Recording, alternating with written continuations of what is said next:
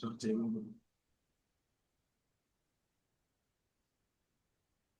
morning, everybody.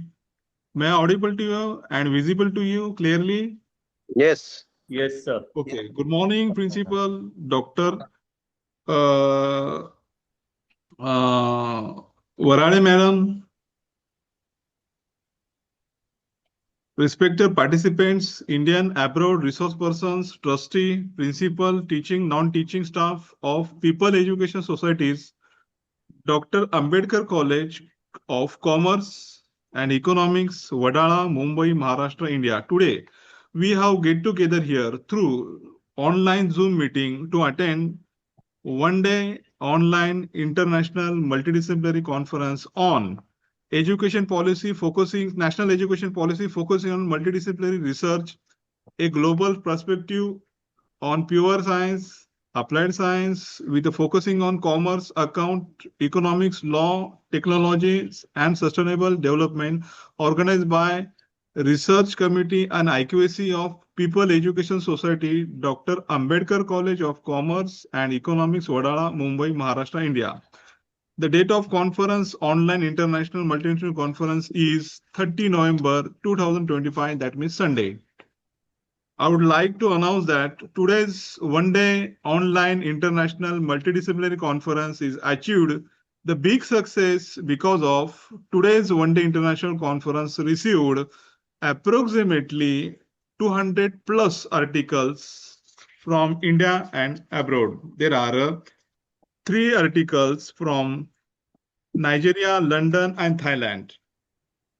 Remaining articles belongs to the approximately 207 articles are received from Indian universities, Indian colleges, faculties, teachers, professors, industrialists, IIT final year students, engineering students, and PhD research scholars, as well as from the PhD guide from the different universities. I would like to thank all the dear participants for making this today's event big and successful.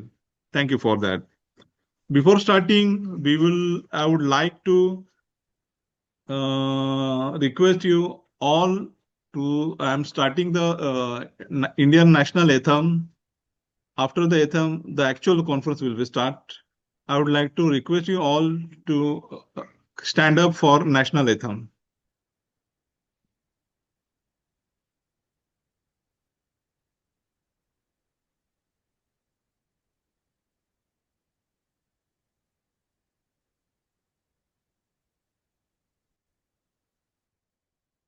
Jana Gana मन अधिनायक जय हे भारत भाग्य विधाता पंजाब सिंध गुजरात मराठा द्राविड उत्कल बंगा विंध्य हिमाचल यमुना गंगा उच्चल जलधि तरंगा तव शुभ नामे जागे तव शुभ आशीष मांगे गाहे तव जय गाथा जन गण मंगलदायक जय हे भारत भाग्य विधाता जय हे जय हे जय हे जय जय जय जय हे.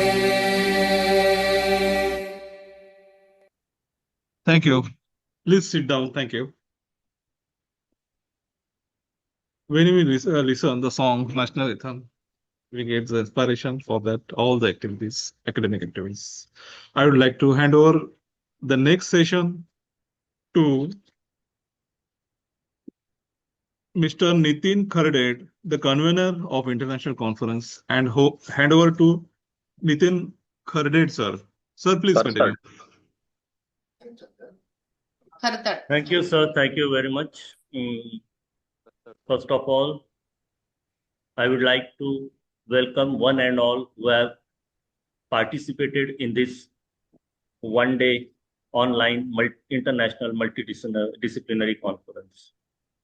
I welcome our Honorable Secretary, Mr. Sanjeev N. Baudankar, sir, of People's Education Society. The society is our patron, and under the aegis of society, our college is organizing this online conference. Sir, we are welcoming you with our words, as it is an online conference. Kindly accept our welcome. Then we have our principal, Professor Dr. Yashodhara Warale, Madam. Madam, I welcome you to this conference. We have our IQAC coordinator, Dr. Gangotri Nirbhavne. I welcome Dr. Gangotri Nirbhavne to this conference.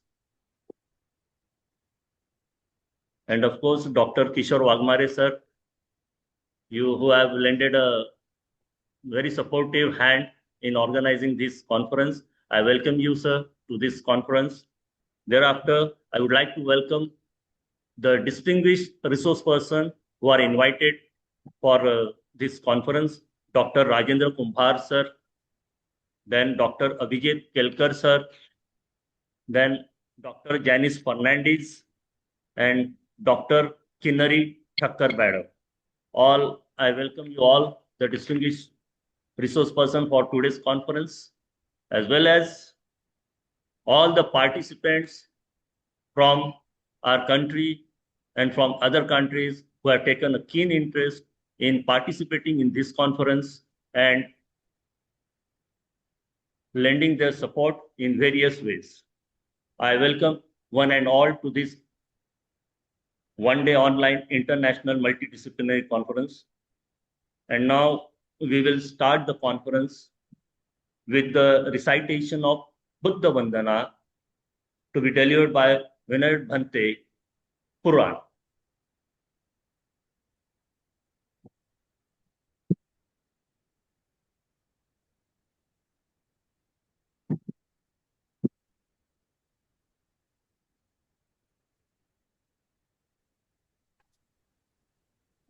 हा, मी सुरू करू शकतो ना?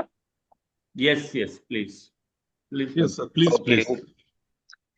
उपस्थित सर्वांना नमो बुद्धाय, सविनय जय भीम. नमो तस्स भगवतो अरहतो सम्मा संबुद्धस्स. जगातील 3 श्रेष्ठ रत्नास त्रिवार पंचांग प्रणाम करतो शब्द सुमनाने. पियदसी धम्माशोक बोधिसत्व डॉक्टर बाबासाहेब आंबेडकर आणि छत्रपती शिवाजी महाराज यांच्या कार्यालय या ठिकाणी स्मरण करतो. उपस्थित सर्वांनी हात हृदयाशी घ्यावं सर्वप्रथम, आणि सर्वप्रथम बसल्या जागी त्रिवार पंचांग प्रणाम करून मी आपणा सर्वांना त्रिशरम पंचशिलाची याचना प्रदान करेल. ती माझ्या पाठोपाठ म्हणायची आहे, आणि देन मी आपणा सर्वांना त्रिशरम पंचशील प्रदान करेन, आणि त्याच्यानंतर आपणा सर्वांना आशीर्वाद आणि मंगल मैत्री प्रदान करेल. ठीक आहे, सर्वांनी हात हृदयाशी घेऊन त्रिवार पंचांग प्रणाम करायचं. अरहं सम्मा संबुद्धो भगवा बुद्धं भगवन्तं अभिवादेमि बुद्धं नमामि. स्वाक्षतो भगवता धम्मं नमस्कार. सुपटिपन्नो भगवतो सावक संघो संघं नमस्सामि संघं नमामि. ओकास वंदामि भन्ते. सर्वांनी बोलावं. ओकास भन्ते द्वारतेनं द्वारकेनं कथं सब्बं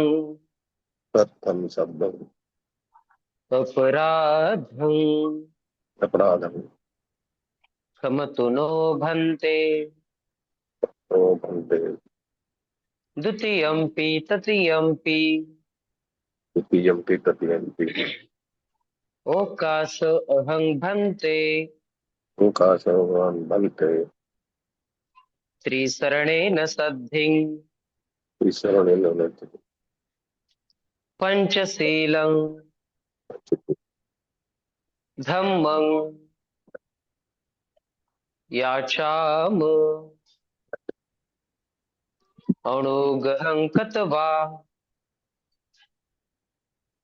शीलं शीलं देथनो भन्ते. यमहं वदामि तं वदेत. सर्वांनी बोलावं, अहं भन्ते. अहं भन्ते. नमो तस् भगवतो अरहतो सम्मा संबुद्धस्स. 3 वेळेस बोला सर्वांनी, नमो तस्स. नमो नमो तस्स भगवतो अरहतो सम्मा संबुद्धस्स. नमो आणखीन 2 वेळेस बोला. भगवतो अरहतो सम्मा संबुद्धस्स. नमो तस्स भगवतो भगवतो सम्मा सम्मा संबुद्धस्स. संबुद्धस्स. बुद्धं शरणं गच्छामि, बुद्धं शरणं गच्छामि. धम्मं शरणं गच्छामि, धम्मं शरणं गच्छामि.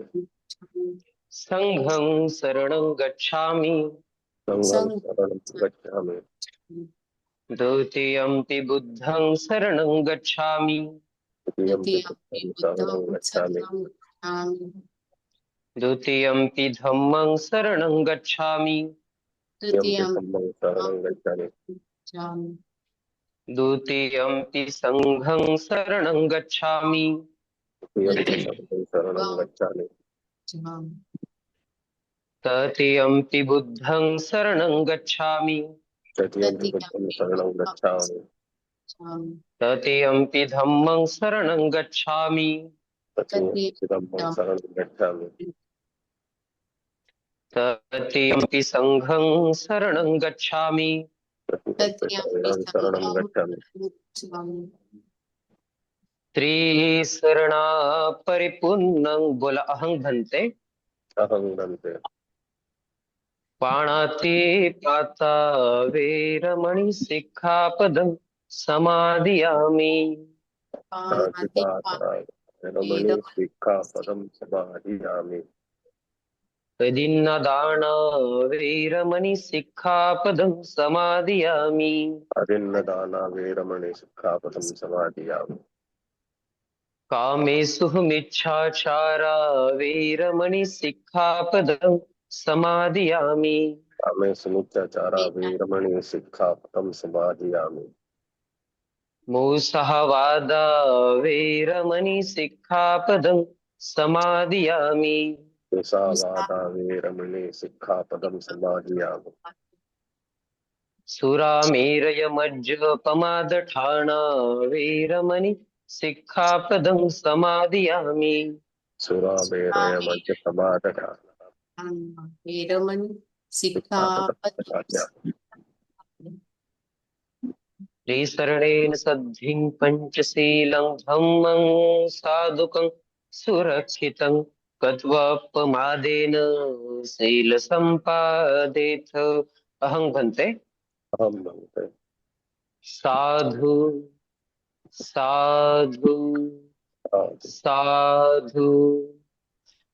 या परिषदेमध्ये, या कॉन्फरन्समध्ये उपस्थित सर्व स्टुडंट, विद्यार्थी, शिक्षक आणि सर्व श्रद्धावान बौद्ध उपासक उपासिका, आपणा सर्वांच्या प्रती आणि समस्त मानवांच्या प्रती, प्राण्यांच्या प्रती या ठिकाणी मंगल मैत्री होत आहे, आशीर्वाद होत आहे. सबे यो विभजन्तु सब रोगो विनाशतु माते भवतोन्तरायो सुखी दीर्घायुको भव. भवतु सब मंगलम रक्षन्तु सब देवता सब बुद्धानुभावेन सदा सोथी भवन्तु ते. भवतु सब मंगलम रक्षन्तु सब देवता सब धम्मानुभावेन सदा सोथी भवन्तु ते. भवतु सब मंगलं रक्षन्तु सब देवता सब संघानुभावेन सदा सोथी भवन्तु ते. आयुरारोग्य संपत्ति सब संपत्ति में वंच अतो निब्बान संपत्ति इमेनाते समेजतु इति तं पतितं तुयं क्षिप्पमेव समेजतु सब्बे पुर्यन्तु चित्तसङ्कप्पा चन्दोपनोरसो यथा अभिवादन् शीलस नित्यं वड्ढपचायिनो चत्तारो धम्मा वर्धन्ति आयुवन्नो सुखं बलन्ति. सर्वांनी एका सुरामध्ये साधुवाद द्यायचा आहे. साधू साधू साधू. त्रिवार वंदन करा पुन्हा. बुद्धं नमामि, धम्मं नमामि, संघं नमामि. उपस्थित सर्वांना पुनश्च एकदा शेवटचा कारुण्यमय सविनय जय भीम. नमो बुद्धाय. पुढे आपण सुरू करू शकतो. The next session handover to respected the presidential address, Honorable Mr. Honorable Sanjeev Bodhankar sir. I think so. Anandraj sir, Ambedkar sir, not available now. Not yet. He hasn't Yeah, joined. okay. He'll be joining Mrs. Dr. Wadala in college, and he'll come online. No problem. Kindly, you do continue. Honorable Mr. Sanjeev Bodhankar sir, Secretary of People Education Society. Thank you, sir. Please continue. Good morning to everyone. Honorable Principal, respected faculty members. Sir, just Bola. a minute. Our chairman principal sir was connected. Okay, so he'll take over. I will take over.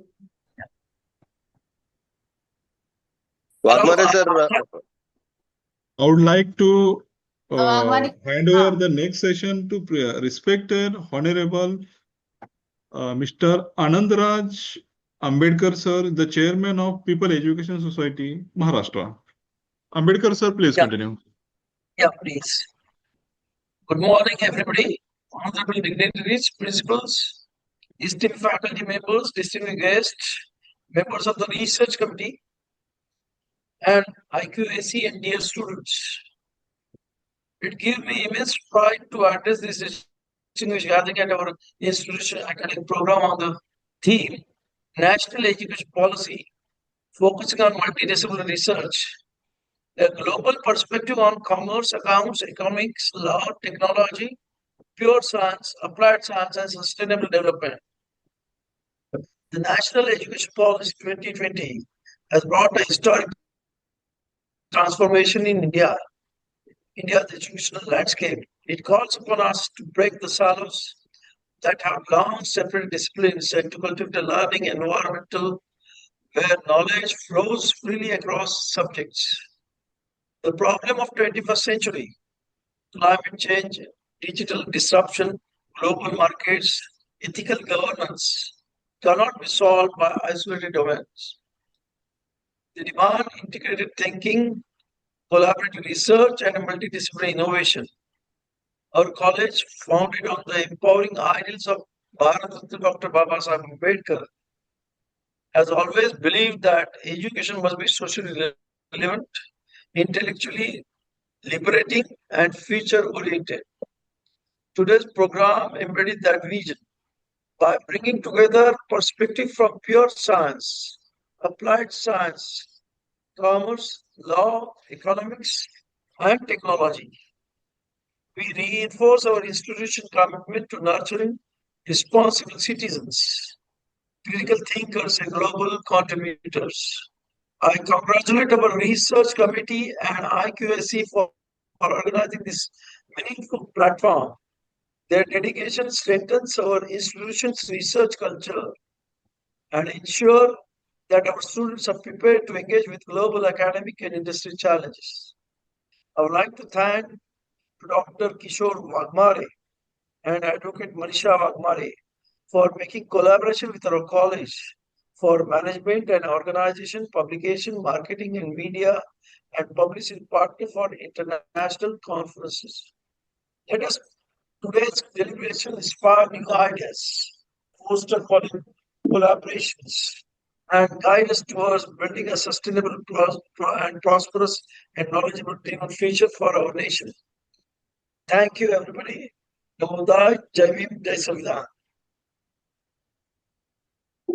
I would like to hand over the next session, respected Honorable Mr. Sanjeev Bodhankar sir, the Secretary of People Education Society, Maharashtra. Sir, please continue. Good morning. Welcome everyone. Jai Bhim, sir. Jai Bhim, sir.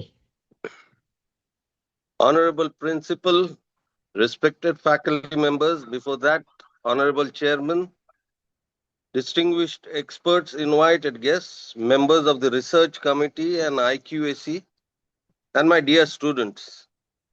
A warm and respectful welcome to all of you. It gives me immense pride to inaugurate today's academic gathering on the theme National Education Policy, focusing on multidisciplinary research, a global perspective on commerce, accounts, economics, law, technology, pure science, applied sciences, and sustainable development. This program represents not just an event, but a vital step in aligning our institutions with the formative vision of the National Education Policy 2020, a policy that calls upon all Indian institutions to rethink learning, break disciplinary barriers, and embrace research-driven education. In an era where global challenges are deeply interconnected, research can no longer remain confined to silos. The breakthrough of tomorrow will emerge where science meets commerce, where law meets technology, where economy meets sustainability, and where knowledge converges across domains. Today's discussion highlights this essential shift towards holistic, multidisciplinary thinking. Our college, inspired by the ideals of the one and only Dr. Babasaheb Ambedkar, remains committed to promoting scientific temper, social progress, and academic excellence. The initiative of a research committee and IQAC beautifully reflects this mission. Their efforts ensure that our students and faculty are empowered to engage in meaningful, socially relevant, and globally competitive research.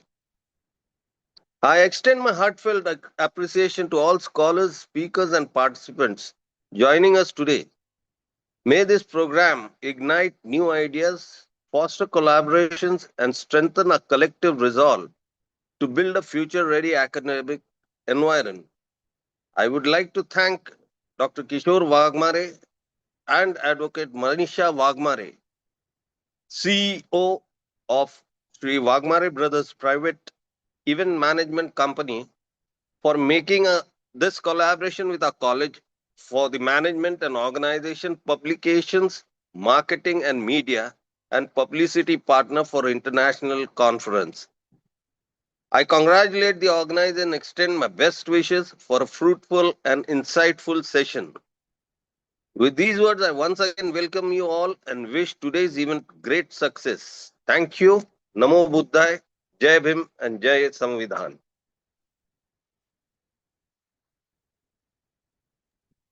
I would like to hand over the next session, respected Principal, Dr. Yashodhara Varale, Madam. Madam, please continue.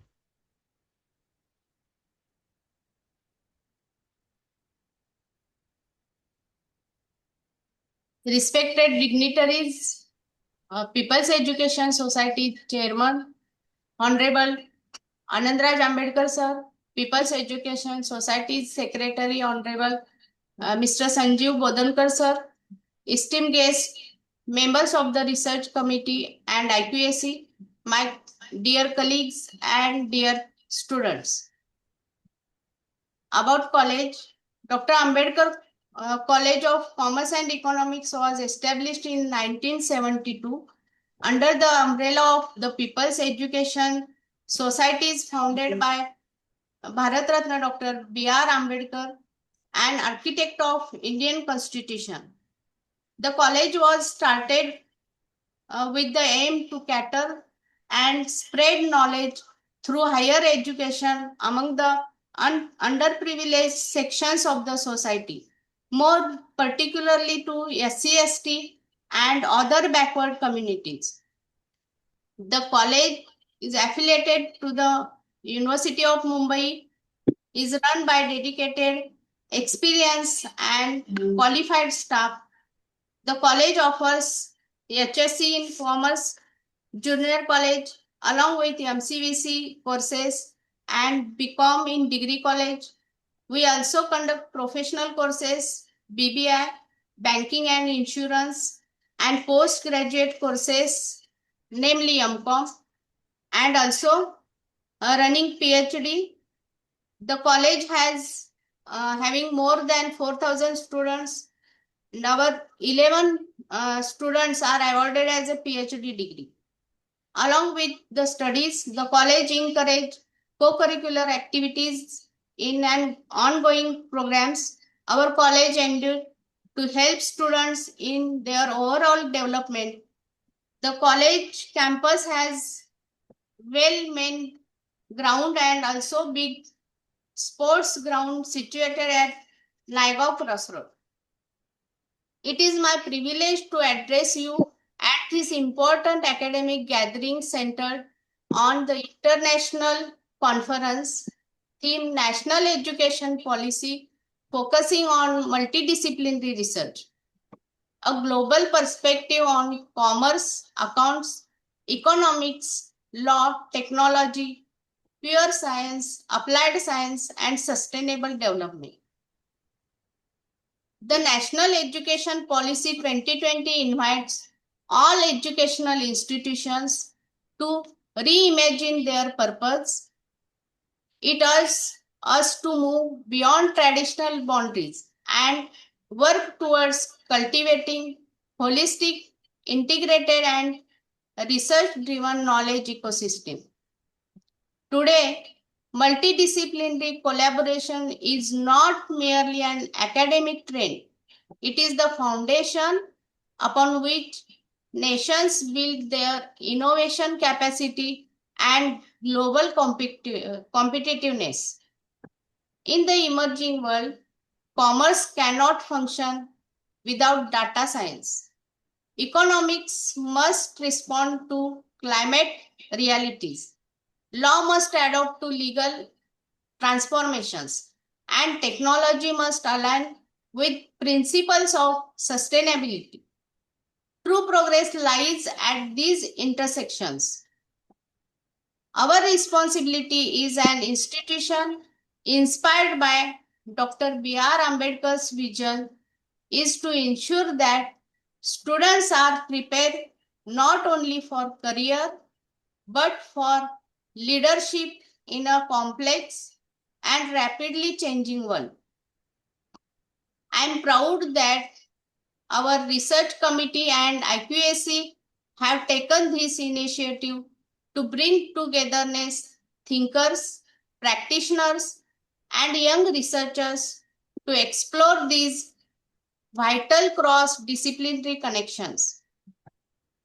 Such programs enrich our academic culture and strengthen our commitment to excellence. Let today's discussion ignite new research directions, new collaborations, and new ways of understanding how education can shape a sustainable, equitable, and knowledgeable-driven future for India. I would like to thanks to Dr. Kishore Wagmare and Advocate Manisha Wagmare for making collaboration with our college for management and organization, publications, marketing, and media channel of international conference. I congratulate the organizers and extend my best wishes for a fruitful and insightful session. Thank you. Namo Buddhaya. Jai Bhim. Thank you, madam. The next session of first resource person, my guru, Dr. Rajendra Kumbar sir from University of Pune. Before starting the lecture of respected Dr. Kumar sir, I would like to request IQAC coordinator Dr. Gangotri Nirbhavne madam kindly read the biodata of Dr. Kumar sir. Nirbhavne madam, please continue. Good morning, sir. I didn't get that biodata, sir, yet. You're not audible. Unmute yourself. Am I audible, sir, now? Increase your volume. Hello,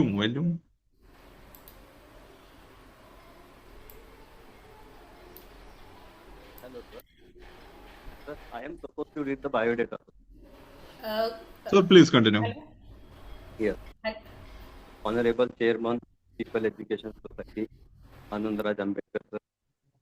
Secretary Sanjeev Bodankar, sir. Honored guests, esteemed faculty members, and fellow participants. It is my privilege to introduce our keynote speaker, Dr. Rajendra Kumar.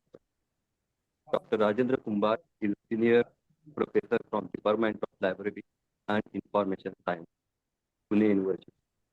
In his 36 years of teaching career, he has published over 20 books, more than 100 articles. His books are published by national and international publishers. His articles are too published in the national and international journals.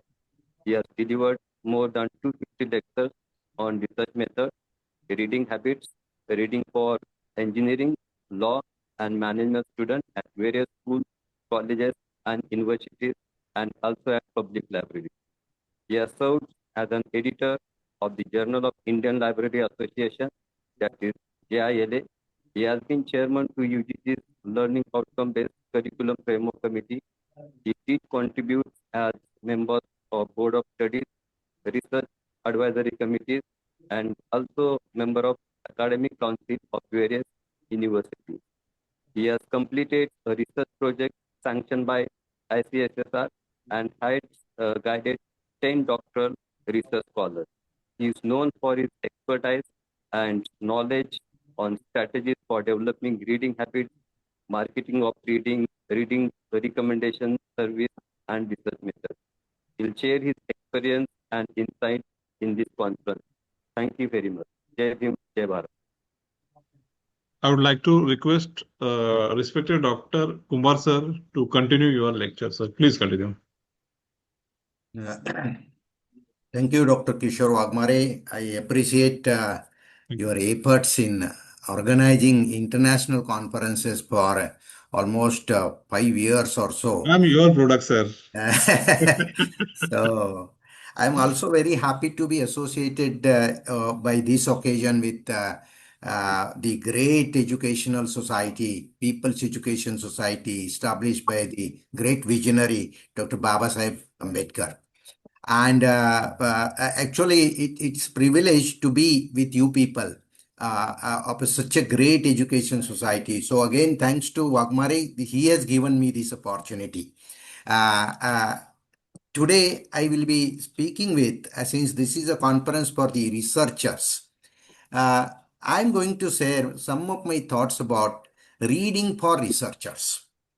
Friends, the moment we talk about researchers, the moment we talk about teachers, we usually exclude the component of reading from their overall activities. It's not true. See, reading is such an essential skill-giving component to every human being in every stage of his or her life. It's not only a childhood activity. It is not only an entertainment activity. I tell you, reading empowers you as researchers, as teachers, on number of occasions, number of reasons, number of contexts. What is that? Very, very basic intention served by reading is your vocabulary. See, teachers certainly have to deliver the content in an effective manner. And for that purpose, they have to have knowledge of the subject. At the same time, they have to have a vocabulary to deliver that content. Similarly, researchers have to write reports. Researchers have to write report in the form of research articles. Write reports in the form of doctoral thesis. Write reports, of course, in the form of research reports, and even they have to write books. Look at the great visionary. If you go back to Dr. Babasaheb Ambedkar, see, one of his great virtues, he has many, many virtues, was his reading, was his study, was his getting into the books engrossed. You know, we have his case of reading for 18 hours, studying 18 hours at a stretch. What makes him so unique? What makes him an expertise of so many subjects and disciplines? I believe it was his dedication to reading. It was his voracious reading. You know, I think we can take at least one of the clues from Ambedkarji. What is that? Read, read, and read. Friends, there are many more reasons why students, researchers, teachers must read. And one of them is analytical thinking. How does actually analytical thinking develops? How does critical thinking develops? Critical thinking is an ability to raise questions, ask questions. You know, one of the very basic purpose of education is to create ability in the students to ask questions. Learning to question is the basic ability. Once you have that, then you will be asking about everything. What, why, where, when, which, how. So many questions. That is critical thinking ability. How do you get good topics for research? How do you have an excellent, relevant interpretation of the data that you collect?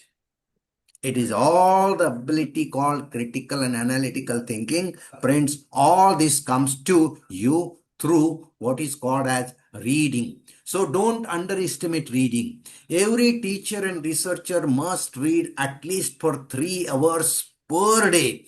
That will put them on a different platform actually. When it comes to reading material, thanks to our ancestors, right from, again, Dr. Babasaheb Ambedkar. What a great literature they have created. And look at the variety of information sources available. We have reference books. We have research journals and articles. We have doctoral theses. And look at the modern technology that has brought to us so many wonderful reading materials in the form of databases. Your own college, your academic institutions, they are subscribing to databases by investing lakhs and crores of rupees. Friends, the wonderful facility of the databases is that they bring very latest research on micro topics to your notice the very next minute when it is published. Not just that, look at the technological innovations contribution in bringing current research to us in the form of, say, for example, Google Scholar, a pre-technological tool, and that enables us to access world research literature free of cost. Look at the databases like Directory of Open Access Journals, DOAJ. There are 14,000 journals in this particular database available free of cost. Friends, don't you think as a researcher, you will enjoy reading this and that will enhance your ability, that will empower you to do a quality research, useful research. Not just that, when it comes to actually reading your own libraries, maybe your own college library, Dr. Babasaheb Ambedkar College of Economics and Commerce, that itself has a wonderful library. Dr. Babasaheb Ambedkar ji having a library of 50,000 volumes, his personal library. What makes a great person? Reading makes a great person. So you must read. Friends, as a researcher, you must also read very necessarily at least 2 to 5 books of research methodology. Because what makes a good research? What makes a contributing research? What makes a relevant research? It is the methodology. How valid data you are able to collect through your samples. how reliable data you are going to collect through, how sufficient data you are going to collect through your samples. The more the reliable data, more the valid data, more the sizable data, your research is going to be very, very dependable one, valuable one. And for that purpose, how do you get that ability of collecting quality data? Quality data results into quality research outcomes. Friends, for that purpose, the word of books on research methodology is enriched, I tell you. One publishing company called Sage Publishers, SAGE, has published more than 5,500 books on research methodology. Every aspect of it, case studies, qualitative research, phenomenology, ethnography, surveys, experimental research, historical research, researching with children's, women's, downtrodden, so on and so forth. Don't you think actually? And what else? See, our national education policy, which is theme of this particular conference, that itself has devoted a large component for research. The government with this particular policy has established what is called as a National Research Foundation with a seed money of 50 lakh crore. And what they are interested in, creating quality research. I believe that reading researcher automatically converts himself or herself into a quality research. So friends, do read books of research method before you initiate your research on any subject or discipline. That doesn't matter. See, the point is that as a researcher, you need not to just read books of research methodology and books of your subject or domain. You have to do that. No doubt about it. Reading is compulsory. Reading is must for empowering yourself. But what I am very necessarily interested in bringing to your notice, apart from reading books of your subject and reading books of methodology, you must read thought-provoking books. Look at the books like Analysis of Caste. It's thought-provoking. Look at all those books which ultimately take you to the root of the problem. Right from maybe the books of Darwin and books of what you call the great thinkers, sociologists, economists. All these people have created great books. But apart from that, those thought-provoking books which ultimately compels you to think. You see, that is the power of books. That's the power of reading. That compels you to think, that forces you to think, that makes you to think.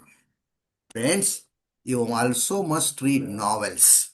Yes, that may surprise you a little, but it is the imaginative work that further increases your imagination capacity. Imagination is an essential component of research because you could foresee something which is not in reality, and then you may try to find out its reality.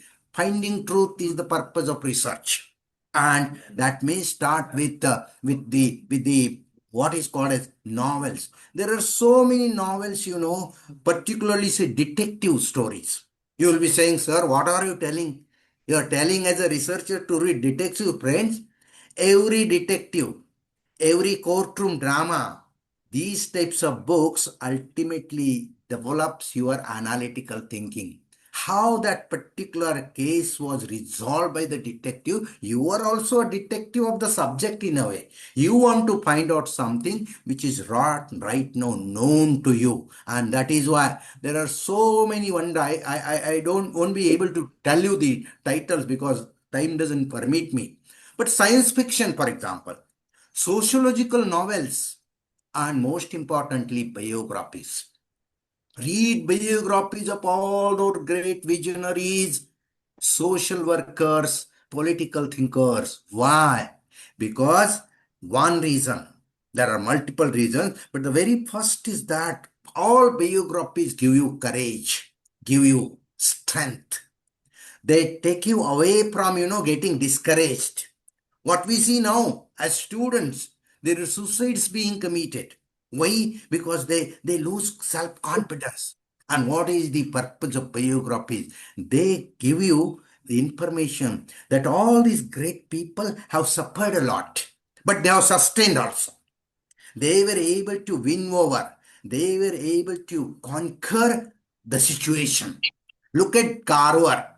Look at Dr. Ambedkarji himself and all those people who are now the great people, but they reached to that greatness from all the struggles that they had in life. Friends, struggle is an essential component of life. Every challenge further increases your inner power. But for that purpose, you must read their biographies. So what struggle, what problems they faced and how they overcome a particular situation, a problematic condition, you will come to know. Books also very importantly imbibe you what is called as good habits.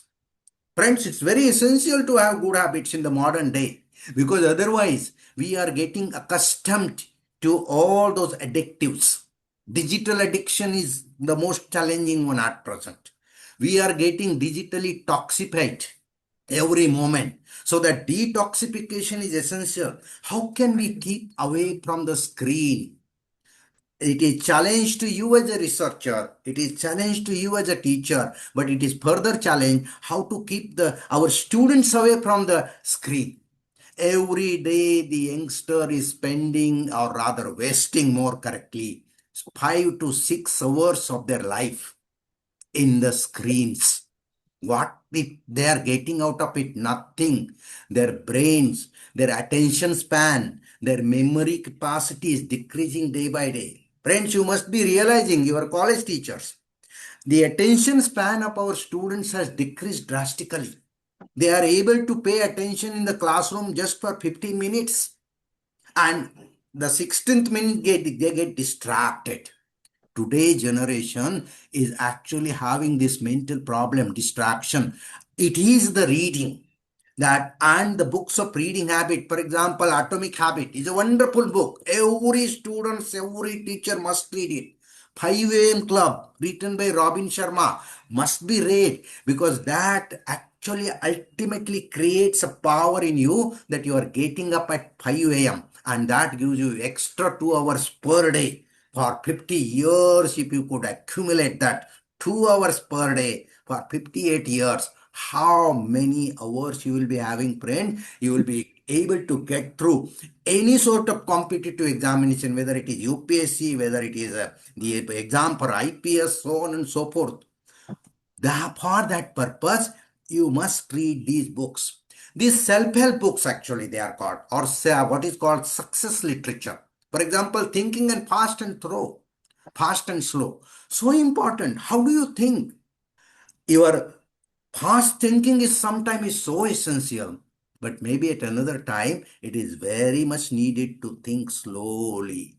See, these techniques, this ready-to-use knowledge is imparted by those self-help books. So don't lose sight of these self-help books. Friends, when it comes to actually reading techniques, what has happened, I tell you, right from our childhood, we have been taught the alphabets and then the sentence construction, the words, and then it is believed that the child is or the student is capable to read. It's not the case, I tell you. Reading is a science, reading is a technique, and for that purpose, you must actually learn the technique of reading. The very first technique that you as a researcher must imbibe yourself and then through you to your students. What is that? Deep reading. You know, with the technological innovations, our reading has become shallow. What are we reading? We are reading those snapshots. 1 paragraph, 2 paragraphs. Do you think actually anybody can become a scholar and a stalwart of a subject by reading for 2 minutes and 3 minutes, 1 or 2 pages? Friends, you have to read at least at a stretch, maybe 20 pages, 50 pages, 100 pages, 200 pages. That's what makes an 18-hour study. So deep reading is one of the essential technique of reading.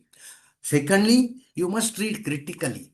While reading, you must have questions toward the content. The author has said something. The author is trying to communicate a thought. Is he right? Is that particular sentence, that particular thought, that particular assertion is correct or wrong? Are you going to just absorb everything that the author has said? Are you going to just agree to everything that the author has said? Shouldn't be. Ultimately, you are a thinking animal. Human beings are thinking animal. So you must actually ask questions during reading, and that makes your reading interactive. That is essential.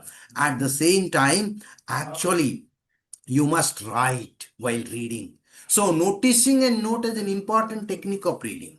Whatever you are reading, what is important component of that? You must understand, you must mark, you must note it through writing, through highlighting, and all that. And ultimately, you should be able to actually get a summary of the book. You must be able to say that after reading this novel, this textbook, this reference book, this research article, this thesis, I got these 5 things. How great is that? If that is not happening, I tell you, friend, no purpose is served by the reading unless and until you are able to say, oh, this is what I got through reading. So also, you must read books of innovation and creativity. Friends, this is the quality most sought after in the modern world, that you are able to think innovatively, you are able to think creatively. Do very essentially as a researcher, read biographies of researchers. One specific book I am going to recommend you. What is that? That is Letters to Young Scientist. Let you be social scientist or a researcher and scientist in commerce, let it be pure scientist, whatever it may be. Latest to Young Scientist is a compilation by an author called Williamson, where he says to become a researcher, you don't need to have great marks, but you need to have passion for research. How great is that? So, as a researcher, you must read that also. So essential. Friends, ultimately, I am just giving a message to you. Plan your reading. Read every day. Read consistently. Read varieties of reading material that will ultimately result in creating you as a great teacher and an excellent researcher. With this message, I conclude my session. Once again, I'm thankful to the authorities of People's Education Society, Dr. Ambedkar College of Commerce and Economics, and of course, Dr. Kishore Wagmare for inviting me here and providing this opportunity to share some of my thoughts with you. Thank you very much. Thank you, sir. I know very well you are going to for inauguration next session also in National Chemical Laboratory, public library. There is a going on the function. I can understand, sir. Thank you for your best and knowledgeable as ever. 2009, 2003, the lecture was there, and continuously you're doing like this. You are a style of delivering your knowledge. Thank you, sir. Thank you. From bottom of heart, for People Education Society. Thank you, sir. Right. The next session of biodata reading by Abhijit Kelkar, biodata reading, Mr. Arun Son Kamble, sir. Is this available? Sir, I have already read Dr. Kumbar, sir. Okay. Is this available? Shiva Sankari, madam, for reading the biodata? Yes, sir, I'm present here. Kelkar, sir, are you available? Yes, doctor. Good morning. I'm Kelkar, sir, available. how are you, sir? Good Absolutely morning. fine. Namaskar. Namaste. कैसे आहात, sir? व्यवस्थित मजेत. Okay. I would like to request Dr. Siva Sankari, madam, kindly continue to read the biodata of respected doctor. What is the name of the resource person? Yes. Abhijit Kelkar, sir. Please continue. Okay. Thank you, sir. Thank you for welcoming me. Myself, Shivashankari from Dr. Ambedkar College of Wadala. I would like to welcome our resource person, Dr. Abhijit Kelkar. He is an academician, researcher, and trainer with more than 21 years of experience in Sultanate of Oman, United Arab Emirates, and India, with the field of accounting, finance, and taxation, forensic accounting, human resource management, and soft skill, research methodology, and general management. He is an academician since 2009 in academic industry. He is also an educational institute with the customized training, learning, and development program. He is an author of a textbook for management accounting at BBA level. He is also a participant and a keynote speaker at several national and international conferences, and also in the seminars, workshop, and faculty development programs. He is currently working with the University of Wadala in United Arab Emirates, indicative list of few organizations in India and abroad, wherein training, consultancy, keynote speech, and also a guest section have been conducted by him in several universities in India. He also given his guest lecture speaks for several topics and a keynote speaker in topics such as research methodology, e-commerce fraud, early warning, financial creditworthiness, international check, and control in organization, HR, behavioral, and soft skill. And many more topics have been delivered by Sir Dr. Abhijit Kelkar. And I would like to welcome him again for giving such a wonderful, informative section by this. I hand over my session to Dr. Abhijit Kelkar, sir. Thank you. Thank you, madam. Sir, for please, this. please wait. Yeah. Before starting the lecture of respected Dr. Kelkar, sir, I would like to inaugurate with the permission of Ambedkar, sir, to inauguration of the e-journal with the permission of Wadala madam and respected Ambedkar, sir. May I inaugurate today's international conference e-journal because of we have to show that journal what is going on in publication. May I upload with the permission of Wadala madam, principal of the Ambedkar College and secretary of and president of the People Education Society, Ambedkar sir. May I inaugurate and upload the e-journal?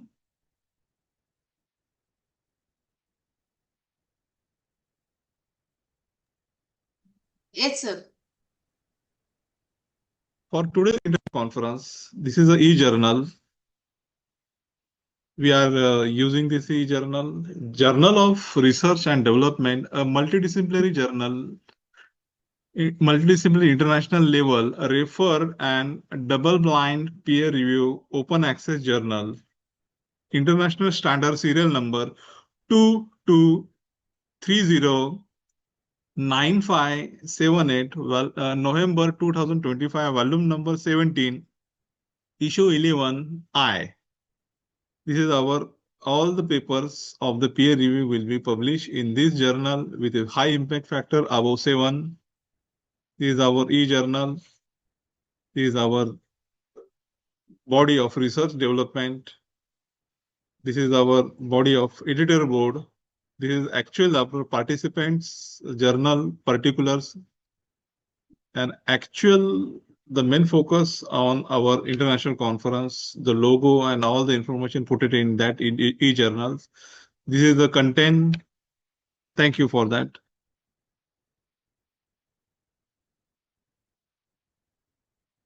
Kelkar sir, please continue. Thank you. Yes, Dr. Sir, thank you so much. And great congratulations one more time. At the outset, I would like to thank Dr. Kishore Wagmare, Shri Wagmare Brothers, management and research company, and plus Dr. Ambedkar College of Commerce and Economics for this wonderful opportunity. Basically, talking to the researchers and talking to the students, talking to the industry experts doesn't mean that we are all Mahagurus and we are going to give some good knowledge or something like that sort of. Every one of us is really exploring in the field of research and we are not going to say something newly, or we are not going to give something a total complete new knowledge as such, but perhaps we are going to share with each other our thoughts, and through that exchange, mutual exchange, we will get benefited. So obviously when I hear these conferences, because I have been a part of Shri Wagmare Brothers conferences for last couple of years, I would say, and it's indeed a great job done by Kishorji, because it's not a simple thing as such to gather, to arrange for such a good gathering of, or which gives you a real value addition as such. So definitely it's a great opportunity for all of us to listen to each other, to exchange our mutual thoughts. We may agree on something, we may disagree on something, because when it comes to the research, when it comes to the research processes, when it comes to the research, I would say policies all over the world, there is a huge difference because there is no uniformity found. I'm going to talk on that in my session. So there is a huge, I would say, differentiation which you will find, and that's why there is no uniformity. 2 into 2 is equal to 4 mathematically. It is all over the world, but it is not the case with the research. Here, please don't misunderstand. I am not talking about the technicalities of the research, yani data collection or introduction or rational or statistical tools. I'm not talking about that. That is universal, that is uniform everywhere. I'm talking about the research perspective, research perceptions, research processes, research procedures, importance, indexation of the journals, recognitions, and so on and so forth. In that context, everything is different in all the countries and in all the across all the universities within the same country also. So it becomes a very difficult for one basic level researcher to add to an advanced level researcher also to strategically position his or her research, in which category I'm going to put myself, in which category my research would be put, in which category of journals I'm supposed to target, which category of journals would attract my exposure or my, I would say, potential or my competence level, and so on and so forth remain to be the. Otherwise, let me tell you, the research formats are followed by each and everyone. So some of your PhD scholars, some of you have already completed, some of your academicians, I can see. Kishorji just shared with me in the last week that there are certain industry persons also. So it's a gathering of, mixed crowd. So all of you will agree with me on one ground, that we all want our research to get highlighted. But how to get that research highlighted is a big question mark, because highlighting parameters, or rather the more appropriately benchmarking parameters for the highlighting of your own research, are different across the world. And then which one I should target? Many times it does happen that I had to go in east and I kept on focusing on west. That happens, and we come to know it at a later stage that, oh, where I was heading was completely wrong, and that was not the direction which I was supposed to take. So it is very important for us to understand the strategic positioning of our research contributions, how to publish them, how to proceed, because everyone wants now scopus. The problem is scopus is not something which is, I would say, very commonly achievable. Unfortunately, those who are frequently publishing will agree with me that there are many journals under the Scopus publications also, Scopus indexed journals also, which have become the quantum based journals. Yani you pay, you publish, Scopus indexed. What do you want? Q3, Q4 available. It's not a market.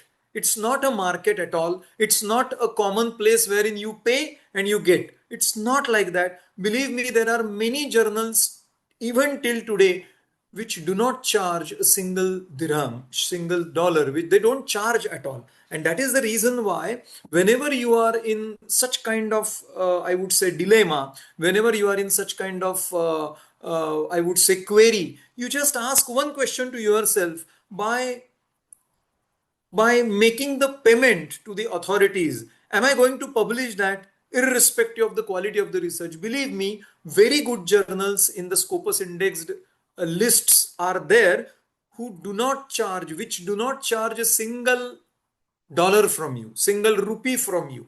but they take minimum 7 to 8 months for us to revert back that whether your paper is worth we should publish or not, and in case if we are publishing, these are the revisions which we are suggesting and kind of. Yani, in short, what I'm trying to say is to publish in a very good high level quality journal your research contribution, it takes almost a year, even though not exactly 1 year, I would say. It depends, but minimum sometime between 8 months to 9 months or 10 months kind of stuff. If that is what the situation is, then what should be my journey of research in which I should position my research contributions? Because on one hand, I have been getting a stress from all the academic authorities, peers, my own organization, my own university, my own journey for my career. I would say stepping up the ladder. I'm getting too much pressure that I must increase my research contributions. And on the other hand, if I go to the journals, they take minimum 6 to 8 months to publish. Then where should I position myself? From where I should start, and from where I should strategically put my research contributions so that with the minimum time and cost constraints, my research publications would be in the available best category of journals. That is what I'm going to just share with you in a nutshell, without going into the details about the technicalities of the research, for which I can see Dr. Jenis is there. So even Dr. Kinari is also there. But there are many experts who are going to talk today on the technicalities or the processes of the research or the structure of the research as such, which is undoubtedly an important thing, because that is the minimum required thing. If you don't have that, nobody is going to entertain us at all. But it is very important to recognize at which stage or which phase of my research I am currently, where am I supposed to head to in the coming future, and where is my last destination. And that last destination, believe me, never comes, because we all are learning, and there is not a single stage which comes in our life that I am the most learned person now and there is nothing for me to learn newly. That doesn't happen at all. So last destination in the sense, where should I put myself over a period of time? What is my aim? That is what we are going to look at it. So let me just share with you my presentation today. Vagamani sir, I believe I have got a permission to share my view. Yes, sir. I have been shared. Yeah. Thank you, sir. Thank you. Yeah, I believe I am able to share that now. Is it visible, sir? It is visible. Kindly turn on PPT. Sure. Yes, there. PPT mode. Right? Yes, sir. Yes, sir. Visible. Thank you, sir. Yeah, thank you. So, first thing which I would like to, mention here, we have to hit the target very nicely, very in a precise way. The reason is, believe me, friends, post-COVID, the entire structure of our own perspectives, thought processes, perceptions, approvals, budgeting, so many things have changed post-COVID. And that is the result why when we are talking about the research as such, we have to hit the target very nicely. No use of putting up only the quantity, even though the quantity of the research publications of yours is pretty much important. Not only the quantity is important. Similarly, the quality is undoubtedly required, but not only the quality. Believe me, there are universities who will rank you little lesser position merely because your quantity is not much. But wherever you have published is world-renowned journals, 2 publications only, but world-renowned journals and in your own area of research, still it won't be valued. Yani it won't be they won't be putting you in a very high researcher assessment parameter. The reason being quantity is not produced. They will say that there is no consistency.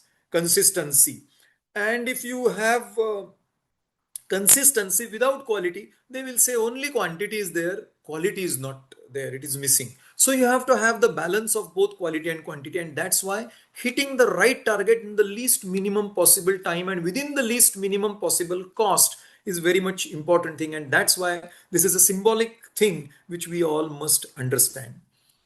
Remember a logical path of journey of research. Let us start with the book review. Please try to understand. Everyone hears, or just comes to, everyone comes to know about the Scopus. Everyone talks about Scopus nowadays, because all over the world that Scopus is pretty much it has got the most glamorous approach, at least nowadays. We really don't know after 5 years what is going to happen, because it keeps on changing. Believe me, 10 years before, because Scopus itself was introduced by Elsevier in order to compete with the Web of Science. So, these kind of things do happen. Now, prestigious and glamorous indexation. Perhaps, who knows, tomorrow more than Scopus, some other things will come and people will be behind them. Basically, Scopus is not the ultimate aim, it's means of putting our research, or it means of the benchmarking parameters of the quality of research. In short, Scopus index, publishing your research in Scopus indexed journals is nothing but marketing yourself in the eyes of the interviewers, or in the eyes of the open market, wherein you are going to hit the drums and tell them that, look, I am a good researcher because most of my publications are Scopus indexed journal publications. But again, there are so many other things. Not only Scopus indexed publications are the need of an hour, there are so many other parameters also which we are going to discuss. So let us start with the basic approach of book review. And it is not applicable to those who have been researching, or who have been contributing, who have been publishing their research contributions for number of years. I'm not talking about them, but those who are very new, just now taken admissions for the PhD, or forget about PhD, those who would love to research something, those who would love to learn something about research methodology. Book review is the first basic level and the safest option for all of us. Just go through one book, select one book in our own area, in your own area, go through that, read it very carefully, but this time, first time just to get the information, but the second time critically from the critical evaluators angle as such.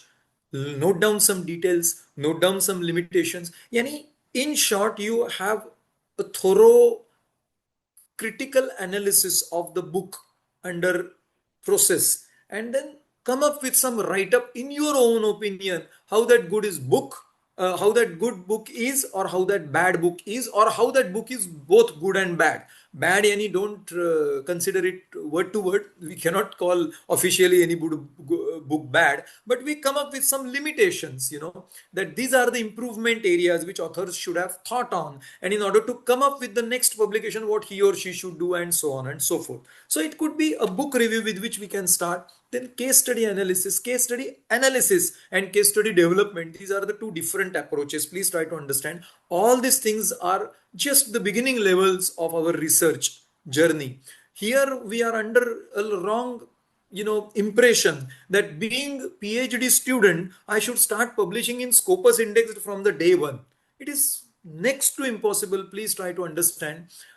Somebody might disagree with me, but if you really want to come up with your own individual, independent, and completely your own contribution as such, it is next to impossible to come up with the Scopus indexed publication in the first stroke. It is not possible. And that's the reason why perhaps I'm trying to put in front of you the logical path. Doesn't mean that this order has to be followed by everyone else. If some of us is Newton or Einstein, perhaps you can go directly with the very high level publication from the beginning itself. But general case I'm talking about, that this, even though not order wise, but these all areas must be touched upon during the journey of your research. Otherwise, the PhD, the degree itself, or the research contributions of ours will not be counted, will not be valued, unless and until it shows. Because the problem is,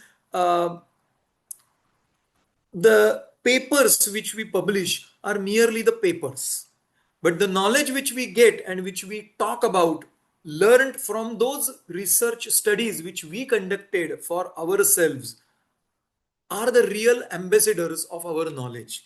Because what I publish, that publisher doesn't know whether I have really worked on it or not.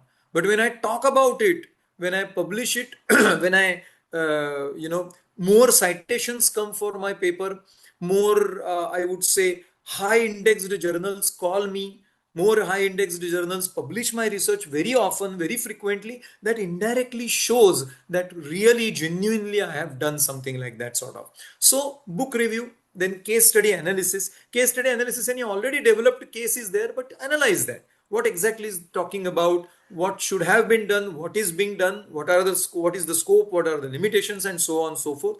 Then over a period of time, case study development. We can develop our own case study based on our own observation. It could be hypothetical, conceptual, based on the concept which you have learned. Hypothetical, put the characters, kind of storytelling kind of stuff. That can also be the case study. Or you can get some study done for a particular corporation, organization, and change the names, change the scenario. I won't say change the scenario, but change the names, change the situation a little bit, manipulate the things in a good way, in a good faith, and then come up with the case study of that particular concept which you have observed.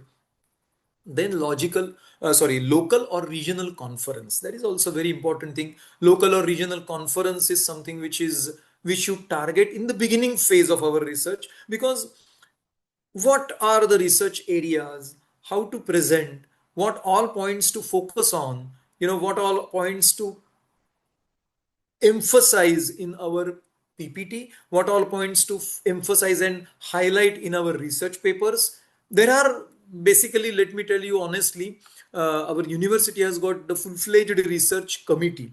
And believe me, friends, all of those who are frequently publishing their research contributions, they will agree with me that whatever research we complete, whatever research paper we finish, that all research papers are our own children, right? And we love our research paper like anything. Oh my God, what great thing I have done. And when we come to know from the committee or any reviewer of the research journal publication, peer review committee, that sorry, we cannot publish your publication because of XYZ reasons, or when they come up, or when they say that we can publish your journal, your paper, but subject to numerous revisions which we want from you. And then at one point of time, we get a question mark that I was thinking that perhaps I have presented the best research paper in the world, and perhaps it has been proven that perhaps it is something which is worst to all the people appearing. It appears that it is one of the worst papers which I have ever produced. And it's a kind of confusing thing. So start with the local or regional conferences, wherein you will get enough confidence, wherein you will come to know the minimum required thing. What are we supposed to do? What are we supposed to include? What are we supposed to exclude? Which all points we should emphasize, focus, X, Y, Z, and so on and so forth. Followed by national conferences, followed by international conferences, then international conferences, Scopus indexed publications, international conferences with Web of Science publications, and so on and so forth. Yani, don't target the international conferences in the first stroke. The reason being, to be very honest with you, research contributions are assessed very, very rigorously all over the world. In my biodata, in my resume, in my CV, when I say that I have got 28 publications so far, perhaps my score out of 10 by the very rigorous research committee of that particular university or any organization could be maybe 2.5 out of 10. When I say 28 publications are there, I'm under the impression that perhaps I'm the best. But the reason being, there are many things in which our research papers get filtered out. They don't last for a long period of time, and there are many parameters like this, whether individual publication or joint publication. If joint publication, what is your number of author? There are 5 persons and I am the 5th one, then what contribution I have done? That is the big question mark. And believe me, I'm not trying to question the genuineness or authenticity of our hard efforts. So please don't misunderstand me. But committees do think in that way. If it's a joint publication and there are 5 authors and my name is Dr. Abhijit, 5th author, perhaps they look at me from the suspicious angle. Okay, your publication is published in Q1 Scopus Indexed Journal, and that too in your area of operation, fantastic, but you are the fifth author. So what was exactly your contribution? How much you have? Again, then, how many authors are there? Five. How much is your position in that list? Fifth one. How many authors belonging to finance and auditing or the area of your publication? All. Then perhaps your contribution is taken to be almost negligible. Believe me. But if you say no, it was a mixed crowd, we have got a cross-functional research publication in which one from the media, other one from the IT, and other one from the engineering, and then we have come up with one financial model of area-wise college. Running of the organization, financial overview of engineering college, of IT college with equipments and so on. Yani, wherever we have tried to blend across the domains, different domains, and I am just representing one domain. From my domain, I am the only person. Then perhaps your fifth position also is valued. But all are belonging to your area of operation. All are finance people, and you are the fifth author. Perhaps you will be put in a very negligible area of contribution when it comes to, even if it is Scopus indexed, even if it is Q1 journal, your contribution will not be recognized. That is what the situation nowadays. And that is why I always said that it is, please try to understand that we have to be very careful. If it is a joint publication, what is my number? What is my area? What is my, I would say, my area? What is my, I would say, what is my rank and all these things? Just a minute, just a minute. Sorry to bother. I'm in a meeting, please. Thank you. Sorry. So that is something which is required. So local and regional conference, then book chapter publication is also nowadays and that book is indexed. Reuters or in a Scopus indexed book itself is Scopus indexed. Believe me, book chapter writing is also one of the important research contributions, but unfortunately, or I don't know whether to call it as unfortunately, you name it, you title it, but even book chapter is not considered to be, I would say, important research contribution. The most important recognizable research contribution is only and only your research paper publication.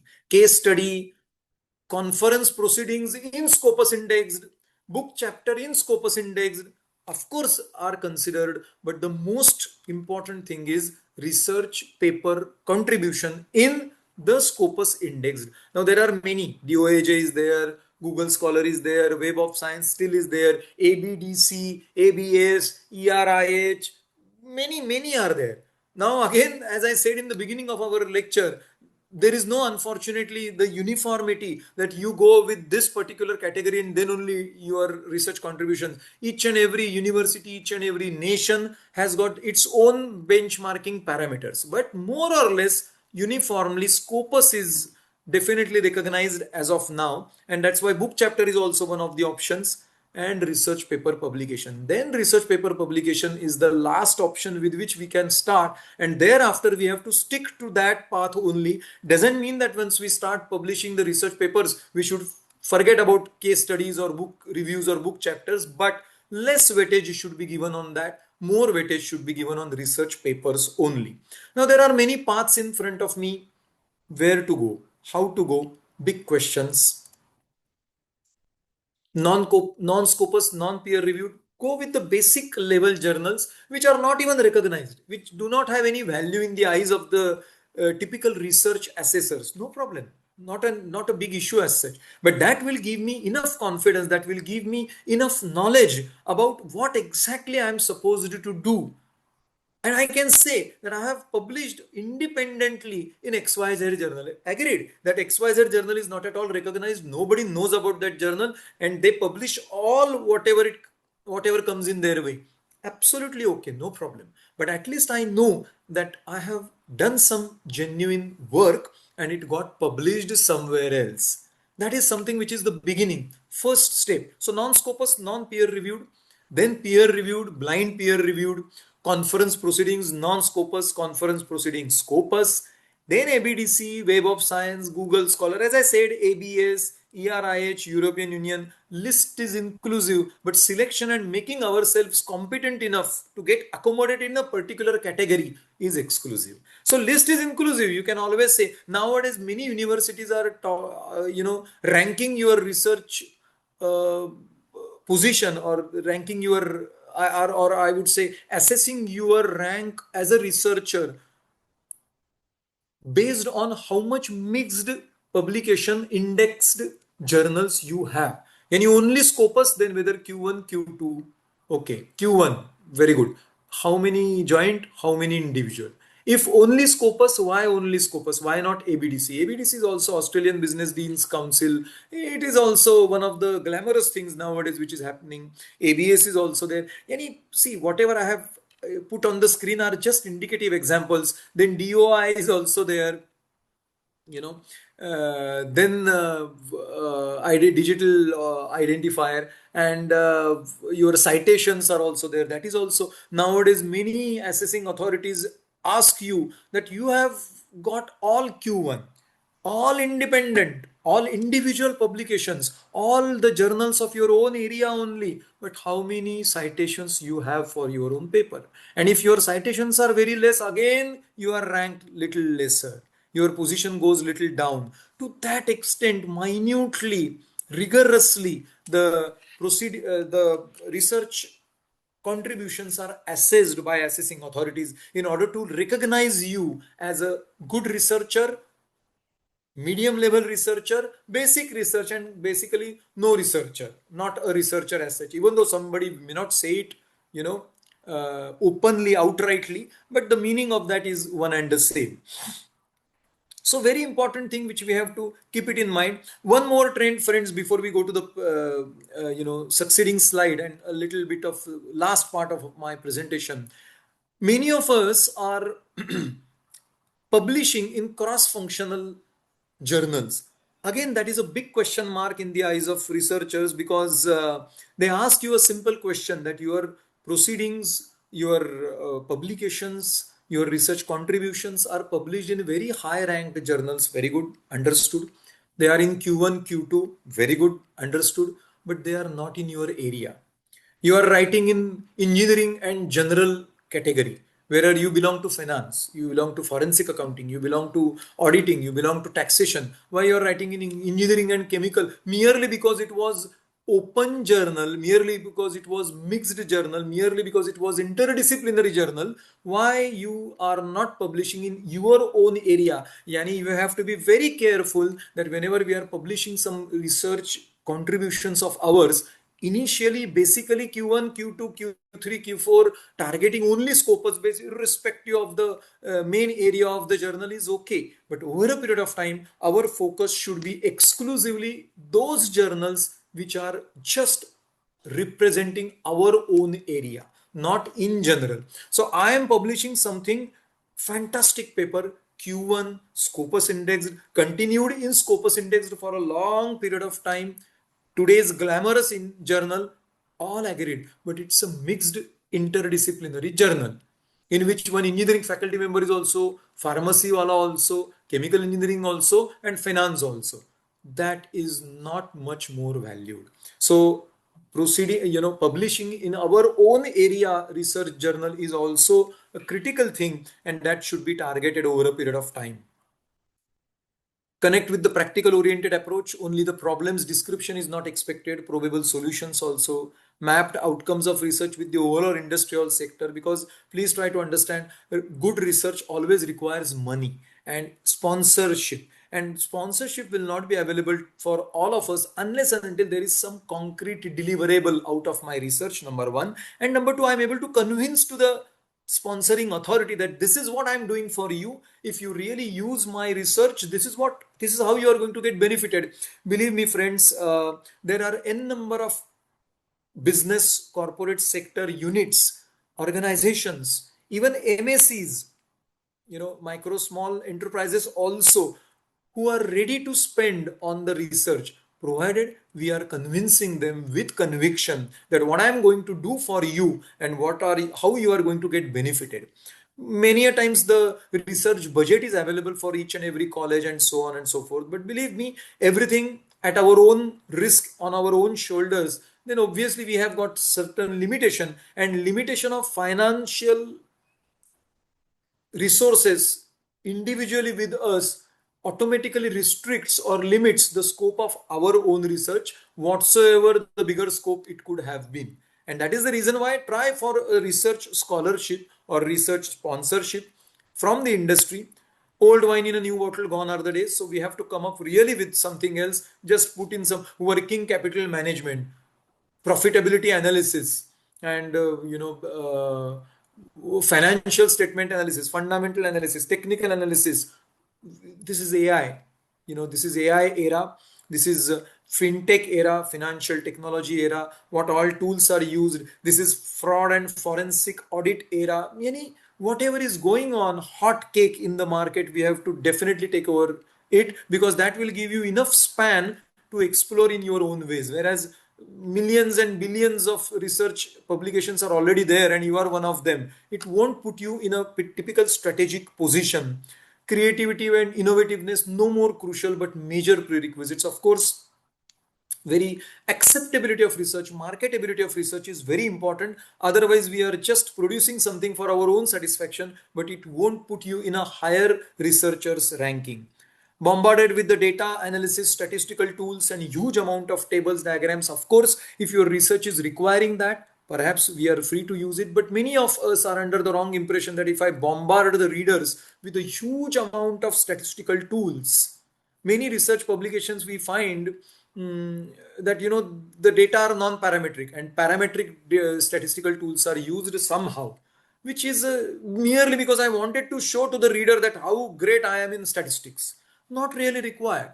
What exactly is my research scope? Accordingly, what tools am I supposed to use? If I'm using that, that's sufficient enough. Not many big journals have got research papers. If you see that there is hardly a simple kind of course, statistical tools are required for, especially for there are statistical tools for qualitative research as well, but quantitative research, of course, we need to have rigorous statistical tools usage. My only point is, don't bombard, don't throw on the mouth of the readers ki tech research, आपको statistical research चाहिए ना, ले लो, एक से बढ़कर एक tool में ठोक रहा हूं. It's not going to serve the purpose. It would give you just the bulky paper, but whatever is more precise, whatever is invariably required for the area of research which I am into currently, that much statistical tool if I'm using and I'm proving my hypothesis, if at all it is there, it is sufficient enough. Understandability and usability are more crucial rather than the attractive or beauty of your research paper. Individual or joint, what is my position, what is domain area, this is all I have explained, so I won't take much time in that. So who, how, why, how, where, and many more questions are there. Remember the position of research in decision making. Of course, it's very important. Authority and vision supported by experience, knowledge. We have to be very much careful in our research. We have got enough time to do our research, but do it in such a way that whenever my research paper is going to be discussed, it's me only who can talk, that there is no scope for improvement. And of course, there is a scope for improvement.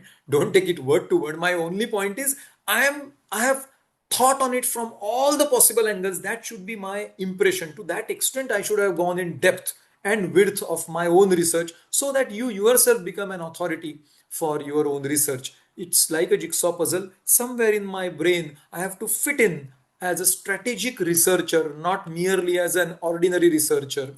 How to make your research more competitive, purpose, reach, quality versus quantity, quantification, individual versus joint, all these things already I have discussed, sponsorship and so on. So I won't spend much time in that.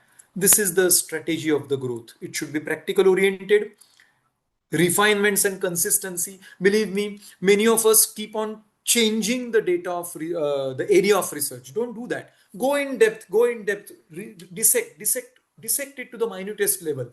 I have started with frauds in the banking sector. It's okay. Now frauds in the banking sector in Indian scenario, in the world scenario, then frauds in the banking sector in cooperative, in nationalized bank, frauds in the banking sectors which are internationally recognized, frauds, yani there are many facets. The theme remains to be frauds in the banking sector, but frauds in the banking sector go deeper, deeper, deeper, so that your area of research is going to make you more stronger. That in this particular title, I have gone through almost all the phases or facets that will be proven. So refinements and consistency in refinement in the sense, go for newer version keeping in mind the same base. Whereas what people do generally is, this time I have written on the frauds in banking sector, next time I will talk about frauds in corporate sector. It's okay, first banking sector complete, minimum 10, 11, 12 areas are there, scope points are there in which you can go ahead, and so on and so forth. Then strategy should be there, strategy Z we can see, technicality, sound and feasible. Then practical oriented should be there. What makes your research good, validity. This is the table which everyone knows, research methodology. Of course, perhaps many experts are going to talk after me on that. So you will come across this entire research procedure. So that is the, of course, minimum requirement. We have to follow that. Without that, our paper will not get acceptance. And this is something, perhaps the most important thing, research and knowledge journey. Where do we stand? Where are we leading to? And are we wise enough? Because that baton of knowledge of research, our peer, our senior, our dean, our head of the department, our guide, whosoever it may be, he or she has given to us. But while holding that baton and holding it for a long period of time before I could give it to someone else, am I really aware where do I stand currently in terms of the research? Where am I supposed to lead to, and where am I currently leading to? And number 3, am I wise enough? Wise enough in the sense, in a more wider connotation, we have to take that. Wise enough in the sense, am I technically competent enough? Am I technically knowledgeable enough to start this research journey? And if we get the answers of these 3 questions very nicely and convincing manner, perhaps no one can stop us to become a good researcher and to consistently continue with our research journey as such. So thank you so much, friends. In case of any questions, we can discuss. If you want to ask them afterwards, perhaps you can hand over them to Dr. Kishore. Thank you so much. Dear participant, do you having some question regarding the Kelkar sir lecture? आपका कोई question होगा तो आप पूछ सकते हो. The research scholar, PhD guide, IIT Powai students, engineering final year students, if you're having some doubts, some question in your mind, you can frankly ask directly Kelkar sir. It is open opportunity. आपको कोई question होगा आप पूछ सकते हो.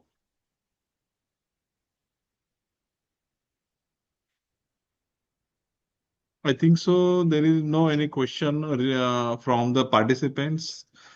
Okay, sir. I would like to thanks to respected Dr. Abhijit Kelkar sir for delivering such a outstanding, knowledgeable lecture. Behalf of People Education Society, Dr. Ambedkar College of Commerce and Economics, Wadala, Mumbai. Behalf of this college, I would like to thanks to the respected Dr. Abhijit Kelkar sir for delivering such a wonderful lecture. Thank you, sir. Thank you, sir. My pleasure. Thank you so much. Take care, sir. Thank you. Thank you. Thank you, sir. The next honorable resource person, Dr. Janice Fernandez from London. Before starting the lecture of Janice Fernandez, madam, I would like to request Vijaya Lakshmi Rai, madam, for reading the biodata of Dr. Janice Fernandez, madam. Is this available? Dr. Vijaya Lakshmi Rai, madam, from Yes, Ambedkar sir. College. Yes, sir. Yes, sir. Vijaya Lakshmi, madam, please continue. Yeah. Thank you, sir. Good morning, everyone. Myself, Dr. Vijayalakshmi Rai, working with Dr. Ambedkar College of Commerce and Economics, Wadala. It's a privilege to introduce our speaker, Dr. Janice Fernandez. Dr. Fernandez is currently the academic support librarian at the University of West London, UK, and brings over 31 years of vast experience in the field of library and information science. Her distinguished career spans both the UK and India. In the UK, she has served in leadership roles such as library manager and community librarian for the London Borough of Wandsworth. Before moving to UK, she spent over 2 decades in Mumbai, notably serving as a librarian at the Xavier Institute of Engineering for 11 years. Dr. Fernandez holds a PhD from Tilak Maharashtra Vidyapit, where her research focused on the impact of accreditation on engineering college libraries. This specialization has positioned her as an expert in quality control and innovation techniques in librarianship. Her accomplishments are numerous. She was awarded the People's Manager for the Year in Wandsworth Libraries and has earned Best Paper Awards at the national conferences. She is also a recognized authority, having been invited as a resource person and having an extensive record of research publications and keynote presentations. Dr. Fernandez is a professional whose expertise lies in engaging with customers, community outreach, and being proficient in the use of changing ICT. Please join me in offering a warm welcome to the dynamic and accomplished Dr. Janus Fernandez.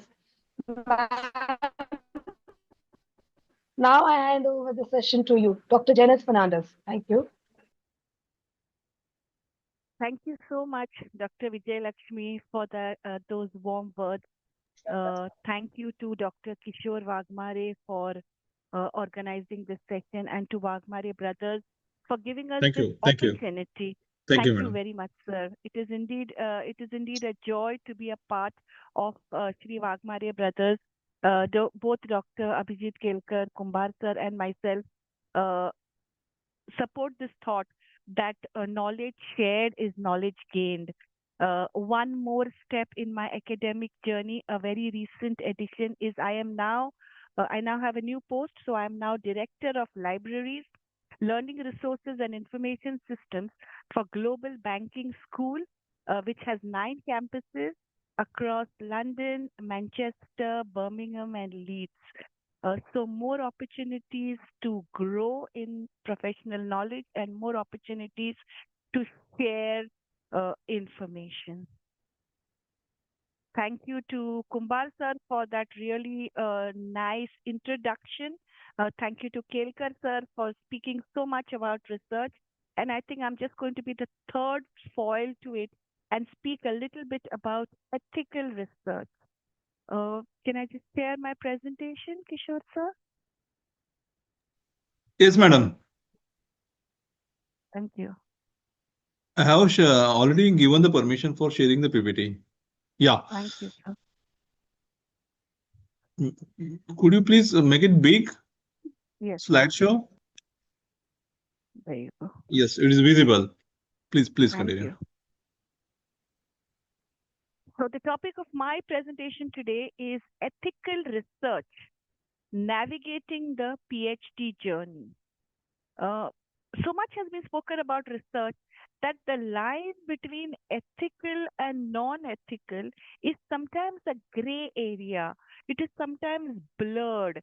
And when we are beginning our research journey, we are sometimes not really aware of whether we may be non-ethical for some reason.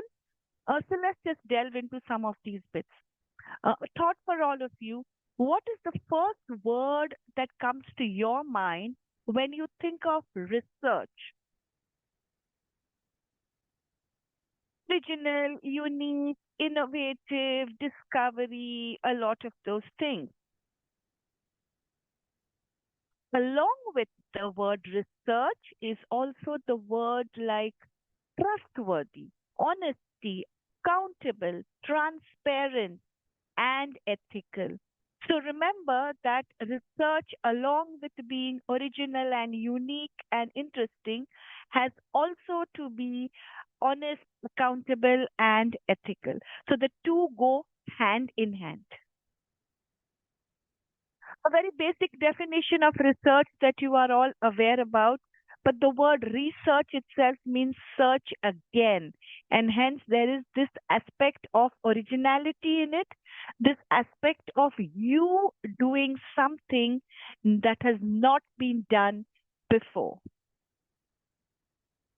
I've just tried to chart your research journey through books, from the selection of a research topic to literature review, research methodology, data collection, interpretation, and analysis, presenting your research, and of course, publishing your research. It's a complete research journey, and no matter where you might be on this research journey, there's always a step up. There's always turning back and looking at where you came from to ensure that you are on that ethical staircase. How do we define ethical research? Ethical research means conducting studies with integrity, fairness, and respect for participants, society, and knowledge. Many words, and each word has a meaning very strong. As we go into the slideshow, I hope this will become a little bit more clearer. So let's move on. What are the principles of ethical research? First and foremost, respect for participants. Individuals must give informed consent before joining a study. How often do we send a survey out to our friends and say, can you just fill it up for me? Without telling them what the survey is for? How many times do we get the Uber driver asking us, can you fill this survey about the ride, without telling you where your information is going to be used? These are all aspects of ethical research and things to think about. Researchers must report findings in terms of integrity and honesty.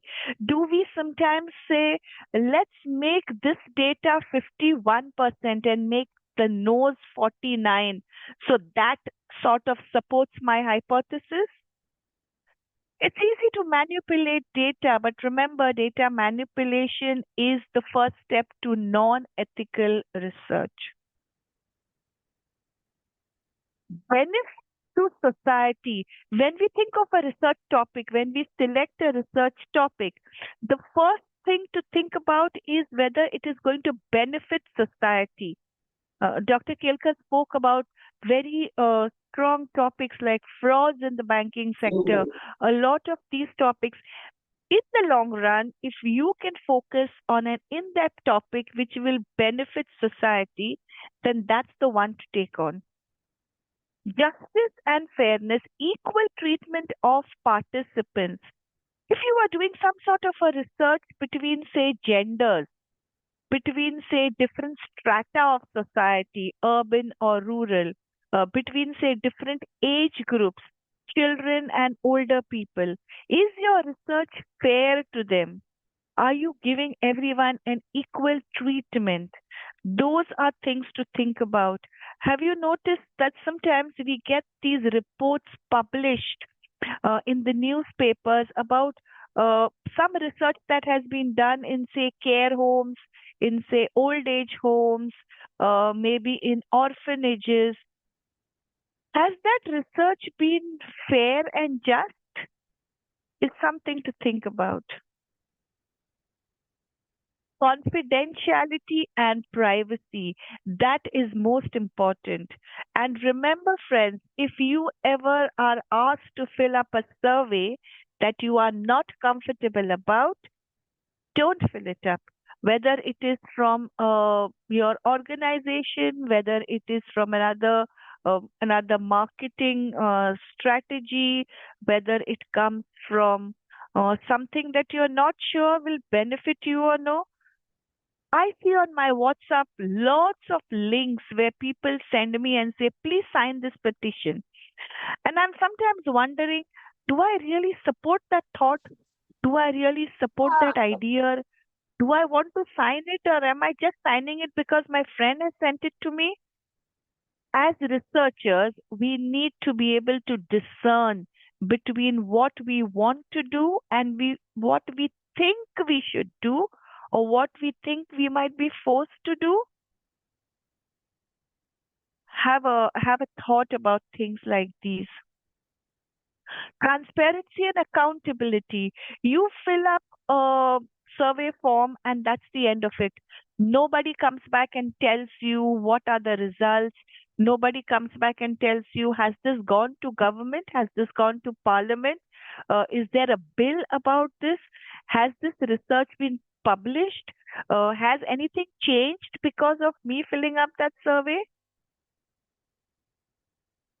There should be accountability. And along with that, there should be professional responsibility. So, following disciplinary codes, having national regulations. Out here in the UK, we have a very strong GDPR policy. When you collect people's data, you need to tell people why you are collecting that data. I'll give you a simple example. In my academic library, we issue out Chromebooks like laptops to students on a daily basis for a 1-day loan. Students sign a form that says, I understand that my student number is not going to be shared with anybody. It is my number, and that data will be deleted at the end of the day. How much of student data are we keeping on our OneDrive, on our shared drives? How much of other personal information do we have? A student number, a student name, anything that can then be misused through hacking or things like that is all part of non-ethical data storage. So a lot of things for you all to think about when you go back to your organization. Just take a look at your OneDrives and see how much data do you have that's not yours, that's not your data, and that which can be used to point towards someone else. That's where the whole hacking issue happens, isn't it? Two words, two terms which are linked to ethical research. One is academic integrity and one is academic misconduct. Both correlated, both speaking about a lot of things. There is plagiarism that we are all aware of, isn't it? Plagiarism is a word that we speak about a lot. But there is also fabrication, collusion, contract cheating, and I will speak later on about essay mills as well.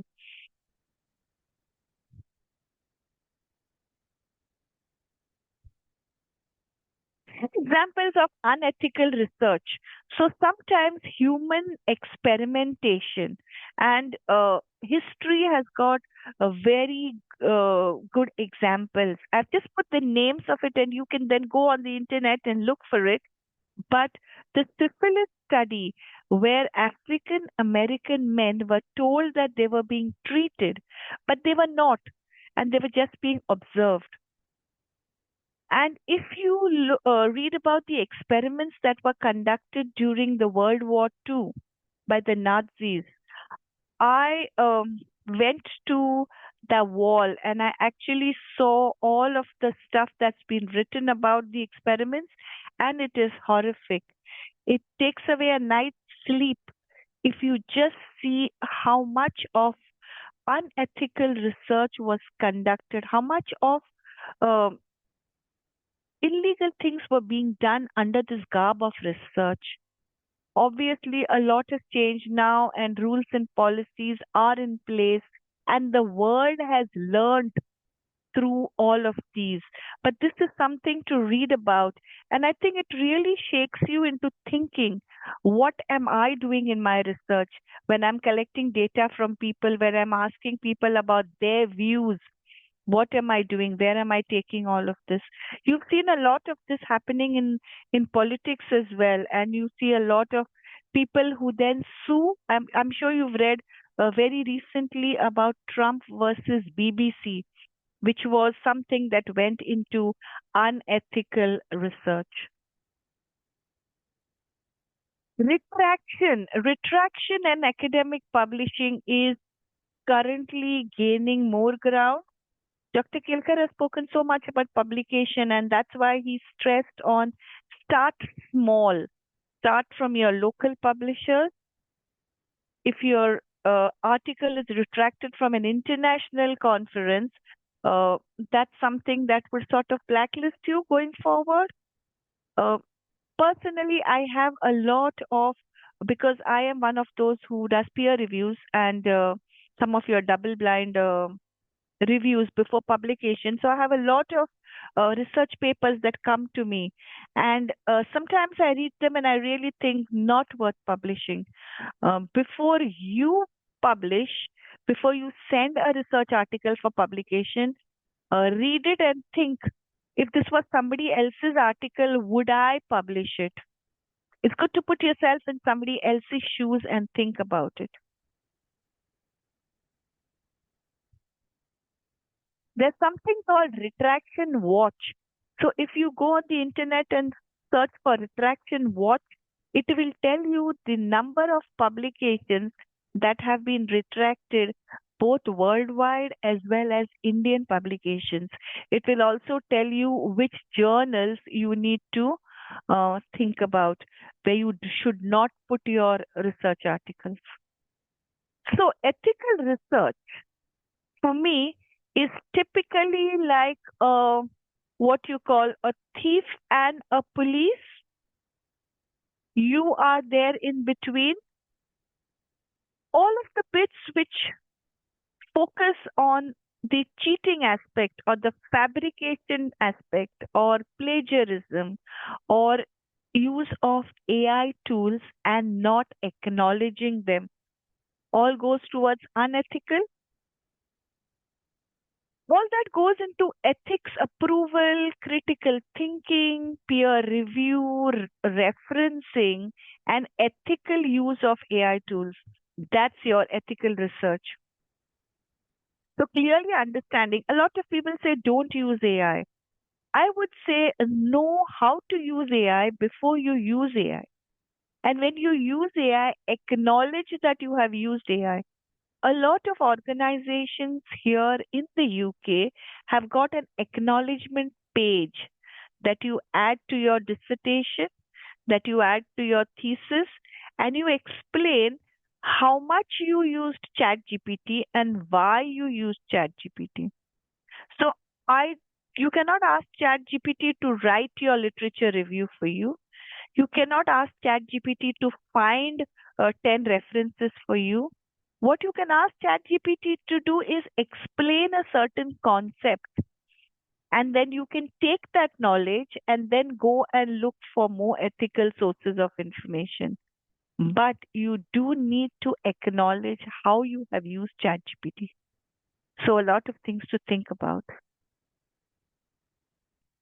This slide speaks about student perceptions and academic integrity. And as you can typically see, how students might use a chatbot or how students might use any other AI tool. We use ChatGPT, we use Copilot, we use Quillbot or ResearchRabbit. And then how does that use of the research tool enhance your knowledge without becoming unethical?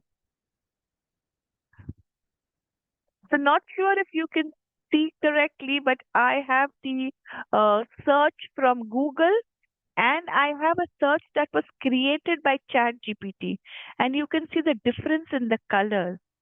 But when I went to ask the AI tool to create this for me, they said I cannot because it's illegal.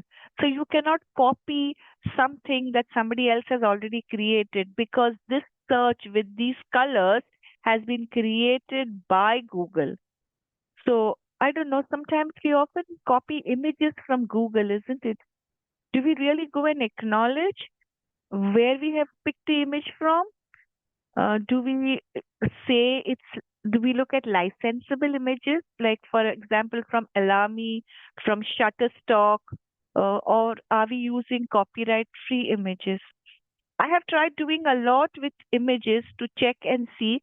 Sometimes if you copy an image, it tells you immediately the image is copied. Out here in the UK, you would have someone sending you an email and saying, please take down that image because you don't have permission to use it, because it is the paid image. So something to think about. People search for information, how students generally search, and how librarians teach students to search. So I would want to balance on both of that, and I would want to say, uh, when you are searching, you're using social media, you're using Google. Where is that information coming from? Is it coming from an ethical source? Are you acknowledging that information? Do you know that information is correct? Sometimes we might put our hands up and say, actually, I don't know whether it's correct or no, but so and so author wrote it. And so I used it. Then you need to go back in your literature review and check whether so and so author has got a standing in that knowledge domain.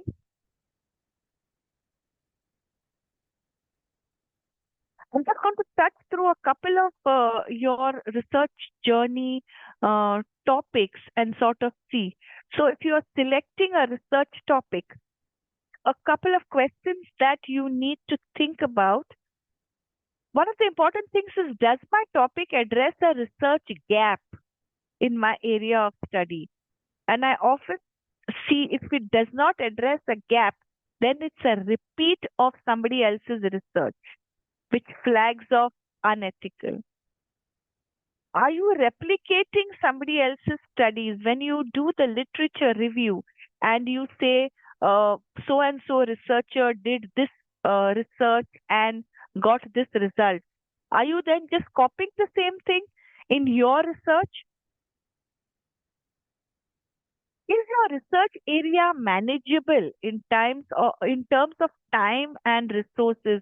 We often think, I'm going to start by doing a research across 10 countries. Do you have the time, the money, the resources, the availability, the contacts to go and do that research? Or do you just want to then narrow down on a really small area of research? And does your topic really align with long-term career goals? So where is this research going to take you? Something to think about. I'm typically focusing on things like survey and polls because I think that's something that comes to us all the time. Whether you are a researcher or you are just part of a society where you keep getting these things for you to fill up. And I think a couple of things where you can then question the person who's asking you to fill up a survey. A justification for why the participant needs to be recruited for the study. So when someone sends you a survey to fill, ask why.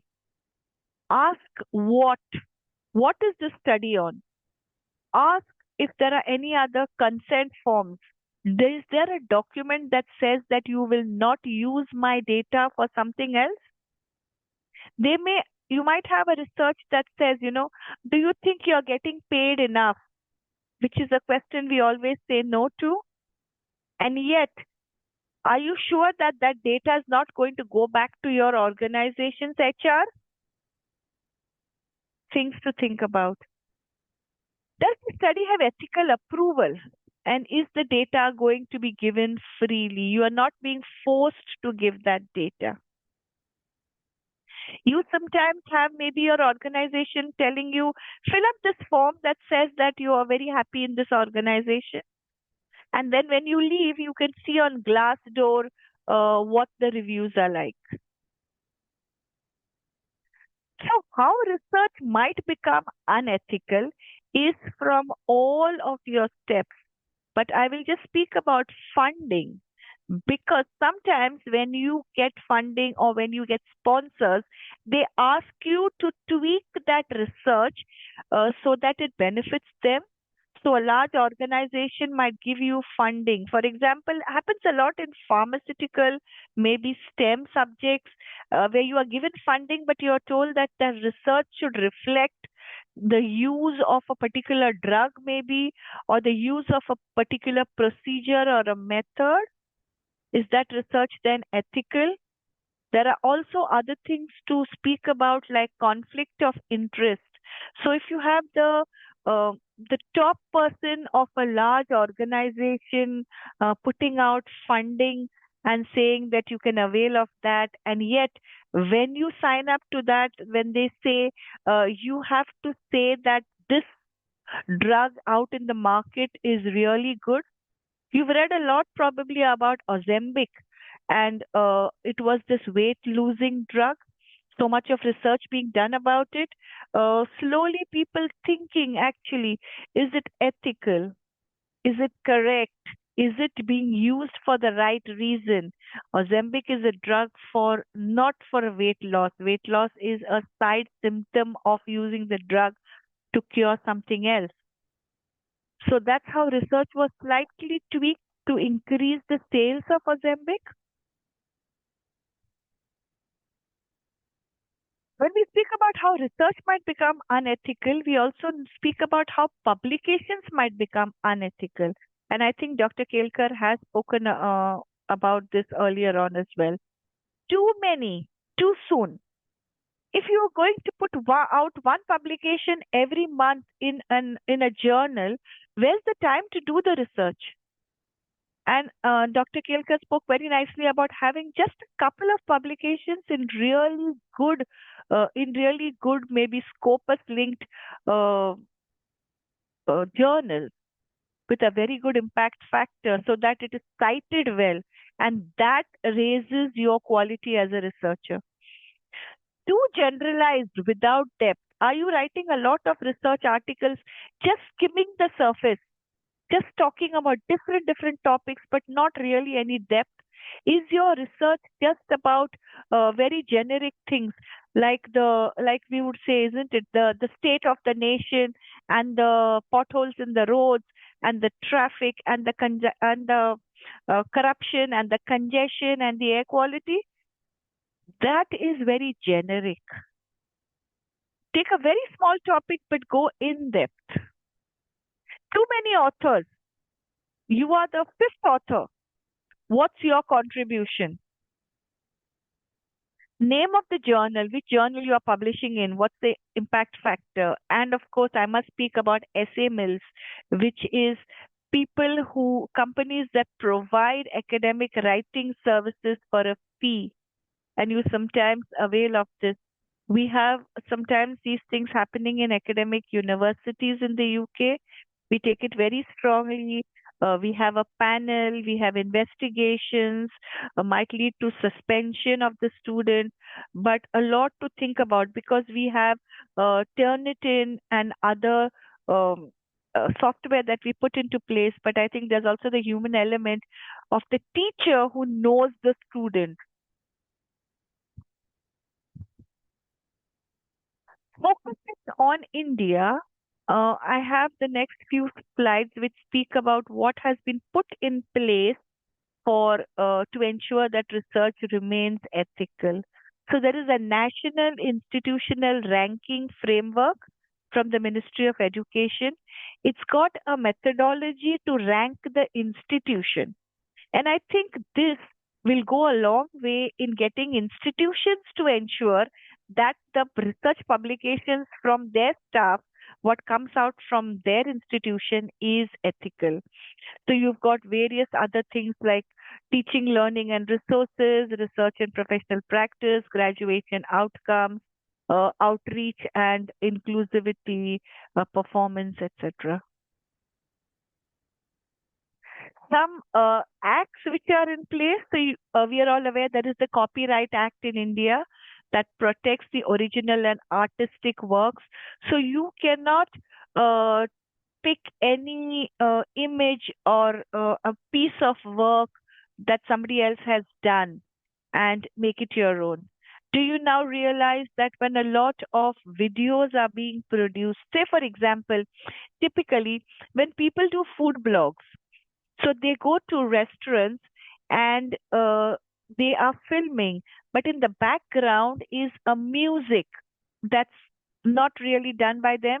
So they need to blank that out and they need to do a voiceover. Otherwise, you are infringing on copyright. And you often hear sometimes on YouTube when you are seeing videos of events that's happened and the song is then muted. That's because of the Copyright Act. With regard to medicine, the Indian Council of Medical Research has got its ethical guidelines for research on human participants, very strictly adhered to. India has also got a Digital Personal Data Protection Act, very recent but very strong. And I have put a link on predatory journals which threaten scientific integrity in India. That's a really good paper that was published, and you can just go on the internet and look for that one along with the link at the bottom. So it speaks about how you have these journals which are called predatory journals today. Lots of journals that mushroom out, and you need to be very careful about where you are publishing. Just a bit about literature review. I have seen literature reviews which are copies of abstracts from various journal articles. That is not a literature review, that is a copy and paste. And the reason why it is not a literature review is because it does not have any critical analysis. It doesn't have any critical thinking. How you read a research article is you don't read the introduction first. You go and read the research methodology and the findings. Then come back and read the abstract. Then read the introduction.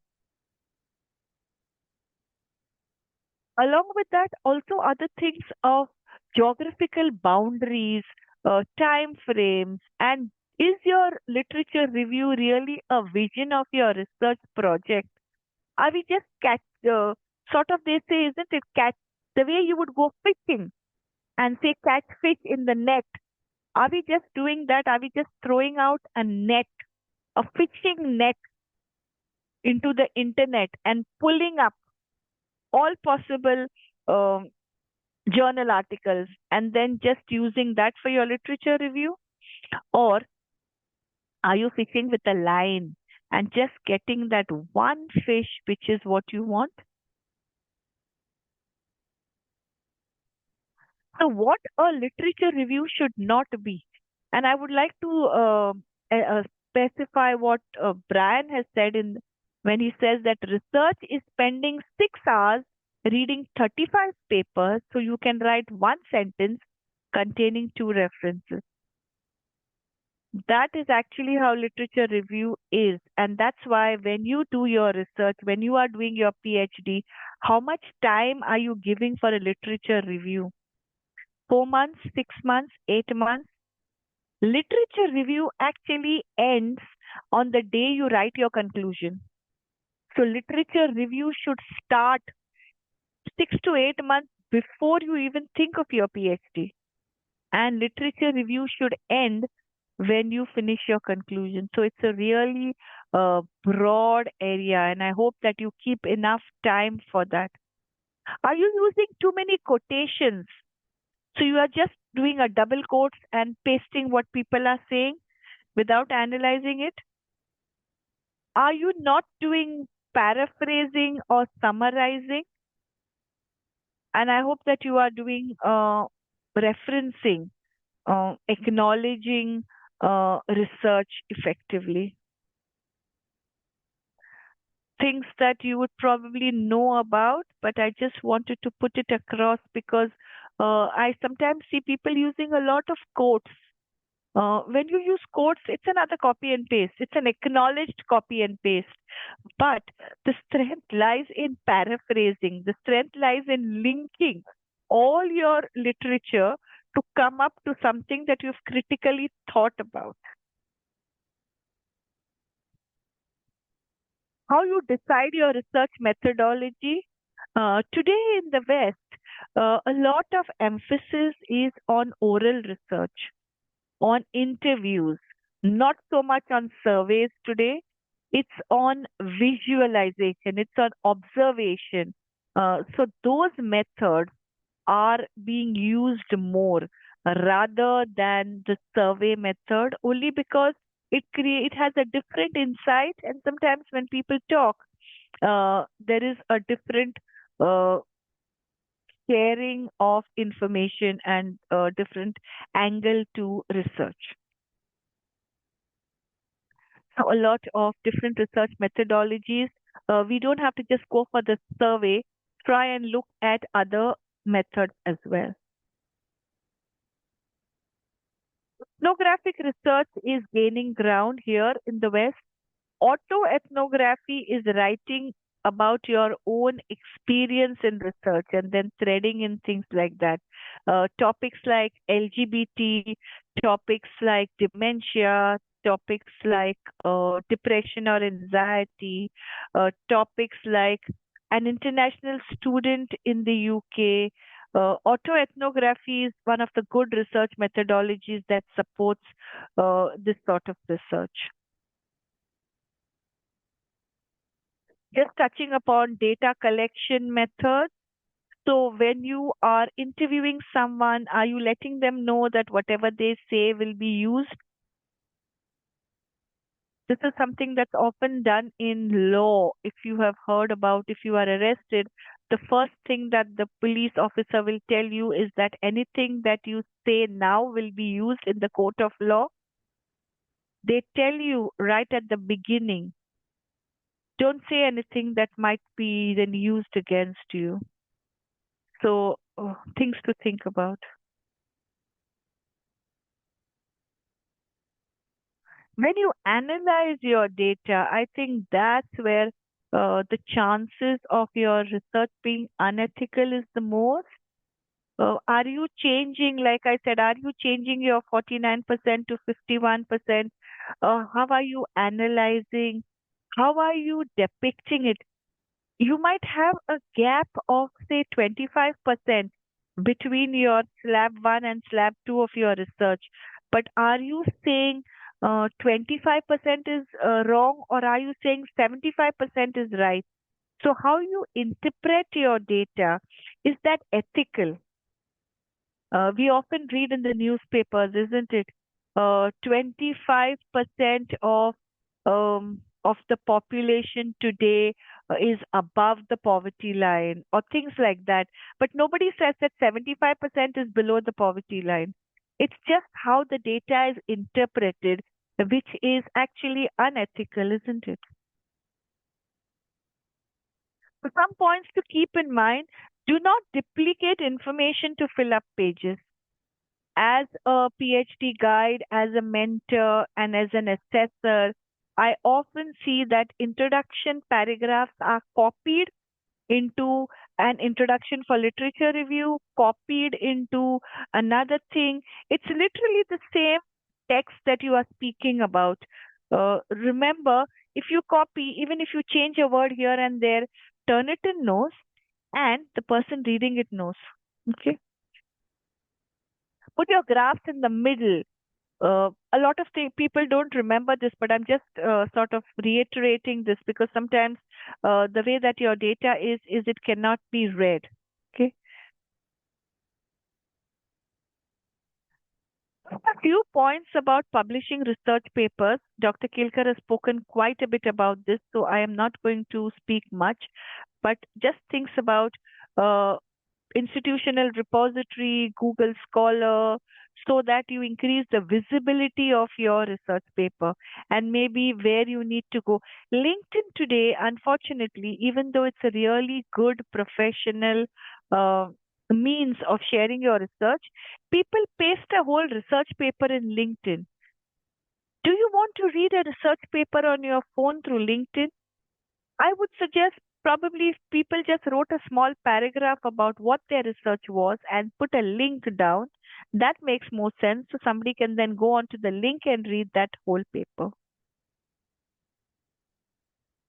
And with presentations, just to ensure that you are creating your own style of presentations. It's going to take time, but please don't rehash somebody else's presentation and just move a few words here and there, because that's unethical as well.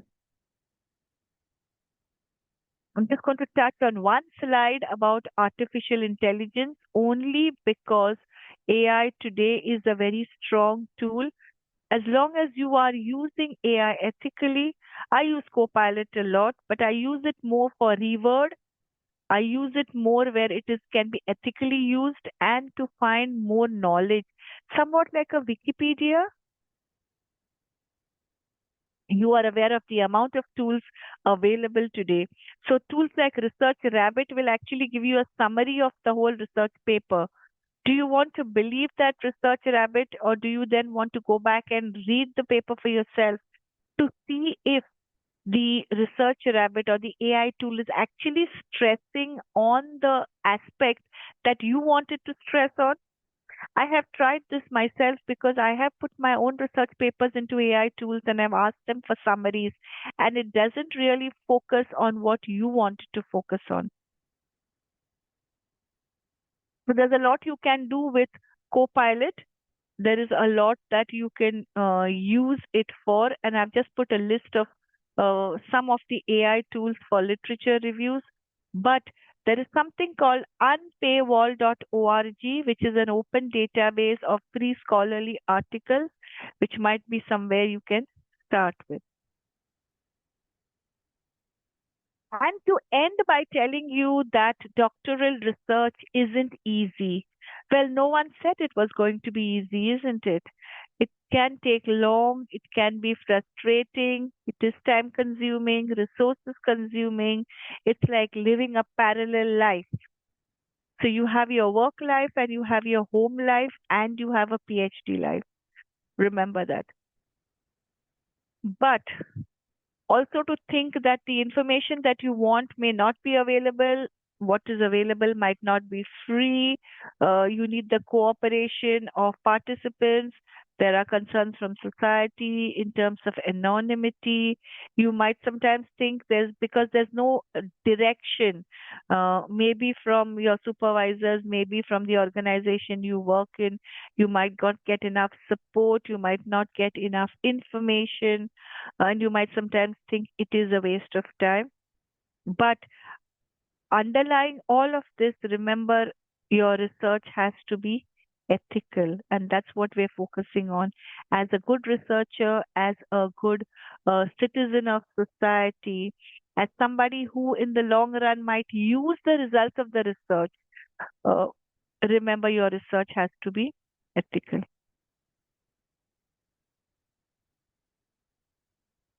And thank you for giving me the opportunity to delve into the world of ethical research and to add value to the profession. Happy to take on any questions you might have.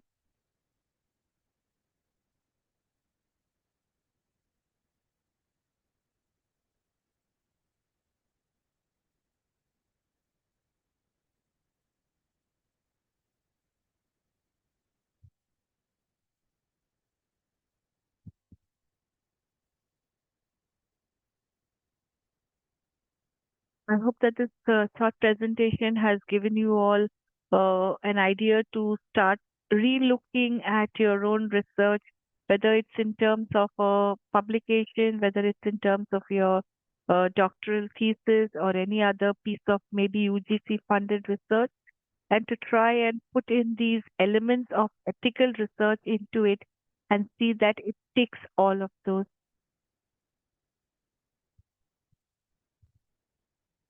Dear participant, do you having some question regarding Janice Fernandez's lecture?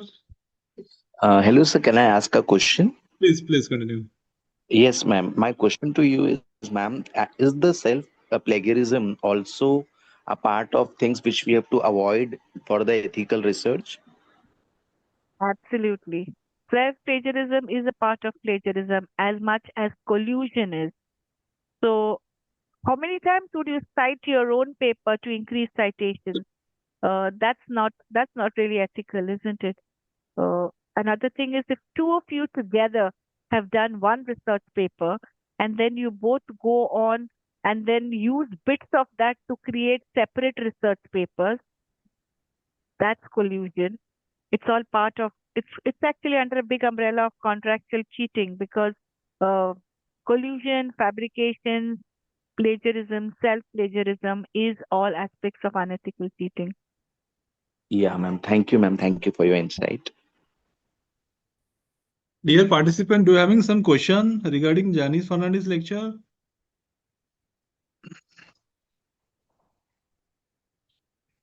किसको question पूछना है क्या? कोणाला काही प्रश्न विचारायचा आहे का?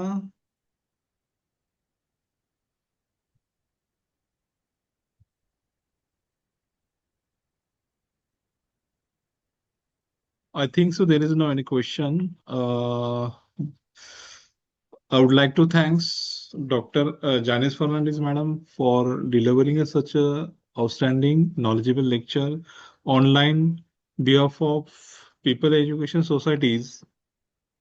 Dr. Ambedkar College of Commerce and Economics, Wadala, Mumbai, Maharashtra, India.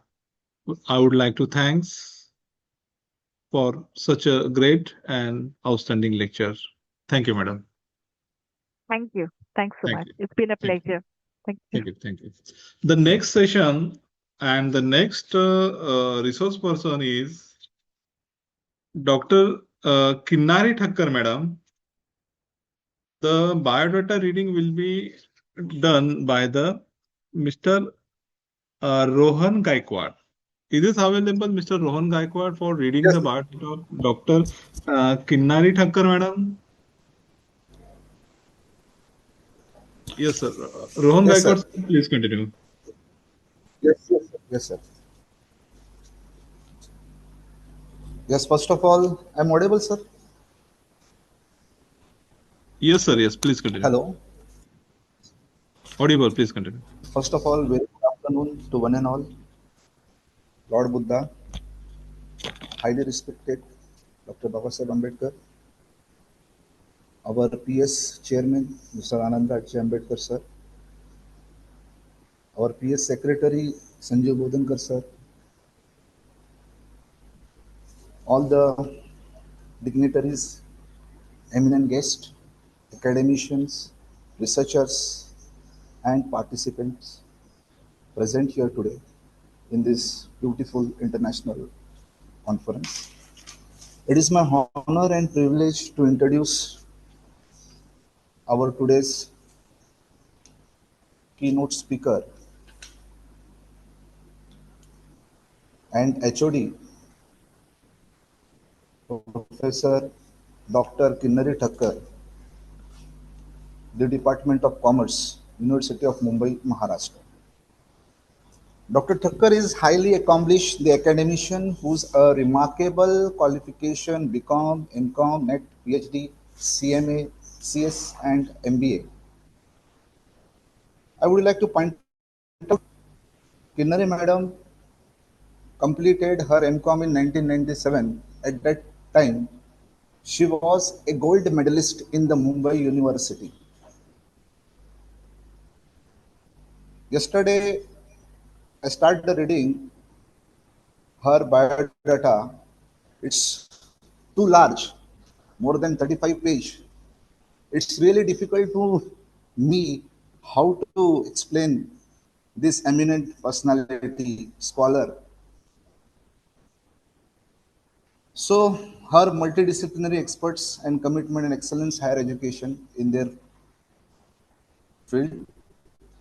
She having over 22 years teaching experience and 12 years dedicating research experience. And 5 students who completed their PhD under her guidance.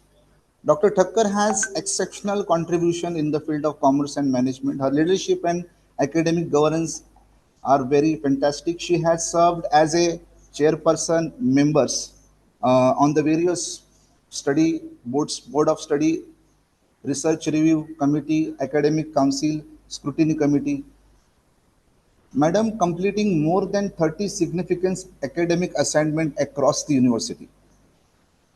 Not only this, Dr. Thakkar has also played a pivotal role in strengthening the university evaluation system, has served the coordination of the CAP, member secretary of the CAP, director of the CAP, ensuring the academic integrity and efficient assessment process. Further, her contribution to the institutional quality assurance and equally distinguished. She has worked, that is very, very important. She has worked as a chairman of NAC peer team and member coordinator of NAC peer team. She visited around 7 colleges, visited as a NAC peer team chairperson and member coordinator. She also worked as a multiple RAC committee in the different university. She has a excellent academic leadership extending deeply to the research supervision. She has a chair of the numerous PhD open defense and viva voce examination. She has repeatedly appointed as a VC nominee and external referee on the several doctoral committees.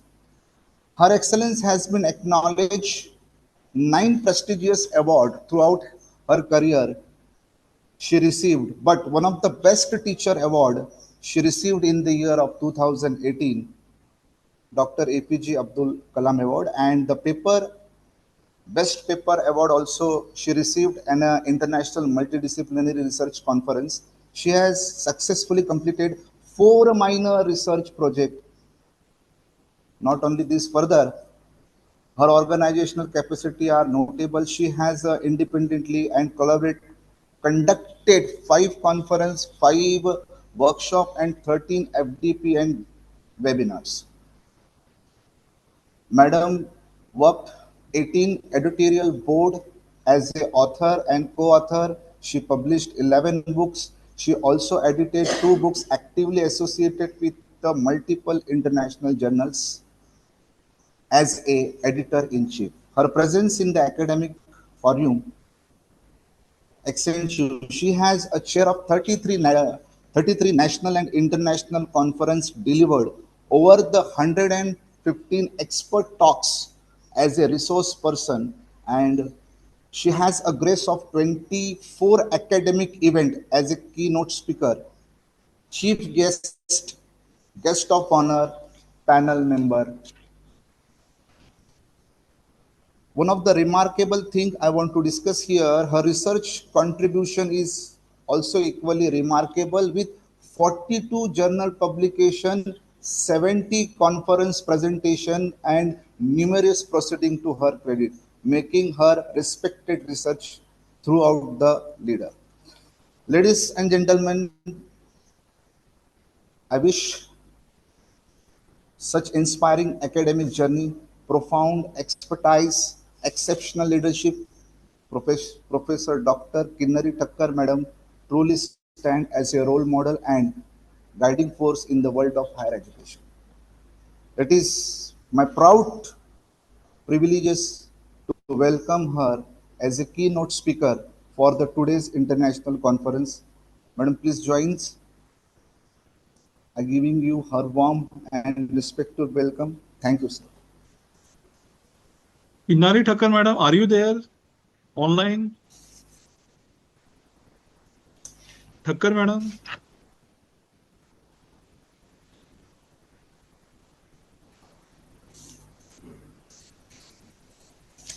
Madam join नहीं किया क्या? Oh, medical emergency क्या हुआ है? Okay okay okay okay okay, no no no problem, no problem. हम continue कर लेते, PPT session continue कर लेते. Madam have got in emergency medical some problem. We will postpone this lecture and we will start the PPT session because of Thakkar madam having some medical emergency. Okay.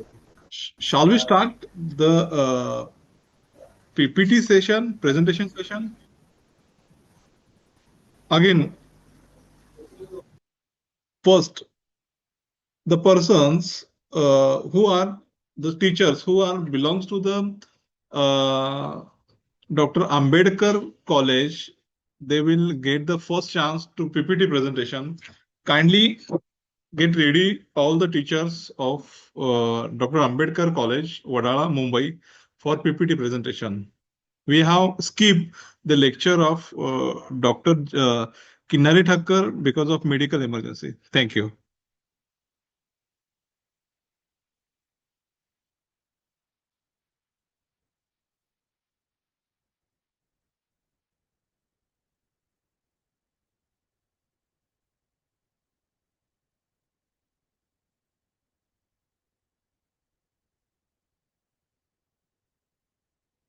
The teachers and the professors belong to the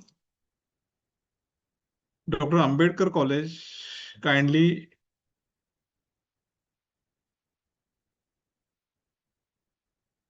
yes, madam. List part of madam. Yes. Wadala madam sending the list of the participants belongs to the Dr. Ambedkar College. Please wait.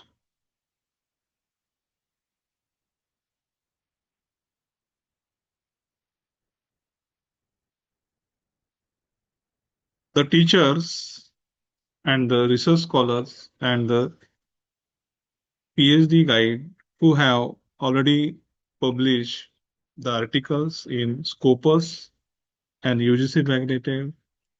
Those certificates, e-journals, DOI number have been sent to those personal email address. Kindly check your email address. Last night, 3 o'clock, the work have been done. Kindly check your email for your certification, for your final publication of the Scopus and peer review. Yes, madam, please continue. Yes. The first presenter belong to the Dr. Ambedkar College. Rohan Gaikwad is delivering the PPT. Rohan Gaikwad, sir, please continue. Yes. Are you hearing me? Please continue, sir.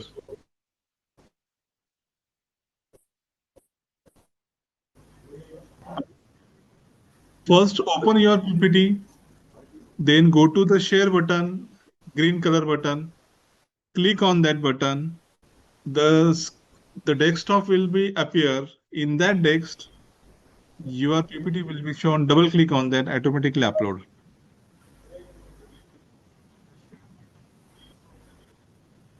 Yes, please continue. Visible, please continue. PPT is visible. Yes, once again, good afternoon, one and all.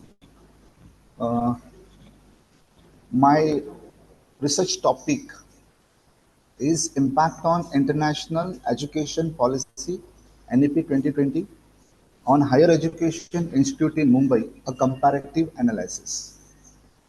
So I'm going to start with first from the introductory part. NEP 2020 introduces major reforms in Indian higher education. It focuses on flexibility, multidisciplinary learning, digital integration, and autonomy. Mumbai, a major educational hub, hosts diverse higher education institutes. The study compares implementation of NEP, autonomous and affiliated colleges. Research methodology, the study is based on the secondary data, and this data is gathered from NEP 2020 official policy document, annual report institutions, Academic Bank of Credit ABC, University of Mumbai circulars, MAC report and IQAC documents, scholarly journal articles, and educational survey. My objective of this study are, number one, to evaluate the level of NEP 2020 implementation in higher educations in Mumbai, to compare autonomous and affiliated colleges regarding curriculum redesign, digital learning, and academic flexibility, to identify the challenges faced by the institution during the NEP 2020 adaptation, to provide suggestions to strengthen the implementation process in Mumbai. Results and findings on some that basis of the secondary data. Autonomous colleges lead in NEP adaptation, digital infrastructure stronger in autonomous institutions. Affiliated colleges face administration bottlenecks. Students appreciate flexibility, but there is a need of clarity of Academic Bank of Credit and MEES. So multiple entry and exit system is also available, this policy. Suggestions and recommendations. The University of Mumbai clearly released implementation guidelines about the NEP. Faculty development program is compulsory, mandatory across the colleges. Digital infrastructure grants should be provided by the state government for NEP compliance. NEP implementation must start the colleges. Collaborate. Some background voice is there. Some background voice is there. Please mute others. Collaboration between the autonomous and affiliated colleges for resources sharing should be encouraged. Increase students' awareness to the seminar, orientation sessions, and ABC workshop. Encourage industries partnership for internship, skill-based courses, and research projects. Strengthen the internal quality assurance system IQAC to monitor the NEP progress. Conclusion: NEP 2020 has initiated transformative reforms. Implementation uneven across Mumbai higher education institutes. Autonomous colleges move faster due to flexibility, or it may say freedom, or it may say financial freedom. Supportive policy and training essential for smooth transitions. NEP 2020 holds the potential for improving education quality. Scope for future researcher, further study. Expand the study to include the technical and professional institutions. Compare NEP 2020 implementation across the cities or states, or even you say all over world. Examine the funding support, administrative readiness, and the role of the technology in the policy adaptation. And these are the references, government reports, some web sources, and some collects for the review of literature journals. That's it. Thank you, sir.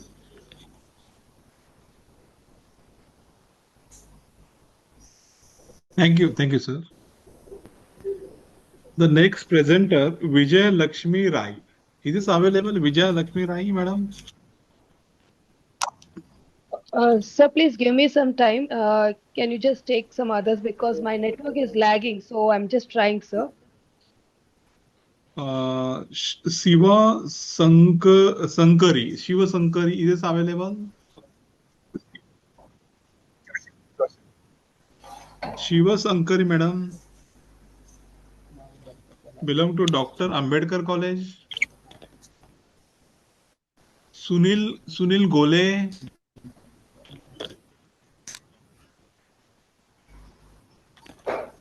Sunil Gole. Login करो लगे. Ramesh Ghegar. Yes. I am ready, sir. I am ready. May I audible, sir? Yes, audible. Please upload your PPT. May I audible? Audible. Please upload your PPT. Yes. Good morning. Good morning, one and all. I am Dr. Ramesh Ghegarmal, Assistant Professor, Faculty, Dr. Ambedkar College of Commerce and Economics, Wadala, Mumbai. My research topic: a sociological analysis of caste-based atrocity incidents in Maharashtra, a case study approach. As we know, several caste-based incidents of atrocities have shown an increase in the state of Maharashtra over the several years due to the deep-rooted social inequalities and persistent discrimination and persistent discrimination against the Dalit community, deprived of their fundamental rights. This particular research paper aims to discover the selected atrocity incidents in both rural and urban Maharashtra and that have frequently taken place. To consider the same view, the socio-economic background of the victims and culprits, which is a pattern and form of violence, outrages, and discrimination. Discrimination, the original cause of the social consequences of these incidents. The researchers' findings suggest that there are traditional power, hierarchies, economic need, and political uh, downgrading, and a lack of protective land making, lawmaking execution by the upper caste in the organization. There is a continuous segregation and humiliation, physical violence, and murder that reflect the stressful surroundings within contemporary case relations. The state of Maharashtra reveals its social reform movements with the inconsistencies and endures to witness numerous caste-based atrocities, especially against the scheduled caste and the scheduled tribe and other marginalized communities. This case study approach investigates some selected incidents and understands the multifaceted appellation of social, economic, political, and institutional factors that are responsible for creating violence against the elites. In brief, Article 17 of the Constitution of India has abolished untouchability, and the practice of untouchability in any form whatsoever is a made punishable offense. To enforce this article, the Parliament therefore enacted the Law Protection of the Civil Act 1955. Even after the lapse of 3 decades, the socio-economic condition of the scheduled caste and tribes and scheduled tribes remain vulnerable. Our Parliament therefore enacted another law, the Prevention of Atrocities Act 1989. The statement of object and reasons for this unique and salutary piece of legislation is to improve the condition of the scheduled castes and the scheduled tribes. Despite various measures to improve the socio-economic conditions of the scheduled castes and scheduled tribes, they remain vulnerable. They are denied several civil rights. They are subjected to various offenses, indignities, humiliations, and harassment. They have had several brutal incidents. They are deprived of the rights of their life and property. Serious crimes are committed against them for various reasons, historical, social, and economic. There are so many atrocity incidents taken place in Maharashtra. Out of that, I am going to state very recent judgment in Maharashtra under the Atrocities Act. Shri Narayan, Professor Kadam versus Principal Ravindra Kartadia. Under the Atrocities Act, Shri Narayan Guru College is located in Chembu. The first time the state of Maharashtra has jailed the principal Ravindra and institution president named M.I.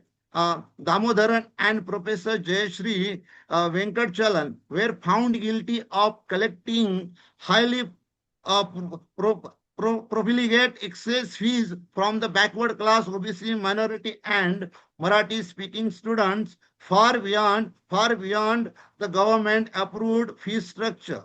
At the same time, they also misused the scholarship funds of the scheduled caste and scheduled tribes students and have collected unnecessary fees from the first-year students in the name of add-on process. In this regard, Professor Kadam, who has served in this college since 2000, opposed the college management and the administrations for illegal practices and continuously raised the issue by conducting meetings, but a part of the college authority was ignored and took this matter to the University of Mumbai Tribunal in 2012, and the university authorities ordered to stop charging illegal fees from the students and parents. The result of the college authority, accusation and harassment of him or deliberate and subject-based discrimination.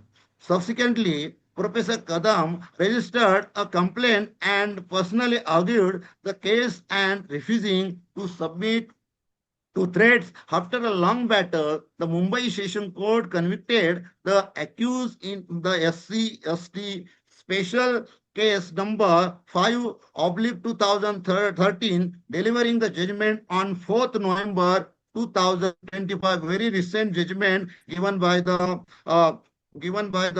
magistrate court, as he had on as he had on a related case in the Mumbai University Tribunal, exposing the corruption, his spirited stand and giving justice to the deprived SC/ST OBC minority Marathi speaking student has been widely praised, and he has a strong example. He has set a strong example of Ambedkarite principles put into force. Now I am going to conclude, sir. The sociological analysis approach of cause-based atrocities in Maharashtra expose daily practices, and such incidents are deep-rooted in long-standing inequalities, injustice, outrage, and discrimination. Our parliament therefore enacted another law, the Prevention of Atrocities Act 1989, and the same time there is a combination of a strong legal prosecution that is required, community level awareness, socio-economic, culture, and political empowerment of the marginalized so-called Dalit community, and for their protection, sustain political will secure their political will secure their fundamental rights to consider all these issues inclusively and contribute to reducing caste-based violence and promoting a more just and impartial society. Thank you so much, sir. Thank you. Thank you. The next presenter, Vijaya Lakshmi Rai. Is this available? Vijaya Lakshmi Rai. Excuse me, sir. Myself, Shiva Shankari, can I present it from Dr. Ambedkar College? Shiva Shankar, madam, please continue. Thank you, sir. Are you using PPT uploading or your? Yeah. PPT. Okay. Please upload your PPT. I'm giving the sharing option. Yes, multiple. Please continue. Is my PPT visible? Yeah, it is visible. Okay. My topic is a study on commuters' perceptions of Chalo app service for best in Mumbai. I am an assistant professor in Dr. Ambedkar College as well as a research student in Bhavan Hazari Somani College. My research is Dr. Reshma R. More. So we have did this research on the basis of primary as well as secondary data. So for the introduction, we have covered the history of BEST as well as the introduction of Chalo. When the Chalo has been introduced, it has been introduced in the year 2014 to make the convenient for their commuters, making their travel more faster, reliable, and convenient. Nowadays, at least 11 lakh users are there. Daily commuters, 7 to 8 lakhs daily ticket users are there by using as an eco-friendly Chalo app. By that, they can reduce their waiting period, that is waiting time for the bus, by tracking the live bus taxes. For this paper, I have reviewed 3 literature review of 3 authors. First one is Mailswamy R and other authors. Then Bhojwani R. In the year 2004, she has published another paper related to this paper. And Shirgonkar, 2024, he has also published a technical adaptation regarding the Chalo app. Then I'll move on to the main concept, that is our objective. The purpose of this study is to use the Chalo app among commuters in Mumbai and to examine the perception of commuters towards Chalo app service of best in Mumbai. For this purpose, we have did a primary research using a respondent of 50 commuters who use Chalo app for their daily usage. For that, we have bifurcated male 25% and female 25%. We have also kept several age groups and educational qualifications for them. These are the demographic information regarding that. After surveying, I have analyzed a few usages or the services provided by the Chalo app. The first services given is a live bus tracking. Live tracking shows by the 50 respondents, 15 are highly satisfied with the live bus tracking feature of Chalo app, while 13 respondents are satisfied, whereas 6 respondents are highly dissatisfied with this feature. This indicates that only about 30% of the respondent expressed a high level of satisfaction with a live bus tracking service provided by the app. Then comes to bus arrival schedules. 16 are highly satisfied with the feature of bus schedule of the Chalo app, while 10 moderate ratings. Satisfaction is strong but mixed. 8 are highly satisfied, while 9 are dissatisfied and highly dissatisfied, suggesting occasional schedules mismatches. Then the next graphs come to the digital ticket passes. Out of 50 respondents, digital ticket has 14 satisfied and 13 moderate user. However, only 10 are highly satisfied, while 7 are dissatisfied and 6 highly dissatisfied respondents indicate some technical or usability issue. Then comes to route planning. Out of 50 respondents, this route planning feature stands out with a strong 25 high satisfied respondent. Only 4 satisfied and 8 moderate response were recorded. Minimal dissatisfaction, that is 5 dissatisfied and 5 highly dissatisfied, suggests that route planning is the most effective feature of the Chalo app. Then come to the next feature, that is Chalo wallet payment. Out of 50 respondents, a total of 12 satisfied, 15 moderate, and 10 highly satisfied respondents indicate a positivity response towards Chalo wallet or payment feature. However, 7 dissatisfied and 6 highly dissatisfied user point to occasionally payment failure or wallet issued related issues. So these were the major research done in this Chalo app. Now, overall, concluding this, I can say, by analyzing all this, Chalo app is widely used, especially by young and techno-savvy computers. Majority of respondents have used the app for over a year, showing strong adaptation for route planning, live bus tracking, bus schedules, digital tickets or passes. The dissatisfaction areas covers are inaccurate live bus tracking, occasional app glitches, moderate reliability of digital ticketing, and Chalo wallet. The suggestions by this research I can give is accuracy of live tracking, they have to improve on that, and improve app speed and performance, and also customer support enhancement. I'm concluding my research here and the presentation here. Thank you.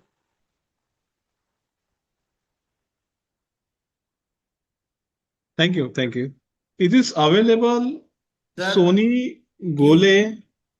can you present my PPT?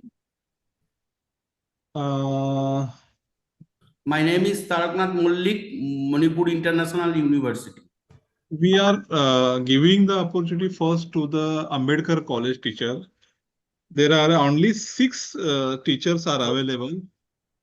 Should I start? Okay. Continue the Ambedkar Okay. College, all the teachers. Then we will start the PPT session of other state people. Because Myself, of Dr. B.A. Gavi from Ambedkar College. Should I start? Professor Gavi from Ambedkar College. Can I start? Gavi sir, please continue. Okay. I'll start with my computer. Just 1 minute. Are you uploading your PPT? Yes, sir. Please upload.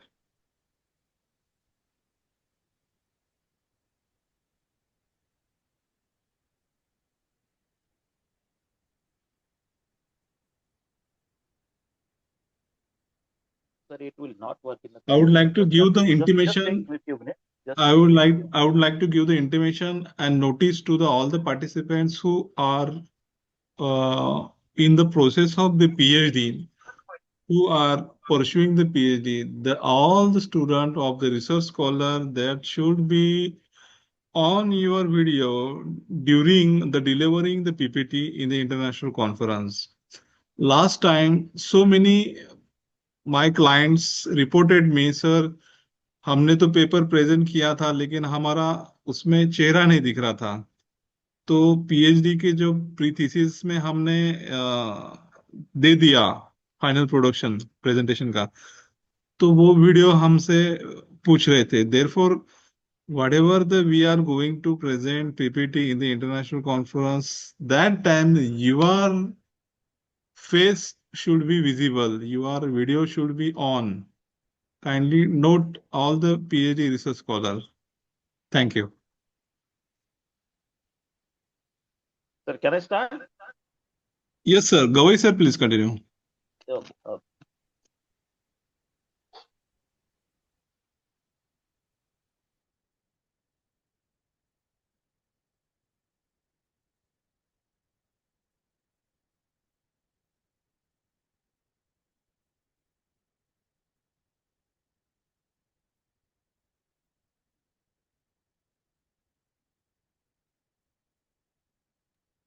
Hello. Can you Sir, hear please me? continue. Sir, please continue. I am hearing you. Please continue. Okay. Thank you, sir.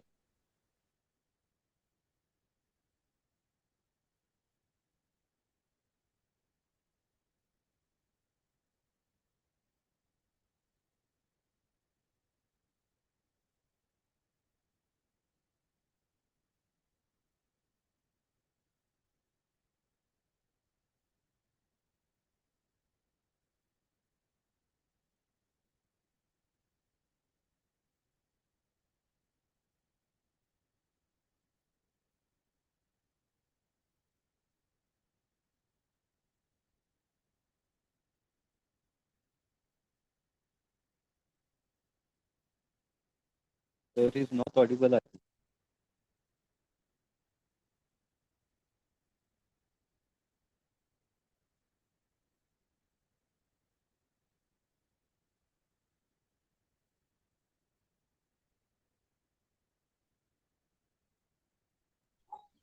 Sir आपका आवाज नहीं आ रहा है sir, you are not Audible.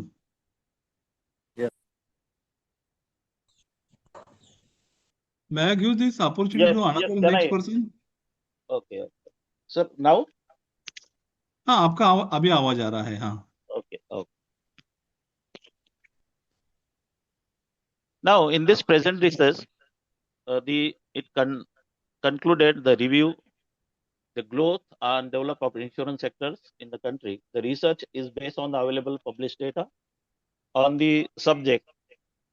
There are plenty of statistical data published by IRDAI and Insurance Council, and hence there was no problem to available of data. The finding and research related that the insurance industry, India ranked 9 in the world, and life insurance ranked 14 in the non-life insurance. The insurance market, which was highly dominated by the public sector, has transformed from monopolistic market to the oligopoly type of market. Insurance penetration in India is 4%, 3% for life and 1% for non-life, which is increasing slowly but much lower than the global standard, which is 6.8%. The insurance density is 92% US dollar, that is 70 US dollar for life and 20 US dollar for non-life, which is also significantly much lower than the global benchmark. So global benchmark is 874 US dollar. The life insurance segment, LIC is the market leader, which is share the 59%, followed by SBI 10%, SDFC Life at 8%, and non-life insurance, New India, that is share market is only 30%. You can see the present trend in the insurance sector. So these are 44 companies are there. Then public 8 and the 36 are private players in the insurance corporation. See the growth of insurance company. So I have given you the high economic growth rate, raising this disposable income. Due to the COVID-19 pandemic, pre-COVID and post-pandemic, the insurance is highly increased. So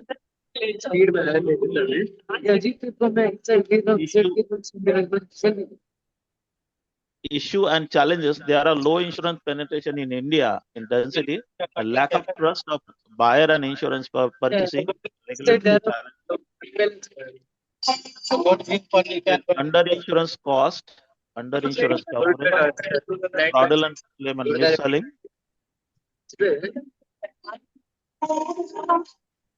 Prospectus of insurance sector, the Indian insurance sector has great potential for further expansion and to develop the country with a population of 1400 million. The insurance penetration offers vast update on insurance coverage. The insurance sector is dominated by the public sector. It's a life as well as non-life. Hence, the scope of private sector has not been fully realized. There is a good future potential for life as well as a non-life insurance country. The objective of my research is to find out the present status of the insurance industry in the country, to assess the insurance penetration and industry density in India, to ascertain the market share of different insurance in life and non-life insurance segment, to investigate the major challenges faced by the insurance sector and the future growth potential for it. So I use the books which is written by Roy sir to 2020, Madan Mohan Datta 2020. I have then research methodology. I have taken a descriptive research and sources of data. It is available on as a reports which is issued by the IRDA. I have analyzed it, and some limitations are there if it is only the secondary data available. Research has focused only the quantitative aspect, not on the problem at hand, and not on the quantitative aspects. See the data. See, actually, if you are analyzing the data that is as per the table 1, Indian insurance in global ranking is given the last one, that is $131 in billion. 10th number of our Indian. Top number is US and second number is China. See this is the analysis of the global ranking of our country. Then you see the penetration of the India, that is after 16 to 23, it is increased, slightly increased. In 2016, it is just only 3.5%. In life insurance, it is 2.7% penetration, and in non-life insurance, it is 0.7%. So total, it is 3.7%. But during 2023 and 24, it is increased. Life increase is so slightly it is decreased because of COVID. See, it is 2022, it is 3.2, but in 2023, it is just only 3%. And non-life, it is also 1%. So approximately now it is a 4% penetration is there. Life market of the share, the few companies, LIC is dominating company having 59%. Then SDFC Standard Life is 8%. SBI Life Insurance is 10%. ICICI Prudential 5%. Other, that is 18%. So these are the market. This is summary and conclusion. Insurance industry in India has witnessed a significant development and transformation during the last 2 decades. It is the result of favorable government initiatives such as economical liberalization, establishment of Insurance Regulatory and Development Authority, privatization of the insurance sector, Ayushman Bharat, Digital India, and so on. The insurance sector consists of 22 insurance in the life insurance, 21 reinsurance in non-life insurance segment, and 1 is insurance in the reinsurance, making a total of 44 insurance companies in India. Thus, the market structure of the insurance sector has challenged from the monopoly to oligopoly. The life insurance penetration in India is just only 3% in non-life, 3% in life, 1% making a tool of 4% against the global benchmark, and the global benchmark is 6.8%. The life insurance density is $70 and non-life is $20, and the global benchmarking is $874. So major segment of the insurance is LIC 59% and remaining are the 10% SBI, SDFC, 10% ICICI Prudential, 5%. These are the top 6 non-life insurance are New India Insurance 13%, ICICI Lombard 9%, Bajaj Alliance 7%, United India Insurance 7%, Oriental Insurance 6%, SDFC Argo 6%. This is the share of public sector in life insurance is 59%, while the private player 41%. Now the government has given actually 45%. Maybe it is increased in future. This is a brief. Thank you very much. Thank you. Thank you, sir. Dear participants, we have to first finish all the PPT session of Dr. Ambedkar College teacher. After that, we will take into consideration the PPT session of other countries, other states, participants, research scholar. First, you have to finish the Dr. Ambedkar College teachers.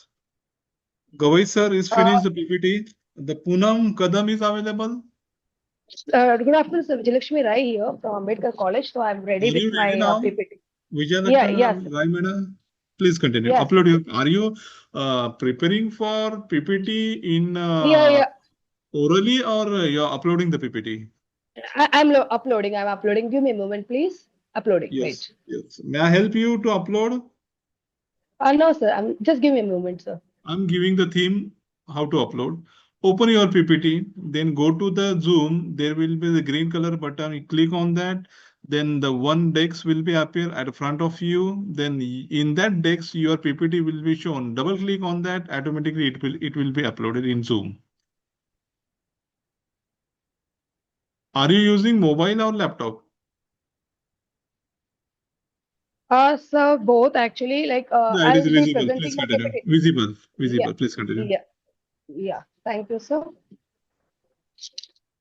Yeah, my study is on consumer behavior in the age of influencer marketing. About introduction, influencer marketing nowadays leverages individuals with strong digital to promote products, services, and brands using authenticity and credibility to connect with audience. But talking about the authenticity, consumers pursue influencers as relatable individuals rather than corporations, allowing brands to communicate messages more naturally and effectively. And talking about the engagement content, influencers use posts, videos, blogs, and live sessions to drive audience engagement measured through likes, comments, shares, and conversations. Talking about the transparency and the regulations, it's mandated disclosures, tags like ad or sponsor enhance honesty and regulatory compliance and influencer brand collaborations. My objective of the study is to examine the role of trust and credibility influencing buying behavior, to analyze factors impacting influencer marketing or consumer behavior, to study how content, style, and platform choice impact consumer preferences, to evaluate how influencer endorsements affect brand perception, to study opportunities and challenges in influencer marketing and how it impacts on consumer behavior. Now, talking about the opportunities, influencer marketing capitalizes on the credibility of content creators who pursue authenticity, increase brand trust, and purchase intent among followers, among enhanced engagement. There's a two-way communication to comments, live chats, user-generated content, fosters a sense of community and strong brand consumer relationships. About targeting niche audience is collaborating with influencers, specific interests allows brands define publicity efficiency. Talking about the cost effective, yes, there are some micro and nano influencers who offer impactful campaigns achieving without the celebrity effect.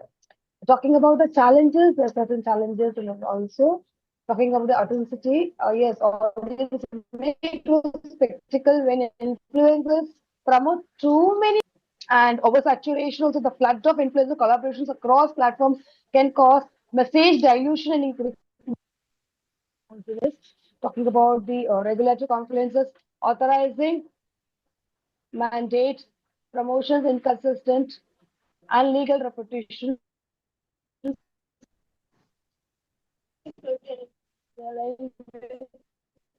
Over-communication audience and reducing market effect.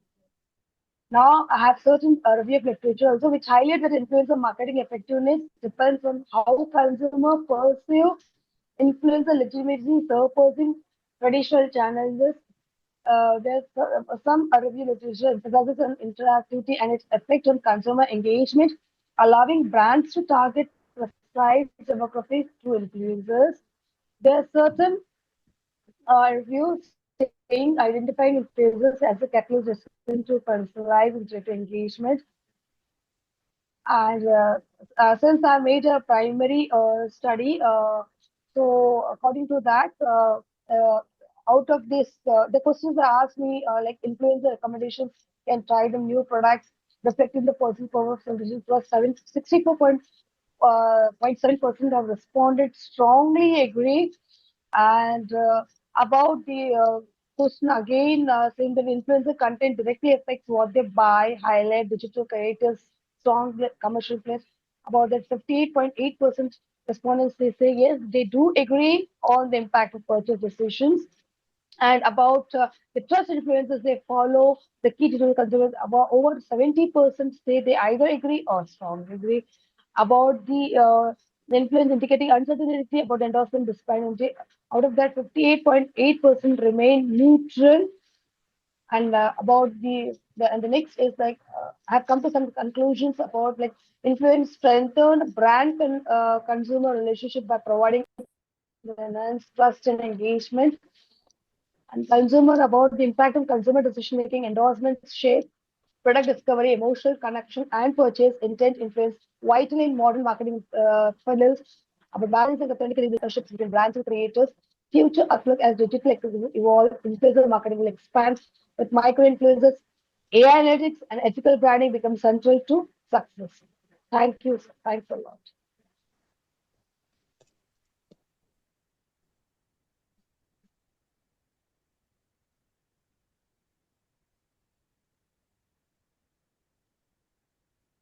Thank you, madam. The next presenter is this available? Sunil Gole.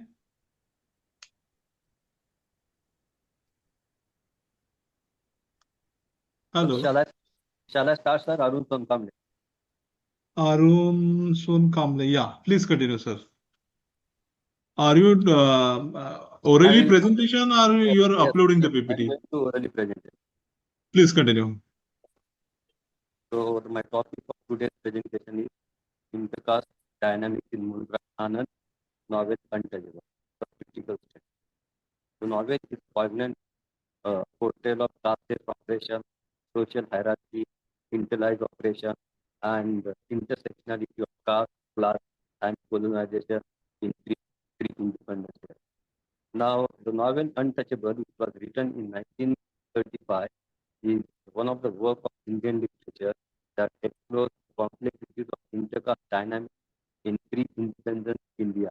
Now, this novel is powerful critique of the caste system, highlighting the oppression and marginalization faced by Dalits. Now, what are the factors that is describe this dynamic? Number one, there is something called caste-based oppression. Now, the novel vividly portrays the brutal reality caste-based oppression, where the protagonist Baka, in fact, is one of the protagonists of that novel. He is the representative of that community. Dalit is subject to humiliation, abuse, and exclusion. Dr. Mulkraj Anand highlights the cruel treatment of Dalits who are forced to live in segregation areas and denied to access to the basic amenities. Then number two is social hierarchy. Mulkraj Anand critiques the rigid social hierarchy of the Indian society, where Dalits are relegated to menial jobs and treated as inferior. The novel highlights the economic disparities between the upper caste and the lower caste, with Dalits facing poverty and exploitation. Baka's struggle reflects the internalized oppression faced by Dalits who are socialized to accept their inferior status. However, Mulkraj Anand also portrays Baka's growing awareness and resistance to the oppression, symbolizing the potential for social change. Now, when you look at this, we must remember Dr. Babasaheb Ambedkar's book, Annihilation of Caste. Now, in his book, he categorically stated that the base of caste system is dependent on the religious scripture. And he categorically stated that these religious scriptures have to be bisected. And Mulk Raj Anand has opposed this caste system very strongly. And scholars have interpreted the novel as a critique of the caste system and call for a social reform. Some have argued that Anand's portrayal of Bata struggle reflects the complexities of Dalit identity and need for a self-emancipation. Now, to conclude this, Untouchable is a powerful critique of Indian caste system, highlighting the need for social change and reform. Anand's novel remains a significant work in Indian literature, encouraging readers to confront the harsh realities of caste-based oppression. Thank you.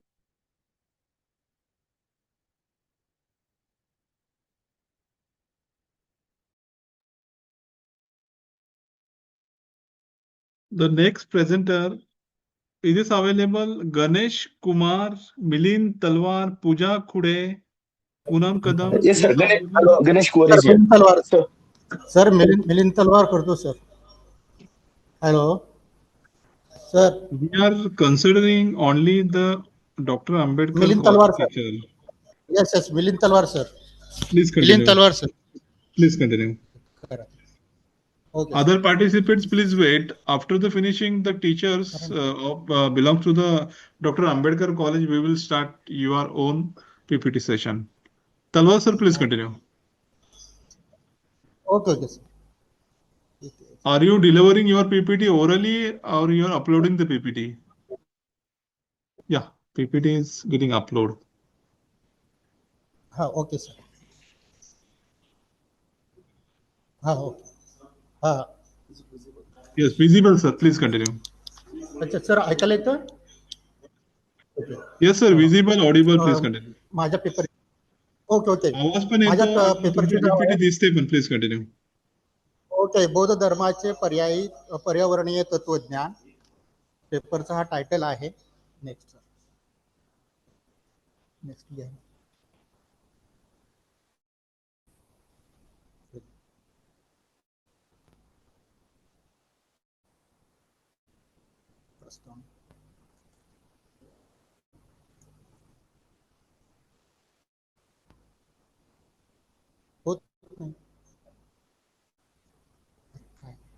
ठीक आहे.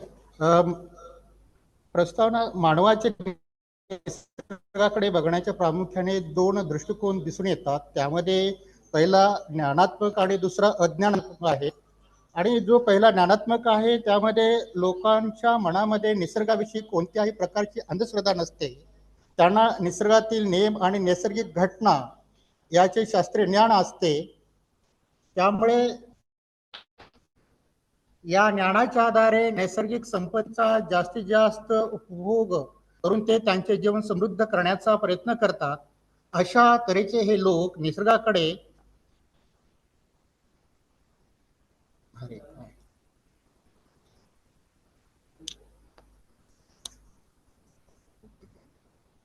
अशा तऱ्हेचे लोक निसर्गाकडे एका उपभोगाचे साधन म्हणून पाहत असतात.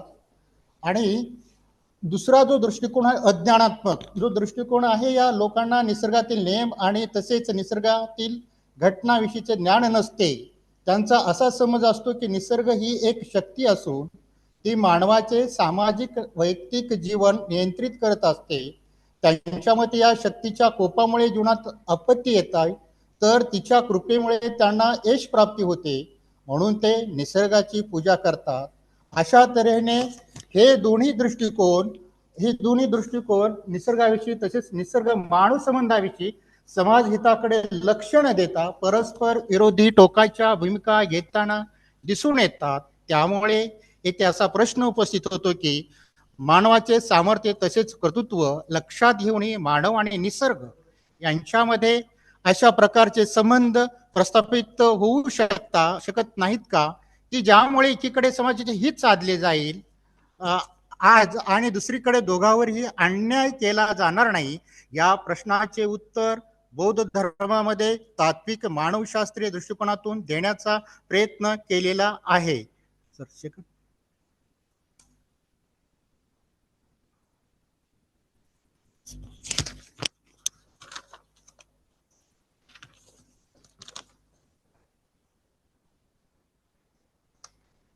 सेकंड स्लाइड पुढे काय नाही त्याच्यावर direct.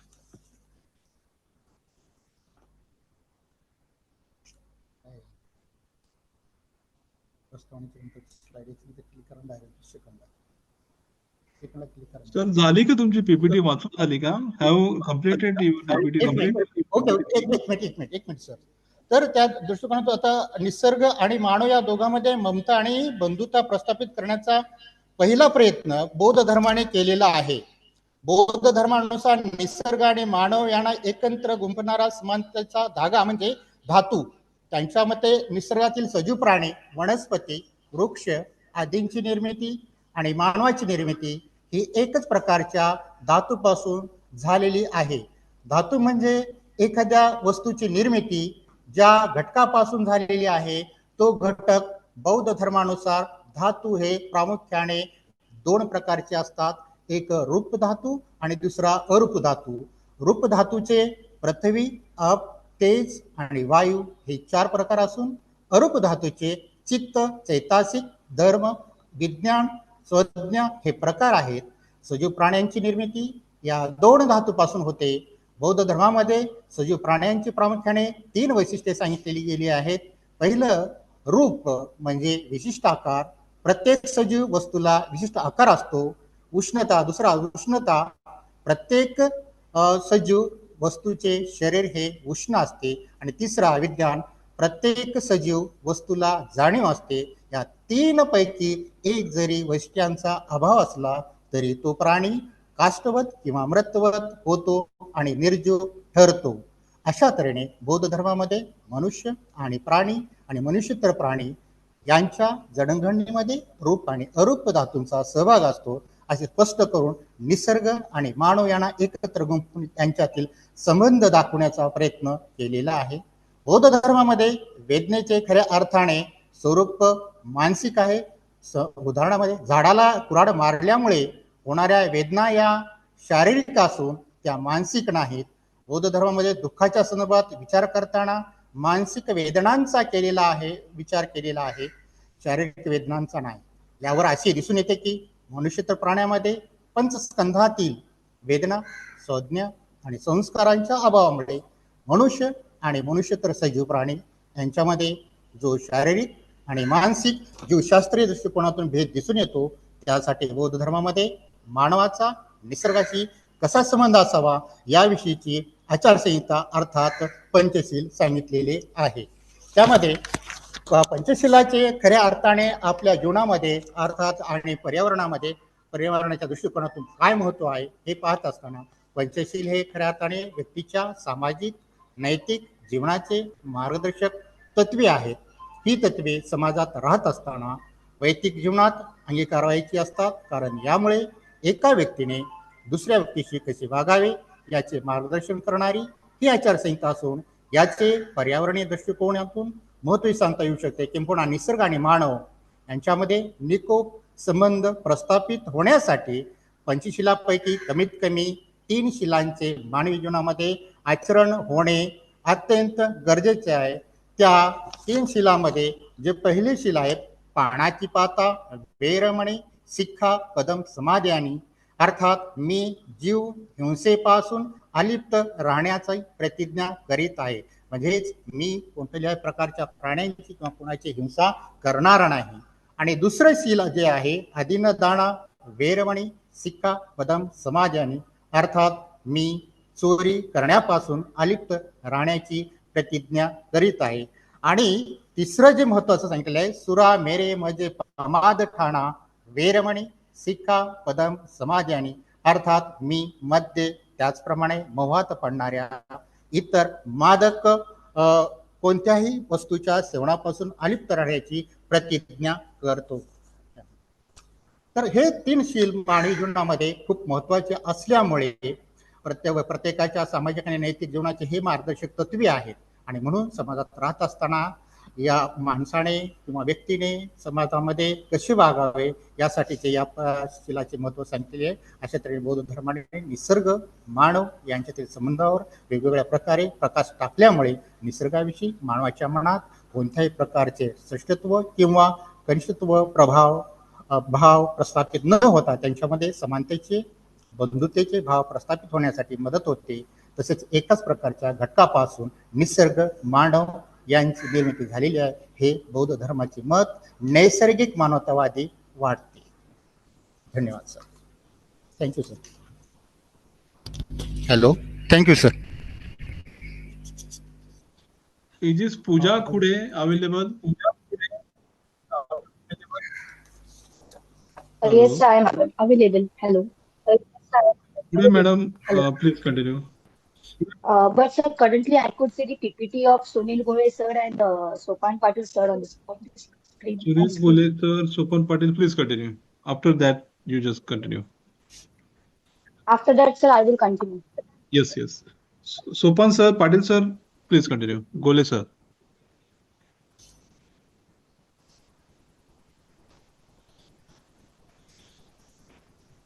Hello. Hello.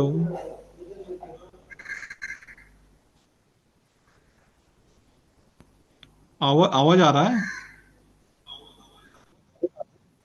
Hello, sir. I can present. This is Antoinette.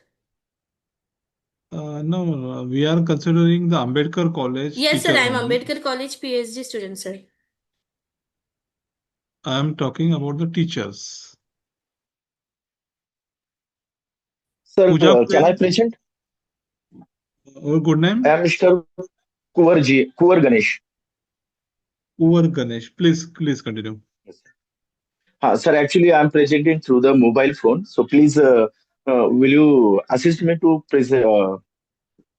display my PPT? You do one thing. Yes, sir. You do one thing. You Please just sharing.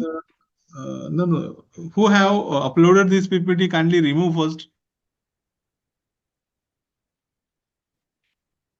PPT remove कर लो आपकी.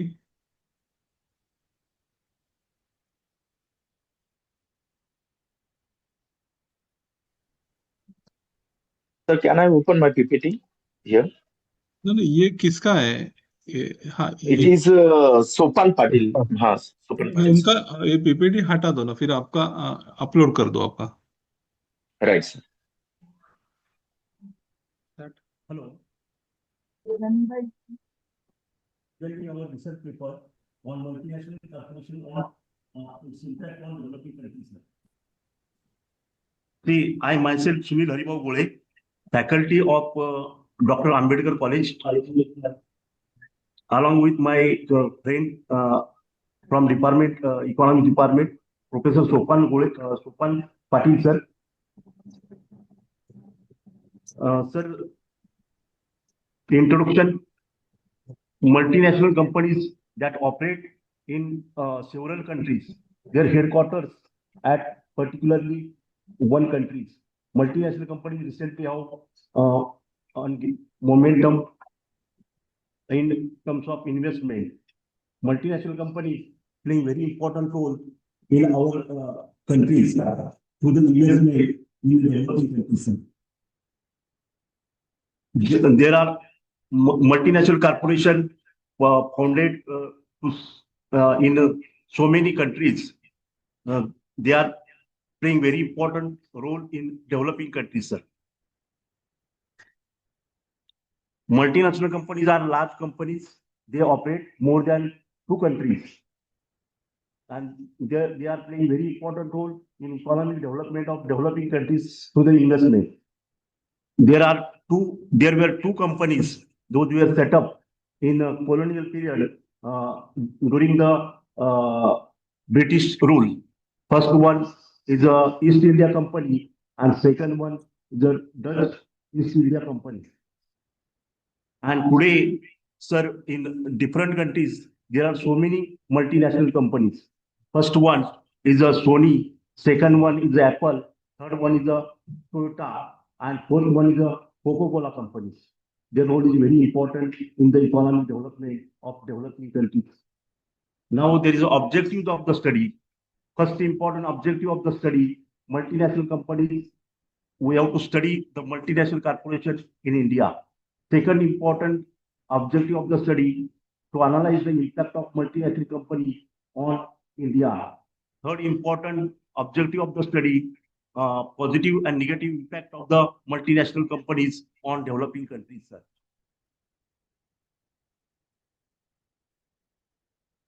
Literature review. There are some views in favor of developing countries. There are some views against the developing countries, sir. The developing countries are playing very important role in the economic development of developing countries. The multinational company, the role is very important in the development of developing countries because those are engine of economic growth and prosperity. And there are some views against and opinion against developing multinational companies. They are creating environmental degradation, and there is a outflow of the capital from our country to the foreign country. Those are there is another problem arises because of the multinational company. Those are exploiting our labor in our country.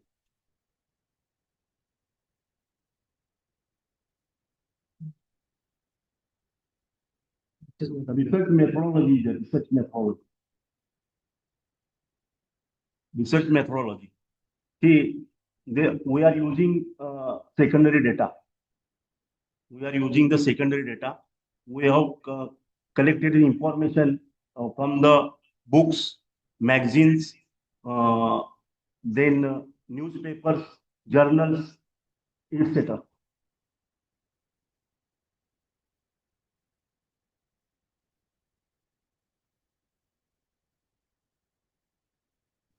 Multinational company in India. First one is your multinational company in India is Coca-Cola, Toyota, and third one is Sony.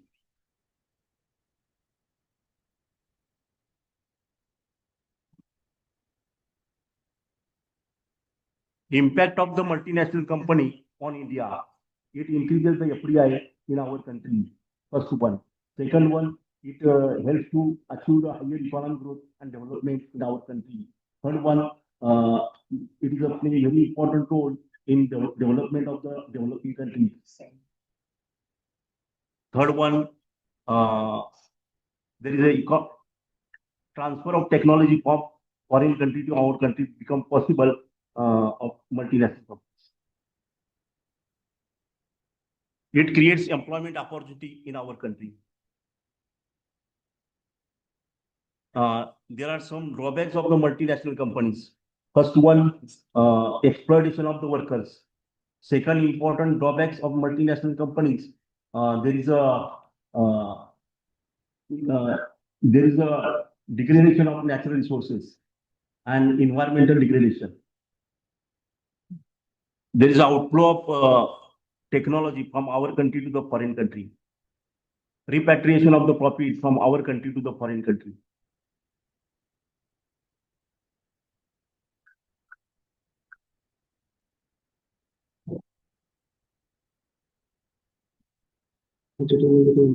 Positive and negative impact of the multinational company on India. First one, economic growth is a positive impact of the multinational company on India. Export-based industrialization is the second important point. Capital formation is another important positive impact on the multinational company. Poverty reduction, because of the multinational company, we can reduce poverty in India by providing employment opportunity in unemployed youth in our country. Then multinational companies are providing skill to the workers. Then negative impacts are there. First one, capital outflow is one of the negative impacts of the multinational company. Labor exploitation is the second important demerits of the multinational companies. Environmental degradation is the third important demerits and adverse effect and negative effect of the multinational companies. and tax evasion is the fourth important demerits and disadvantage and negative effect of the multinational company on India.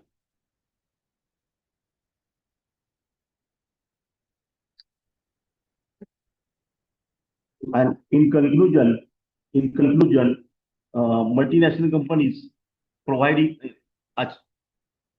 multinational companies' contribution in GDP is very high. Okay, and because of the multinational company, there is a capital formation in India. The technological transfer is possible. Technological transfer is possible because of the multinational company in India. And finally, the multinational companies' positive role is to reduce the poverty in India. And multinational company wants to reduce the cost and in India. Thank you very much. Sir, my name is Sandesh Sonane. I am from Dr. Ambedkar College. Can I present my paper? Yes, please upload your PPT. Okay, sir. It is available. Poonam Kadam, Pooja Khude, Sunil गोप, हाँ ये हो गया ना, सुनील गोपे हो गया ना, गोले गोले खराब करते.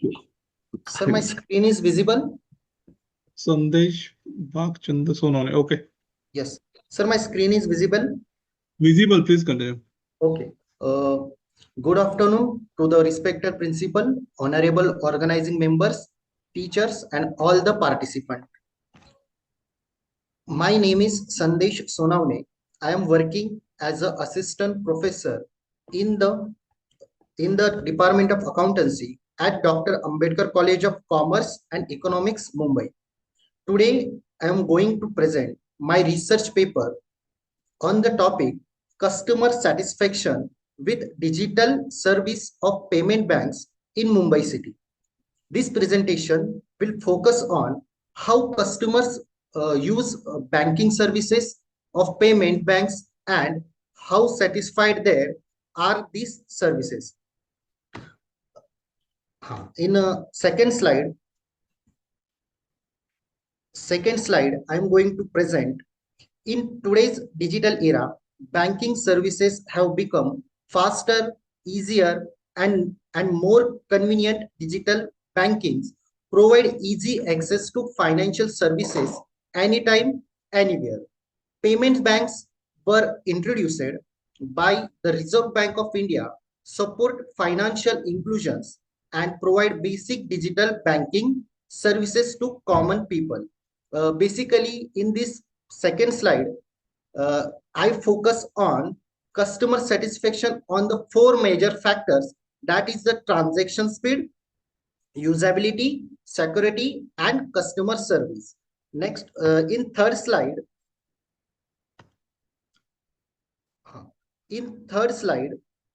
I am giving introduction. Digital banking has completely transformed the Indian banking system. Payments banks have emerged as a strong alternatives to traditional banks. They provide low-cost digital services such as small deposits, bill payments, money transfer, and mobile wallets. Mumbai is known as a financial capital of India. People in Mumbai use digital banking services for their daily financial transaction. Therefore, studying customer satisfaction in Mumbai city is very important to understand the effectiveness and quality of digital services offered by payment banks. In slide 4, in slide 4, I am introducing just wait, slide 4. Okay. In slide 4, payment banks, there are review of literature and concept of payment banking.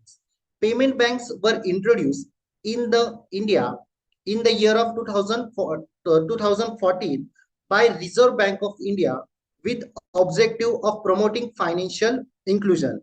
They allow customers to deposit money up to 2 lakh rupees, make digital payments, and use mobile wallet. but they do not provide loan facility. According to the service quality model, service quality depends on reliability, responsiveness, assurance, empathy, and tangibility.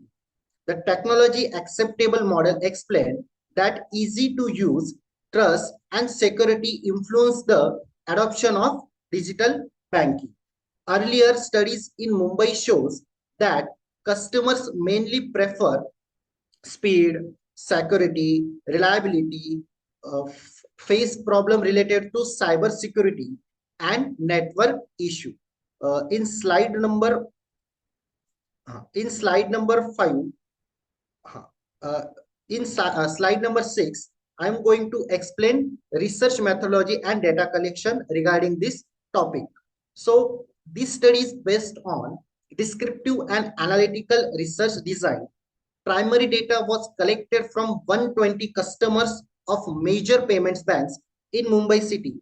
Using a structural questionnaire, a Likert scale was used to measure the satisfaction level of customer. And for secondary data was collected from research journal, RBI report, and bank publication. Convenience sampling method was used to ensure proper demographic representation. This research approach helped to measure both technological performance and customer satisfaction. And for the final slide, that is the slide number 7, I am going to explain key findings and recommendation regarding this research topic. This finding, the finding of the study show that about 70% of customers are satisfied with transaction speed, 65% are satisfied with usability, and 60% feel confident about the security. Younger customer between age group of 18 to 35 mostly prefer UPI and mobile wallet. However, some customers face problem related to technical issues, security concern and lack of proper guidance. Based on the both study, it is recommended that payment banks should simply their mobile applications, designs, strength, cyber security system, improve digital literacy among the senior citizens, and enhance customer support services through chatbots and helpline. With the conclude, payment banks, the conclusion of this research paper, payment banks play a very important role in promoting digital banking and financial inclusion in Mumbai city. Most the customers are satisfied, but there is still scope for improvement in security, awareness, and technical support.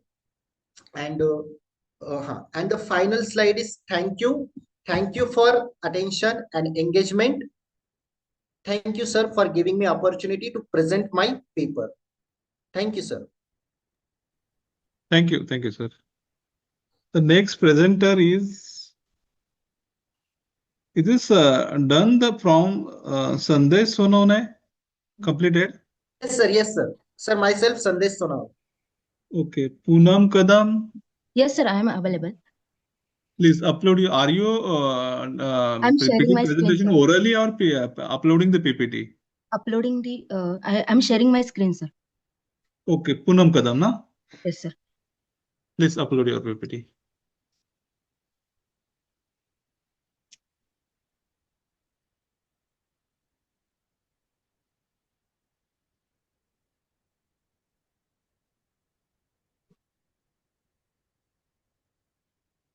Visible, please continue.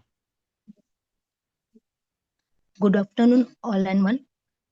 I'm Poonam Kadam, research scholar. My research center is Dr. Ambedkar College of Commerce and Economics, Wadala, Mumbai. My research guide is Professor Dr. Raj Ankush Shoshte, sir.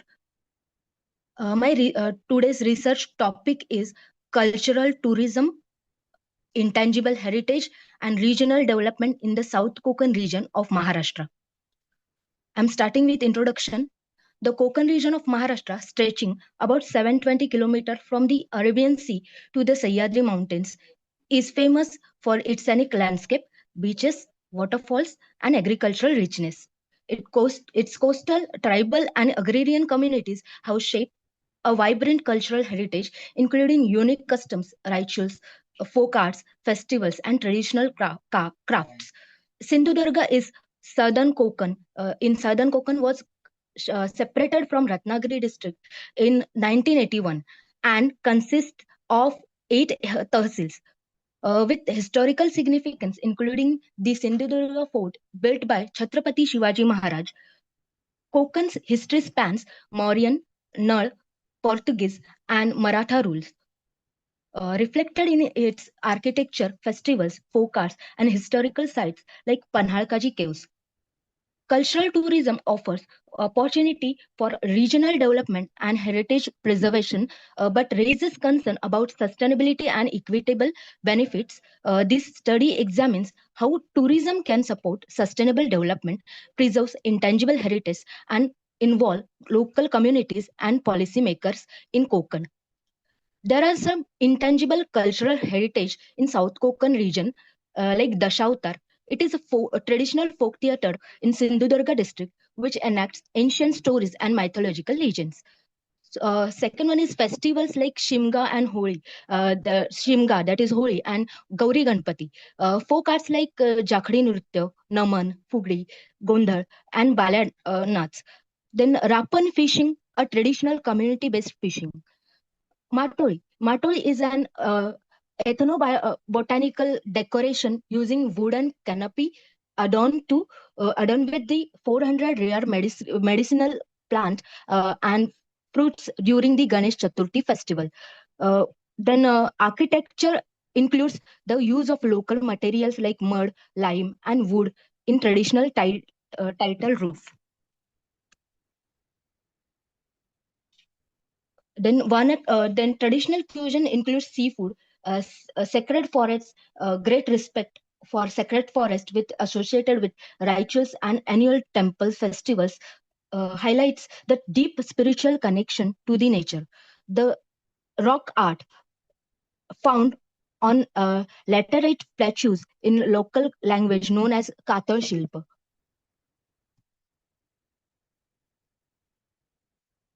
Problem statement of my study is Maharashtra's Konkan region is coastal, tribal, and agrarian cultural.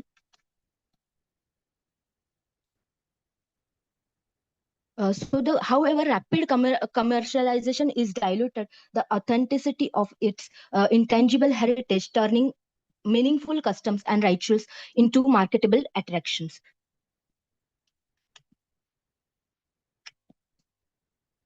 Research objectives are to study the role of cultural tourism in documenting, preserving, and promoting the intangible cultural heritage of the South Konkan region, including traditional art, festivals, languages, culinary practices, folk performances, and community rituals. To study the socio-economic impact of cultural tourism on regional development in South Konkan related to employment opportunities, local entrepreneurship, and community well-being. The third objective is to study the importance of cultural tourism initiatives, influence the cultural identity and social fabric of local communities, including both positive outcomes and potential challenges such as commercialization or cultural dilution. Fourth objective, to study existing tourism policies, local governance structure, and stakeholders' participation in heritage management and regional development within South Konkan. And the last objective, to study opportunities in current cultural tourism practices in the South Konkan region. Here I am sharing literature review. The research paper, the article written by G. Praveen and Dr. P. Rajaram in 2025 on the evaluation and enhancement of rural life in villages of the Palki Marg in Maharashtra. Then here are other researchers like Pallavi Kirti in 2024, the article Tribal Tourism in Konkan, and Dr. P. Yogesh and Navedu in 2015. In this article, issue in Development and Intangible Assets Finance, a case study of village Devbag, coastal Maharashtra, India. Researchers state that coastal development along Maharashtra Konkan's coast, particularly in Sindhudurga, face challenges from rapid tourism growth, which impact both the physical environment and local communities. Research methodology, I have the proposed study. The proposed study examines the relationship between cultural tourism, intangible cultural heritage, and regional development in district of Ratnagiri and Sindhudurga in the South Konkan region of Maharashtra, using a descriptive and analytical research design that focuses on secondary data, while the analytical sections look at relationship between heritage preservation and regional development trends.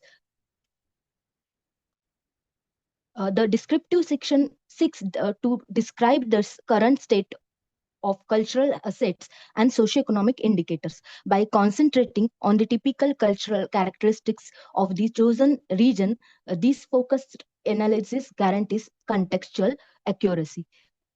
Secondary data I have used there. Data sources are Maharashtra Tourism Development Corporation's report, District Tourist Offices, Ministry of Tourism reports, and State Economic Survey. The specific information I have to collect that tourist arrivals, domestic and foreign tourists, and in Ratnagiri and Sindhudurga districts, and average length of stay, and tourist revenue estimates. Then Census of India, district gazetters, public work department, number of registered hotels, homestays, road, railways, connectivity data, like Konkan railways, national highways, availability of the basic tourist amenities.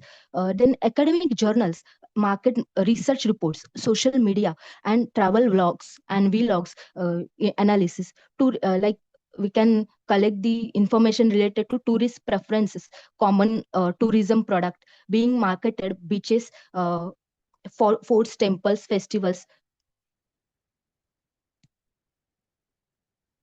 For analysis of my study is sustainable development in Konkan requires balancing Time is economic over. growth. 7 minutes is over. Kindly jump on your conclusion. Okay.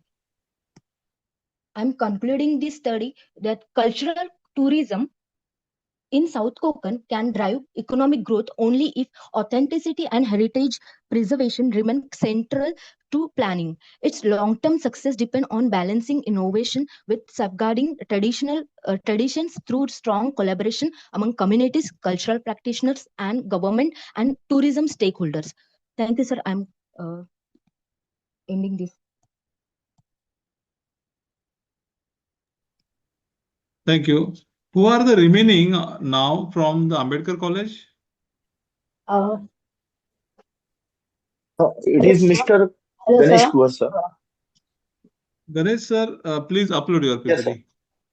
PPT. Yes, I am uploading through the mobile phone, sir. Will you access me with the share? Can I share my PPT, sir? Yes, we having the option for sharing. Open your PPT, go to Zoom. There will be a green color of button name share. Click on that. Share. The Screen share. screen will be share. Screen sharing. Yeah. No. Right, sir. You understand first? Close it, sir. Yeah, it is okay. You are from operating in Dr. mobile Ambedkar College. PPT. Yeah, I'm operating in mobile, sir. Very Should I start, sir? Please continue. Thank you, one and all.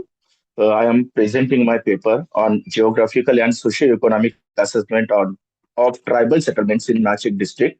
I am from Dr. Ambedkar College of Commerce and Economics, Wadala, and I am a research scholar student from the same center. And my research guide is Dr. Raj Ankush Soshte, sir. My paper is related to the tribals. They are the indigenous people of this country. And the study area from where the castes or the tribals belongs are Bhil, Kokna, Warli, Katkari, Mahadev Koli, etc. The Nashik city, also known as the Grape City, and considered as a mini Maharashtra because uh, it accommodates the different kind of nature, environment, and the geographical areas, and that's why it is called as a mini Maharashtra. Uh, its geographical status is, we can say that it is located to the western part of our country, that is the India, the western part of the Maharashtra. Basically, it is located to the western north part of the Maharashtra, but we can consider it in the alignment that is the western part. And also, the study area is to the western part of the Nashik district, and the ST population is there near about 15,64,369. In the percentage, near about 25.62% peoples, the tribals are living in the district. I have the review of literature. I referred the Pathare and Pathare's 2013 book, which give me the details of sex ratios of the tribals in the um, particular study area. Then the Borset 2017, then the more recent works, currently 2024, Dr. Gangurude and Dr. Pawar. Then research methodology. I have collected the data through the secondary sources only, and my studies purely based on the secondary data. Used the statistical techniques tools, the tables to present my research paper. Sorry, I skipped my objective slide. I am just read it out here. The first objective of the study to describe the geographical location of the tribal settlements in the Nashik district. Second one is to present size and nature of the villages to using the government official data. Third one, to compare basic facilities and living conditions between the tribal dominated areas, as it is the western part of the Nashik district, and the central and eastern part, which is the non-tribal area. And number 4 objective is to highlight the main problems faced by the tribals in the study region. Then data analysis and findings are there.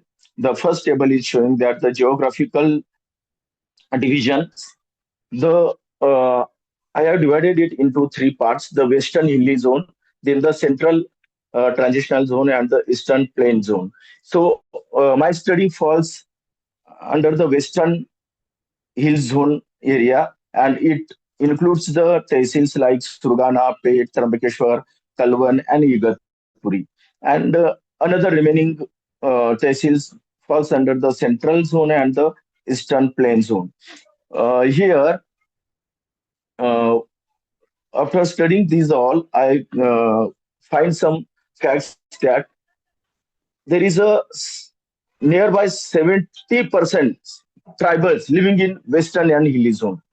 But according to the references and the study, I come to know that these peoples were at the plain and central area, but due to some reasons and due to the uh, agriculture is they have pushed them to the hilly areas like the western hilly zone.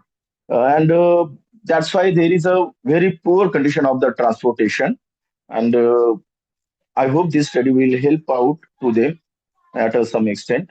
Then the second table showing the nature of villages, where I took that western part tehsils like Surgana, Pet, Trambakeshwar, Kalwan, Igatpuri, and Niphat, where in the first column the total villages are shown, and less than 500 population shown in the second table, which are clearly showing that the 70 to 80% villages having a more than less than the 500 persons population. So they are scattered all over the geographical area, and it is very difficult to reach out to each and every village and to provide them the facilities, etc. They it is specifically I have mentioned here the last one finding that the primary teachers have to reach out there. They have to face the lot of problems because the villages are situated in the valleys and in the dense forest areas, the remote areas, and that's why it is very problematic to the teachers. So it is just an example, but it is really problematic to provide the facilities and get them to the main area of the to get the touch in the main area of the district. Then the third table is showing the comparison between the basic facilities. Here the part is tribal areas are different. That is the 6 talukas, and the another central zone and eastern zone is different. The literacy rate is the literacy rate is there. Then the female literacy rate is there. Households, electricity, then water availability, then pakka houses available, villages connected by all weather road transport facilities, and all these things I have mentioned here. And it is I come to the findings that the electricity has reached most tribal homes only after the 2015-16. So it is the main finding here. In a 21st century, we are providing them the electricity facility in 2015 to 16. Then the drinking water problem is also there. Right now, also they have carried the water on their heads, and female literacy rate is very low. It is the 20 to 25% because they are the females are doing their work throughout the day, just like the carrying the water or fetching the water, the collect the firewoods and other things, and that's why they don't have the time to go to the school, or they are busy in their work, and there is a lack of the awareness, and slowly we will develop it definitely. Then the nearest high schools are in the distance of the 7 to 12 kilometers away from the bus stands and their main settlements, and there are very few pakka houses. And the main problem I have highlighted here, the single biggest reason, the solution actually we can say it, the transportation facility is very low, and we have to provide that transport facility, because all the problems through the we can solve through the transportation. All things will be cured. Then the last table showing the main sources of the livelihood. Agriculture is there, minor forest produce, sale of the minor forest produce is there, seasonal migration for the work is there, and regular government jobs or private jobs are there. So here we can see into the table that most of the population is rely on the agriculture laborers. They just migrate for the labor purpose from their main settlement areas to the Gujarat or to the other eastern part of the Nashik, etc. And basically their period for the migration is from November to June. A large number of young people, men, sometimes entire families. So time is over. Sir, I'm concluding. Last slide is there, sir. So I concluding my study paper here. Nashik tribal settlements housing 25.6%. Population in the district harshest terrain embody enduring geographical inequities. It is scattered in western hills. This village is small, roadless, and so we have to go reach out there and help out to them. Then the official data from 2011 census to 2022 reviews affirm that without terrain-specific interventions like all-weather paths and local enterprises, disparities will persist. And the last one conclusion is bridging this requires reallocating funds to ITDP, that is the Integrated Tribal Development Program, then education hostels and sustainable forestry transforming isolated into the resilience. These are the references I have used, sir.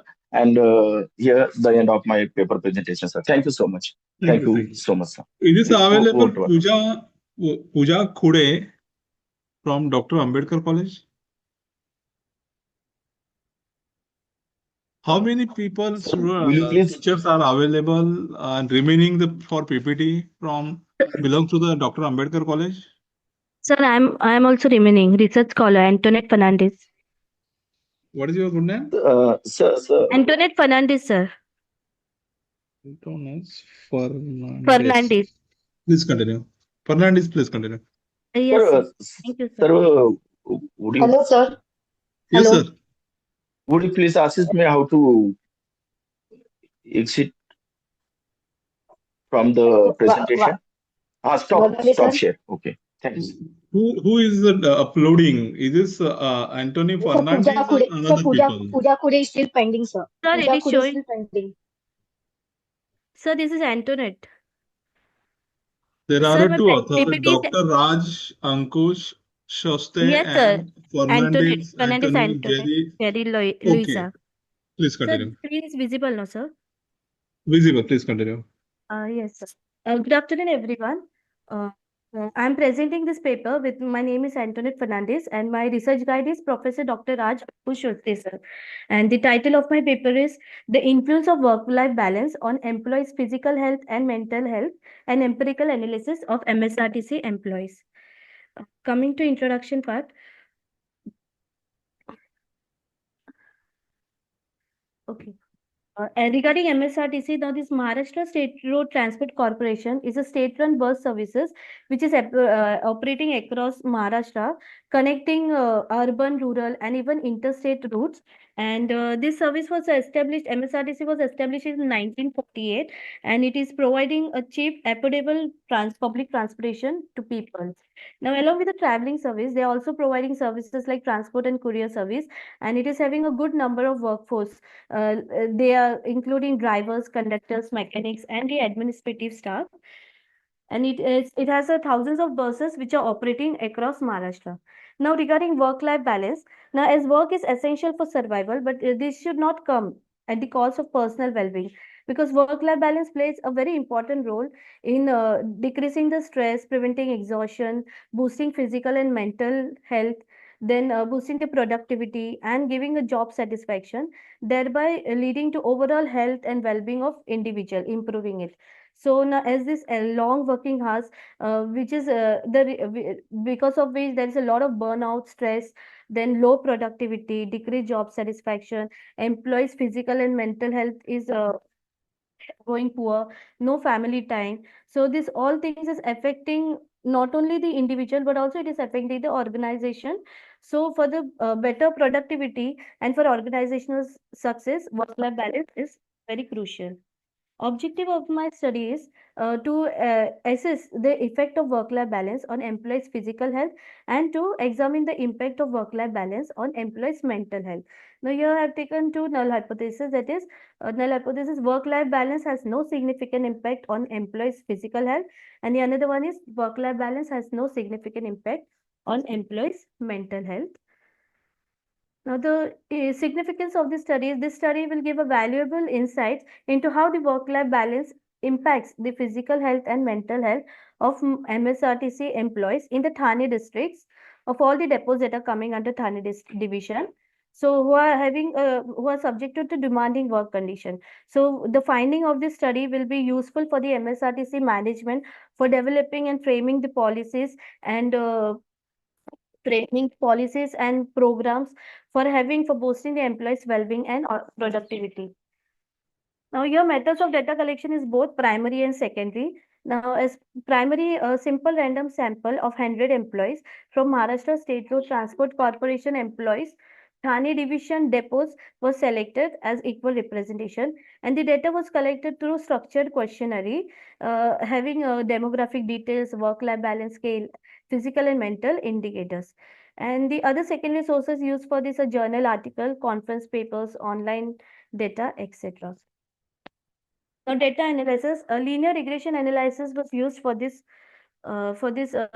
paper. And now the hypothesis one for finding impact of work-life balance on physical health. So the as a here significant p-value is below than 0.001. So the null hypothesis work-life balance has no significant impact on employees' physical health is rejected. So the regression analysis showed a statistical significant relationship indicating that variations in work-life balance are strongly connected with changes in physical health and outcomes. So now here, since the p-value is far below than 0.05 threshold, so this implies that the employees who are having better work-life balance, they are tend to have a better physical health, while poor work-life balance is linked to increased fatigue, lot of stress, and physical strain. Therefore, work-life balance is an important predictor of physical health among MSRTC employees. Now, the second hypothesis for finding the impact of work-life balance on mental health. Now, here also, regression findings are highly significant. P-value is less than 0.001, showing that work-life balance has a measurable and meaningful effect on mental health. So this null hypothesis, work-life balance has no significant impact on employees' mental health, is rejected. This shows that employees who are having better work-life balance reports lower stress level, reduced burnout, and improved emotional well-being. And on the other side, those who are having poor work-life balance, they're having a lot of mental exhaustion, anxiety problem, depression, reduced job satisfaction. So thus, work-life balance here serves as a strong determinant of mental health among the MSRTC employees. Now the conclusion is this study have found out that the work-life balance on the impact of work-life balance on physical health and mental health of MSRTC employees from Tower Division. Collecting data from 100 respondents through structured questionnaire and analyzing this data by using linear regression analysis. The findings which is explored is there is a significant relationship between work-life balance and employee well-being. So both the hypothesis showed highly significant results, indicating work-life balance is playing a crucial role in shaping employees' physical as well as mental health. So employees better work-life balance tend to experience fewer physical health issues, and they report higher level psychological well-being. And in the reverse side, poor work-life balance, it contributes to the employees' stress, increased fatigue, and mental strain. So overall, this study concludes that work-life balance is very important determinant of employee health, highlighting the need for organizational strategies and supporting policies that promotes healthier work-life balance practices with Maharashtra State Road Transport Corporation. Thank you. And these are the references that I have referred for this paper. Thank you. Hello. How many teachers are remaining for PPT belongs to the Dr. Ambedkar College? Sir, myself is pending. Hello. Are you belong to the Dr. Ambedkar College? Yes, yes, sir. Yes, sir. Myself, Please Pooja upload Kure. your I'm the PPT. Are you presenting your PPT orally Yes, or sir. uploading the Sir, PPT? through PPT, sir. So please give me some time. I'll just Okay, share my screen. okay. There are several peoples are leaving. They are waiting for PPT, madam. You do one thing. You take your 4 to 5 minutes, but do fast because of the other people are waiting. Do it fast.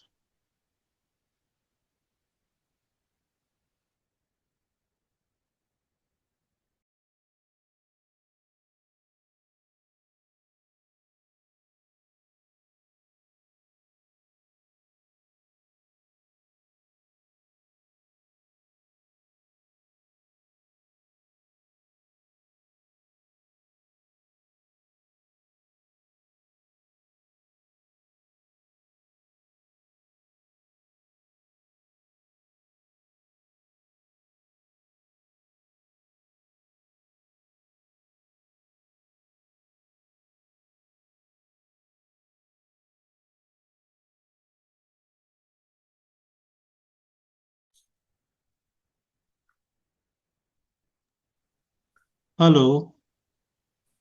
Can I share my PPT? Taraknath, you please continue because we are waiting for them, but they Thank are you, not sir. responding. Thank Please you, sir. continue. Thank you, sir. Please continue. Thank you, sir.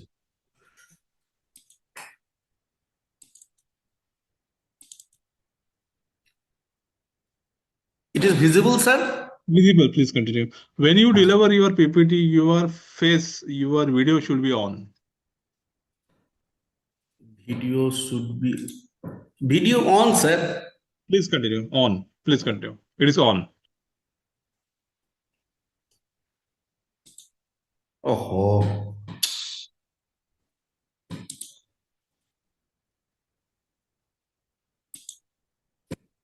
Who want to do the next presentation after the Taraknath? My name is Taraknath Mullik. My university is Manipur International University. My topic is effectiveness of Raj Yoga meditation in reducing post-traumatic symptoms among flood survivors. My supervisor is Dr. Joyce Galankar, Maharashtra. My study area is Arambagh block, Hooghly, West Bengal. My focus of the study is PTSD, post-traumatic stress disorder, depression, resilience, sleep quality, and self-efficacy. Background and rationale of my study is floods cause widespread physical and psychological distress. Survivors often experience PTSD, anxiety, depression, insomnia. 20 to 40% of the disaster survivors show significant post-traumatic symptoms. Limited access to mental health care in disaster-prone regions. Need for low-cost, community-based psychosocial interventions. Role of Raj Yoga meditation.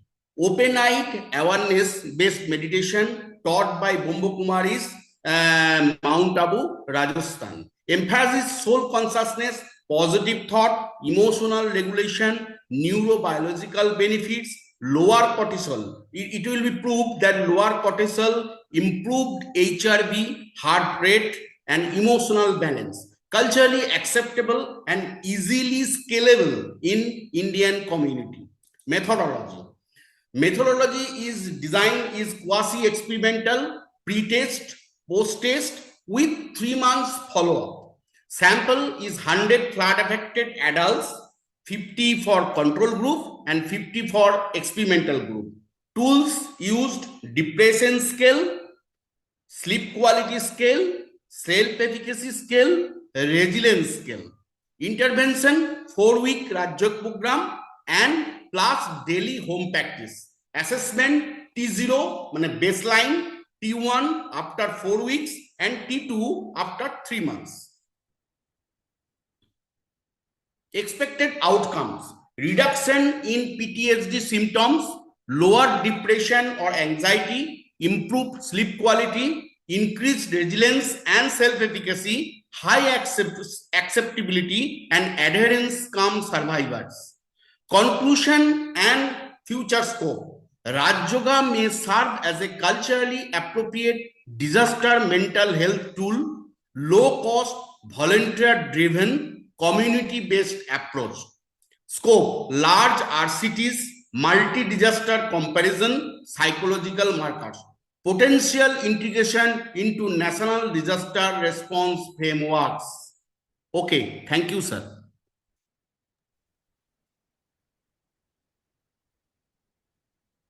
Who want to do the next presentation, PPT presentation? Sir, Omkar Singh. Please continue. Upload your PPT. Do you want to orally present? Yes, sir. No, sir, I want to upload my, I'm uploading my PPT.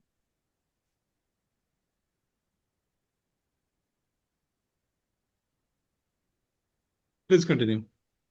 Good afternoon, everyone.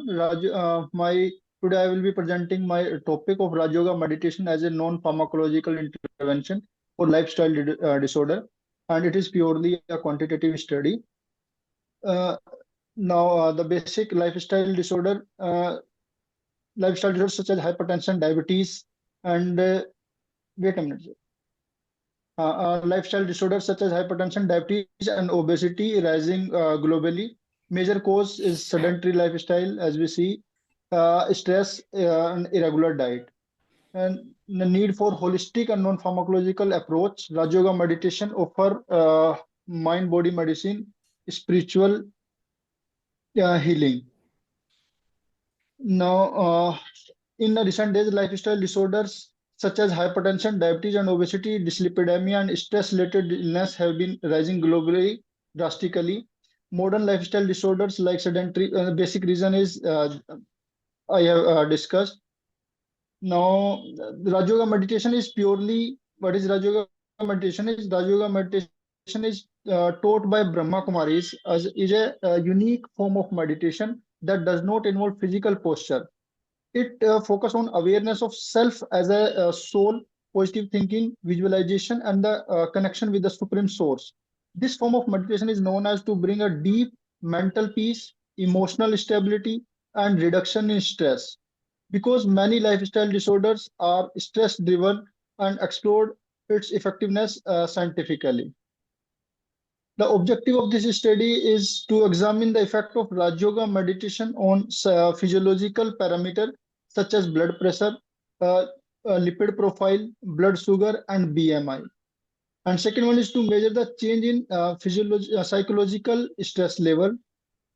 To statistically compare pre and post meditation result in quantitative analysis, and to evaluate whether Raj Yoga meditation can be a non-pharmacological health promoting practices. Now, hypothesis is the first is null hypothesis that stated that there would be no significant difference in health parameter before and after practicing Raj Yoga meditation. And the alternative hypothesis is stated that there would be significant improvement over the meditation intervention. The statistical analysis eventually helped us to determine which hypothesis was accepted.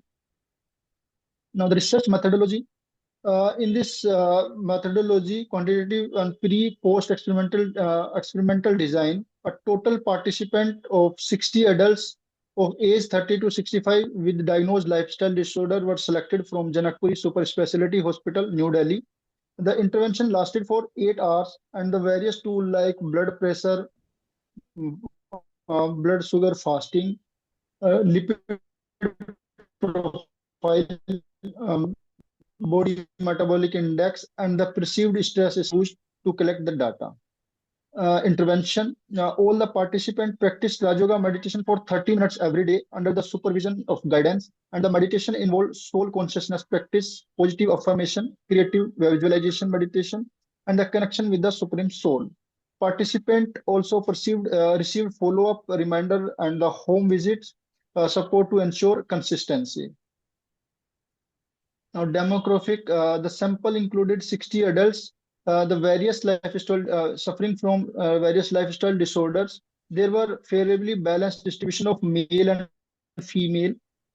Conditions included hypertension, diabetes, obesity, high stress, and the dyslipidemia.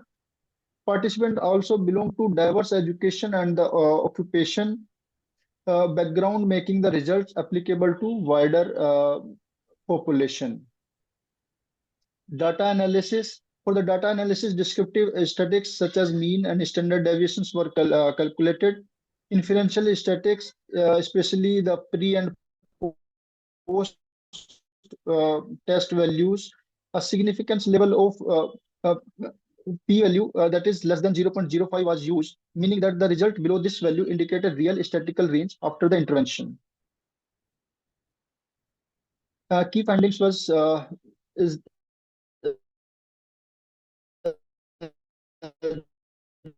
that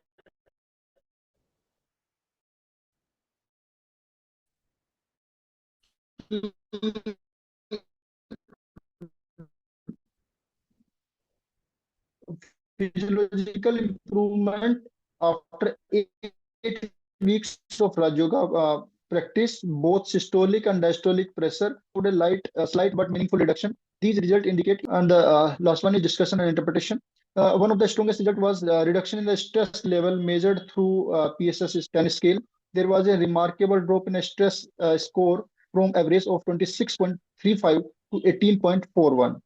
All improvement were statistically significant, leading to the rejection of the null hypothesis and the acceptance of the alternative hypothesis that Raj-Yoga meditation is effective in improving physiological as well as psychological symptoms. And the conclusion is that Raj Yoga meditation conclusion is clearly demonstrate that Raj Yoga meditation is positively influence both body and the mind, and the reduction in the stress appears to be the main factor improving blood pressure, metabolic health, and the emotional well-being. This align with the previous studies showing the meditation reduce sympathetic activities and enhance the parasympathetic activity responses, lower cortisol level, as well as improve mental stability. Thank you.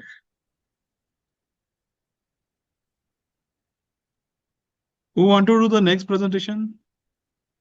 Sir, should I start? Please continue. Myself, Amit Biswas. Amit Biswas, please continue. Yeah. Good afternoon, everyone. Myself, Amit Kumar Biswas. I am a PhD research scholar at Manipur International University. And today I'm honored to present my findings of my study, and the title is School-Based Hypnotherapy Intervention for Reducing Examination Anxiety. So let's begin with the problem examination anxiety, which is a global adolescent challenge, but it is particularly acute in India, where exams are often perceived as high-stake determinants of the future success. But this anxiety significantly impairs concentration, memory, even overall emotional well-being. So our study addresses this by investigating hypnotherapy as a structured, non-pharmacological, and culturally integrated solution.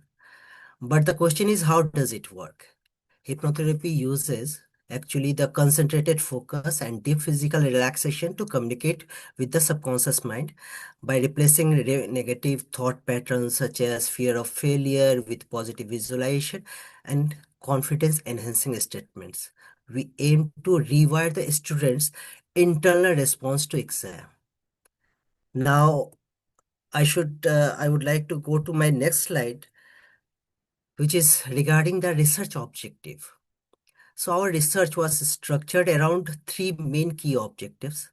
First, and the most fundamentally, we aim to determine if hypnotherapy is effective in curbing the examination anxiety among high school students in West Bengal. Second was, we needed to quantify this effect by assessing and comparing the pre and post interventions anxiety levels between the students who received the treatment, that is the experimental group, and those who didn't, that is the control group. And finally, we sought to test the gender variation in the effectiveness of the intervention, ensuring that it's a broad applicability across the student population. Now, the question is the need for the study. So I'm going to the third slide. Now, the question is why this study and why now? Our work fills three critical gaps, as you can see in the slide also. First, we aim to provide local school level evidence from West Bengal, specifically looking at the effect of hypnotherapy on both anxiety reduction and ultimately academic performance. Second, our goal was to develop a scalable intervention model. This model had to be empirically tested, brief, and crucially consistent with foundational principles of Indian psychology. And lastly, this research is about informing policy and practice. We want to establish evidence that supports the incorporation of mind-body approach into school mental health infrastructure, specifically through counseling cells and teacher training programs. Now, if I go to the research methodology, so we employed a quasi-experimental pre-test, post-test control group design, a necessary approach in real-world school setting where full randomization can be difficult. Our sample consisted of 200 students. We split it equally into 100 into experimental group and 100 in control group, drawn from class 8 to 10 in Nadia district of West Bengal. Inclusion was based on the pre-test score of 35 or higher on the test anxiety questionnaire. The intervention for the experimental group comprises 9 sessions over 3 months period. Each session involved a structured protocol moving from simple breathing and muscle relaxation to deeper phase of guided imagery and powerful positive suggestion for confidence and focus, ending with anchoring technique for self-practice. Now, if I'm going to the data analysis part, data analysis and interpretation, the result was compelling and unequivocally supported both our hypotheses. Regarding hypothesis 1, the effectiveness of hypnotherapy. The hypnosis 1 was accepted. The experimental group achieved a mean anxiety reduction of 16.69 points, dropping from an average score of 40.20 to just 23.51 post-intervention. And most importantly, the effect size measured by Cohen-D was extremely large, 4.47. This signifies that the intervention is not just statistically significant, but possesses profound practical and clinical significance for students. And the control group showed negligible change. Regarding hypothesis 2 also, the gender effect, the hypothesis 2 was accepted and we found no statistically significant gender difference in the benefits received, confirming the intervention universal applicability across the student population. And if I'm going to the next slide, that is the conclusion and the future scope, what we have. So in conclusion, the study provides strong empirical evidence that a school-based hypnotherapy program is highly effective in reducing examination anxiety among adolescents in West Bengal. And additionally, the large effect size confirms that this is robust, beneficial, and potentially transformative intervention, I can say. Our integration of yogic principle provides a culturally grounded framework, increasing its relevance and acceptance. And for future research, we suggest moving to randomized control trials, RCTs, and incorporating objective physiological measures like heart rate variability or cortisol level to provide further multi-model validation of these powerful psychological findings. And last is the references. Actually, this work is supported by the cited foundational literature on clinical hypnosis and test anxiety, as well as our related publication, which are listed on the slide. Few are listed, and there are so many. And I would like to sincerely thank my co-author, Dr. Venkat Patel, for his support. And thank you for your time and attention. Thank you so much. Thank you so much, sir.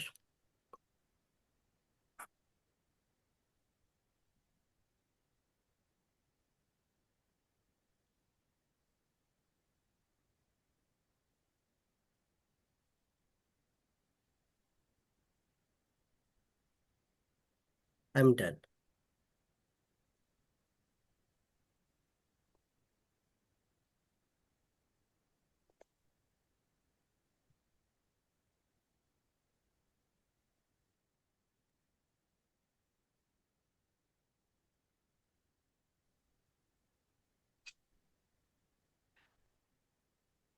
Hello.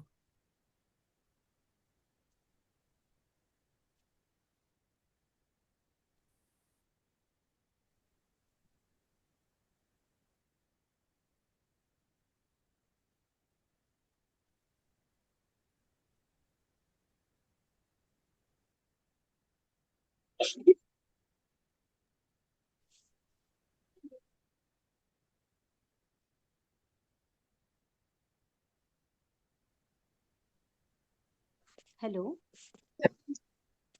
Yes. Hello, Wagmare sir. Can I start? Sir. Wagmare sir.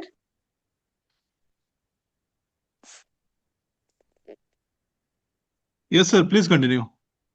Yes, sir. I'll just start. Okay, so everybody, a very, very good afternoon. I'm just sharing my screen. Just a second. Yeah. Your So here is, PPT should be visible. Your face, your video should be on. yes, sir. I'll just do it. Okay, I guess my video is on now. Yeah, it is Okay. visible. It is Yeah. audible. Thank you Please so much. continue. Yes, sir. So my topic is on sustainable practices in international business after the G20 summit. We all know that just now it has been concluded. So I'll start with the introduction. See, basically, it's the sustainable social initiatives which we are discussing here. And our focus is to find out how exactly we could really focus on sustainable initiatives which are very necessary, especially with the climatic change which we are facing. And that is what is my idea of concern. So basically, we are trying to put up about the more planned sustainable strategies and also the participation so that we could ensure that there could be greater participation and greater kind of management of resources so that, it really becomes a good initiative for the world countries. Now, coming to the other part of this, we would like to emphasize that basically, once we say about the global changes, we say that it is more about how exactly these changes could be incorporated or how exactly these changes could really be making the kind of a growth so that in the times to come, it doesn't can really create problem in terms of climatic change. So the second thing is about objectives, which is about how clearly we can achieve them, and more importantly, what we could do so that we could increase the basis of increasing the overall sustainability as well as achievement of objectives. So here we have discussions, we have important sustainable practices, and we've tried to bring about the modern businesses so that the focus can be towards making the right changes accordingly. Thereafter, the next important thing is about research methodology. The primary data is about 100 different undergraduate colleges. The primary data is also about the G20 summit. And the researcher is using standard deviation, variance, and statistical tools to ensure the calculations. Then coming to the next one, the limitations of the research is that it is a very, very recent development which has recently happened, and that is why we require more of what is called as support for knowing how exactly these changes can really help the countries of the world to increase the awareness for sustainable practices and ultimately to increase the kind of a real policy measures in which sustainability. So here has tried to give suggestions about what exactly could be immediate steps, what exactly was, and there is a very limited data which the researcher is using so that the decision, so that the discussion could really happen on the sustainable practice. Now, coming to my final slide, which is about my suggestions and recommendations, the researcher feels that we require a very systematic approach. We require scientific analysis of data. We further require to understand how exactly we could contribute for G20 and also to making systematic changes for improving the global perspective for this. Now, coming to my conclusion, I want to say that the global cooperation is what we really require. And here, what we require is to find out how exactly these changes could actually be implemented. And so we could actually be creating a strong basis towards creating a very strong fundamental for increasing the sustainable use of resources.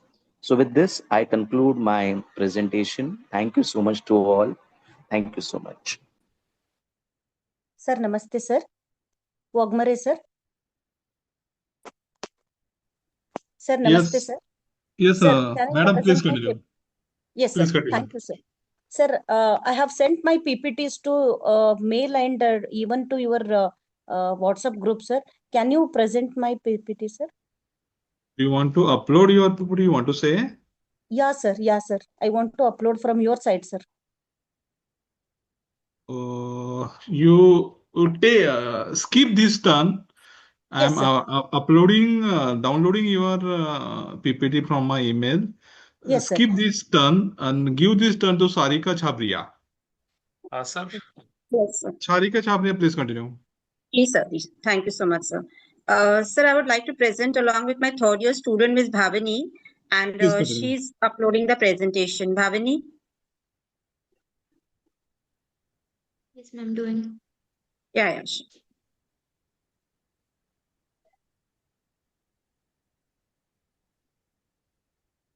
The technique of uploading the PPT, first open your PPT, go to the Zoom, there will be green. Yeah, it is being uploading. Yeah, please continue. Keep the slideshow on, Bhavani. Visible, please continue. Thank you so much. Thank you. Good afternoon, one and all, connected to this virtual platform.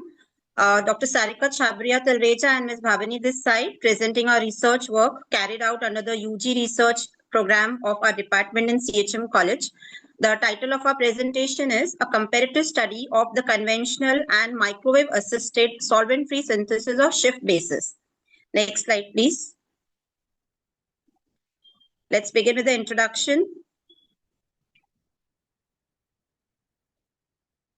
Bhavani, next slide. Yeah, thank you. Our project began with the concept of green chemistry, which focuses on making the chemical processes more sustainable by reducing the waste, avoiding hazardous chemicals, and lowering the energy consumption, which is particularly important in evolving the circular bio-based economy of a country. One of the most powerful green chemistry tools is microwave-assisted organic synthesis, abbreviated as MAOS henceforth.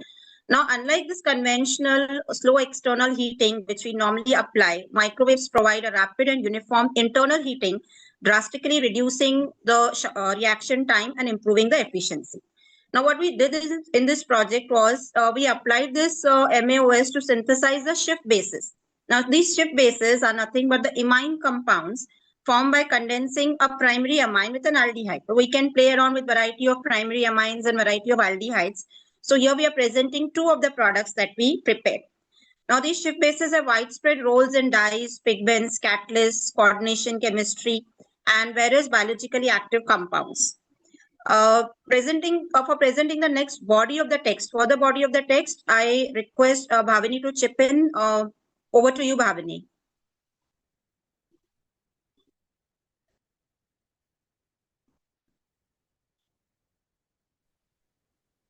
Starting with the MAOS applications, it can be used in green chemistry, pharmaceutical, material science, and many other things like analytical chemistry, waste management.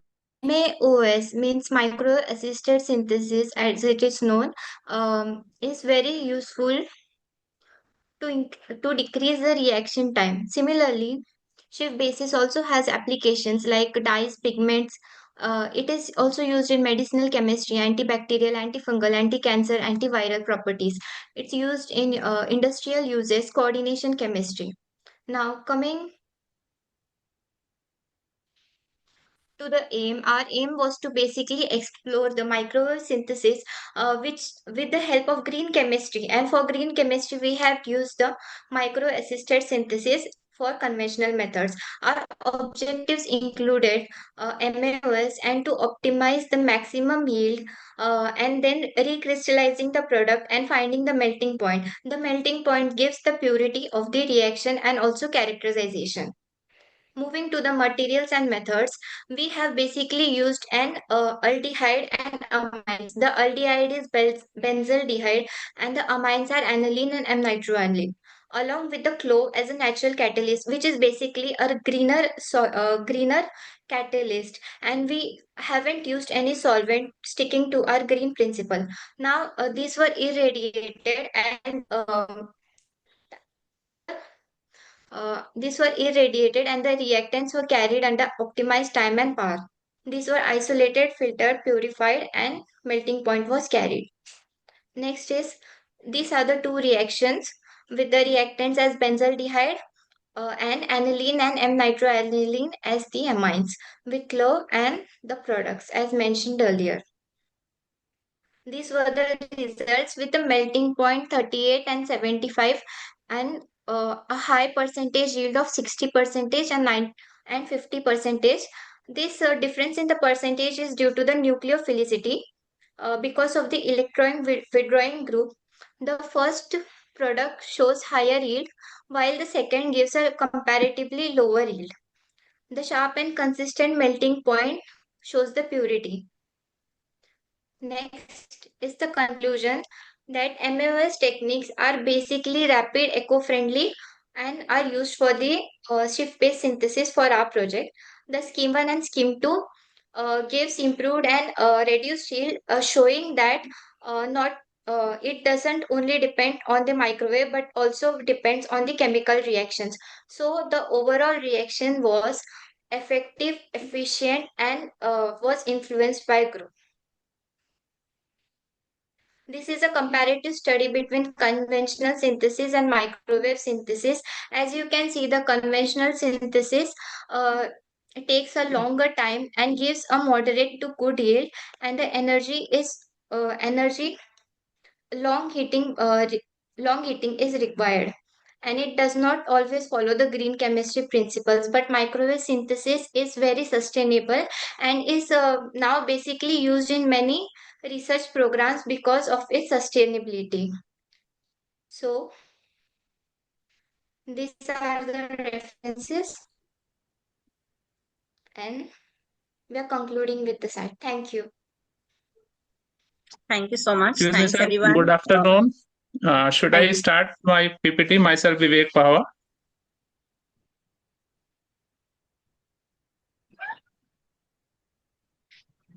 Sir, Wagmare, sir.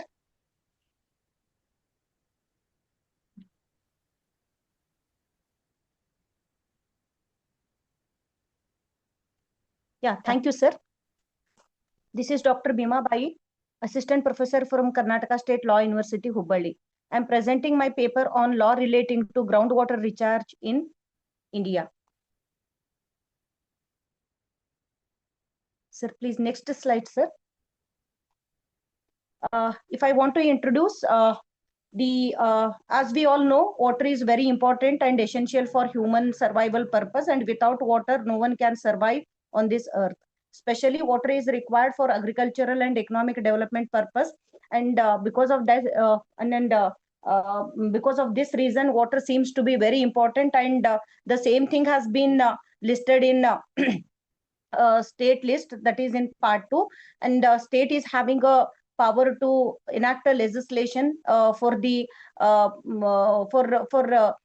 avoiding the depletion of water, but still because of its over usage and exploitation and even the pollution, the depletion of water is taking place in a rapid way. And enhancing groundwater resource is not just a matter of water availability, but it is crucial for food security, health, and environmental sustainability. And the main factor of water crisis which are at worst include drained and contaminated aquifers and drought, etc., which are due to overconsumption. And as we all know, the right to food has been specially enforced under Article 21 of the Constitution, and Supreme Court.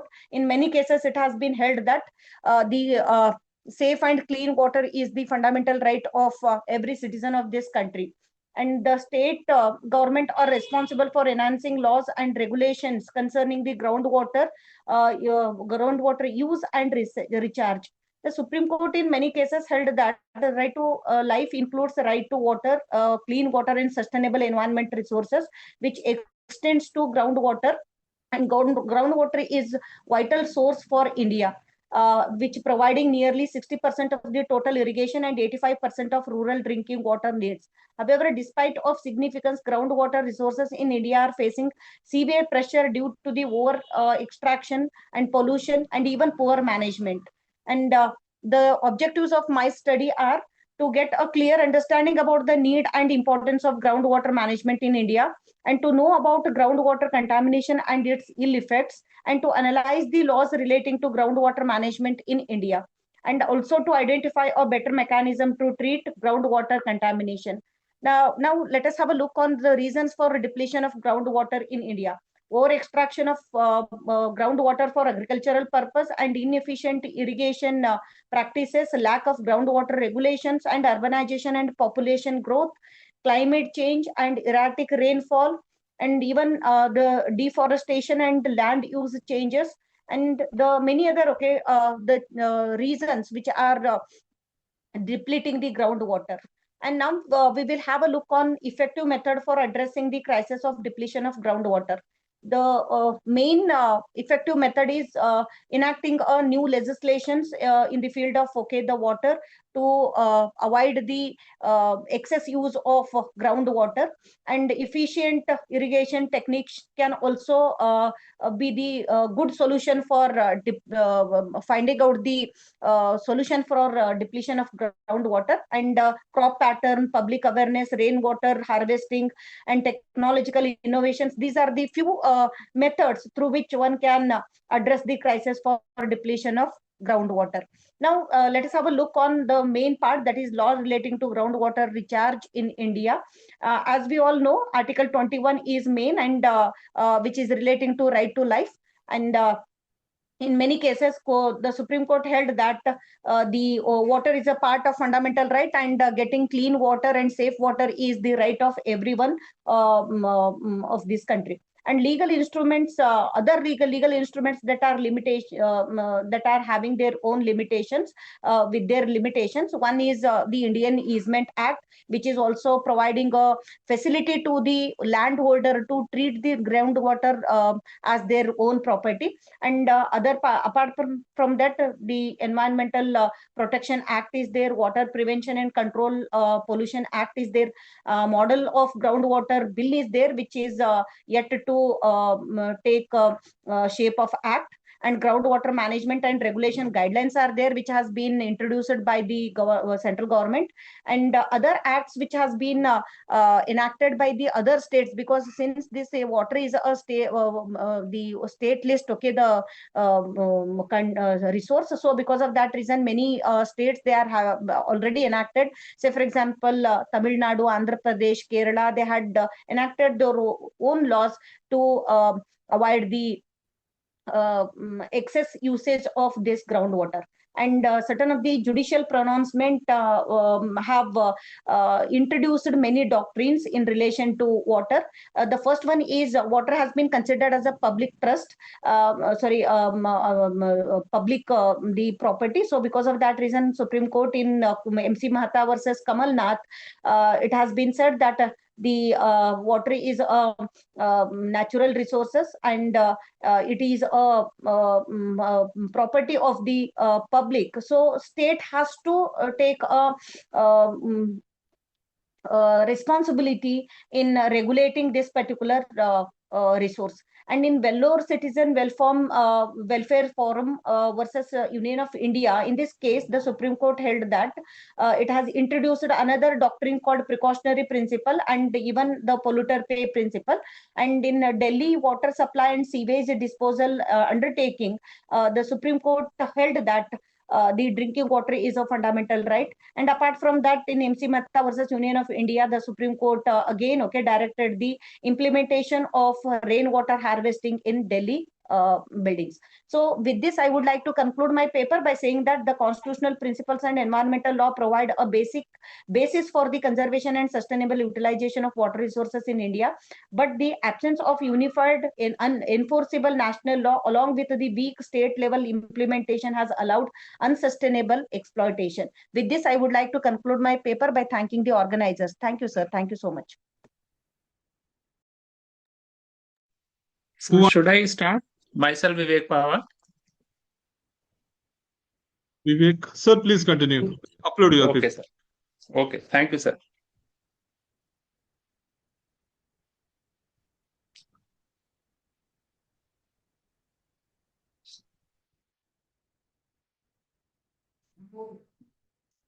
Sir, is it visible, my PPT?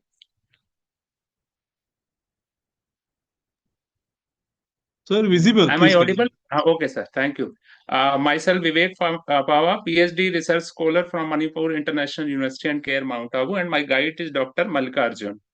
And my research topic for this paper is the inner journey from stress to peace. It is an exploratory review of Raj Yoga meditation and stress management. Ki how through Raj Yoga meditation we can move from stress to peace.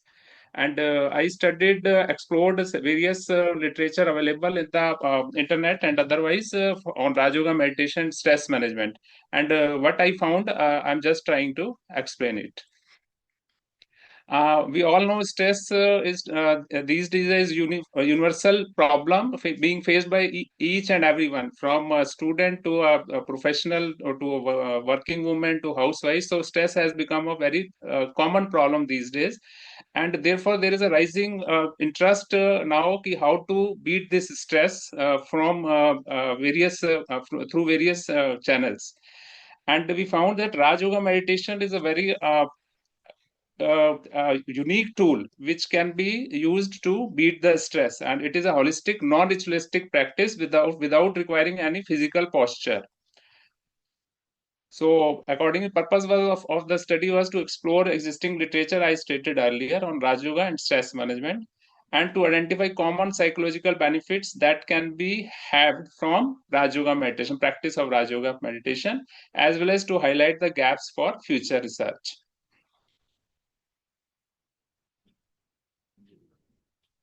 And what I found from the study of this literature, that using Raj Yoga meditation, it is a very good tool for beating stress and anxiety level. And Raj Yoga meditation gives emotional regulation and self-awareness. And I will like to simply tell you something about Raj Yoga meditation. It is an open eye meditation, and one keeps himself as a shining star just on the forehead. And we do it in an open eye meditation style, without closing our eyes. Otherwise, most of the meditations you have to close your eyes, so you need some particular space for that. But Raj Yoga meditation can be done anywhere, anyway.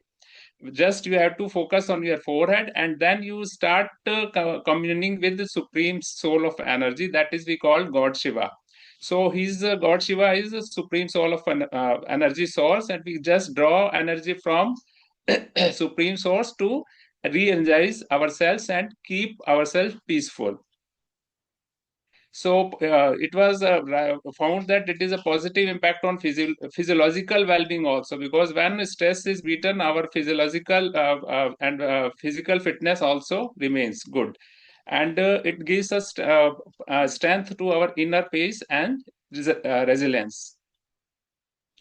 And concept highlights, so we came to know that Raj Yoga definitely promotes a shift from body consciousness to soul consciousness. Actually, throughout the day, we think ourselves as a body, but Raj Yoga tells us that you are a separate being, different from body, and you are soul, a sparkling star on the forehead. So it encourages us to self-reflection. We go inwards and have clarity and emotional stability through practicing regular Raj Yoga meditation. And moreover, it supports long-term stress coping strategies. Means someone is having long stress problems, so by practicing regular Raj Yoga meditation, one can still get himself free from stress. So in conclusion, what I found through studying the literature available on this subject or the topic, that Raj Yoga is a promising approach for stress reduction. It can be used as an effective tool to beat stress.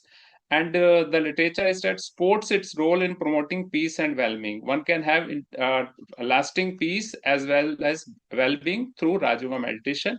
But what is recommended, there are still very much scope left for further researching on Raj Yoga meditation to see how it can be used in beating stress. Thank you. Om Shanti. Thank you everyone for giving this opportunity to hear me. Who want to do the next presentation? Good afternoon, sir. Good Hello. afternoon, sir. Here it is Shajira. Could you please May I remove present the next? PPT, Vivek sir? Hi, yes, sir. Just doing it. Sajira madam, please upload your PPT. Okay, sir. Thank you.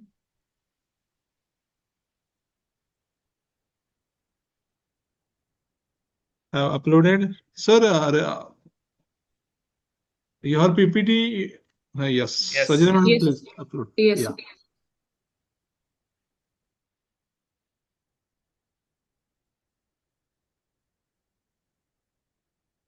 Is it visible, sir? Yeah, it is visible. Please continue.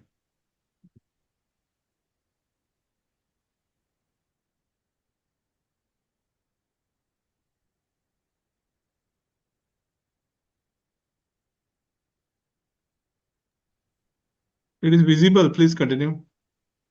1 second. Yeah. Okay.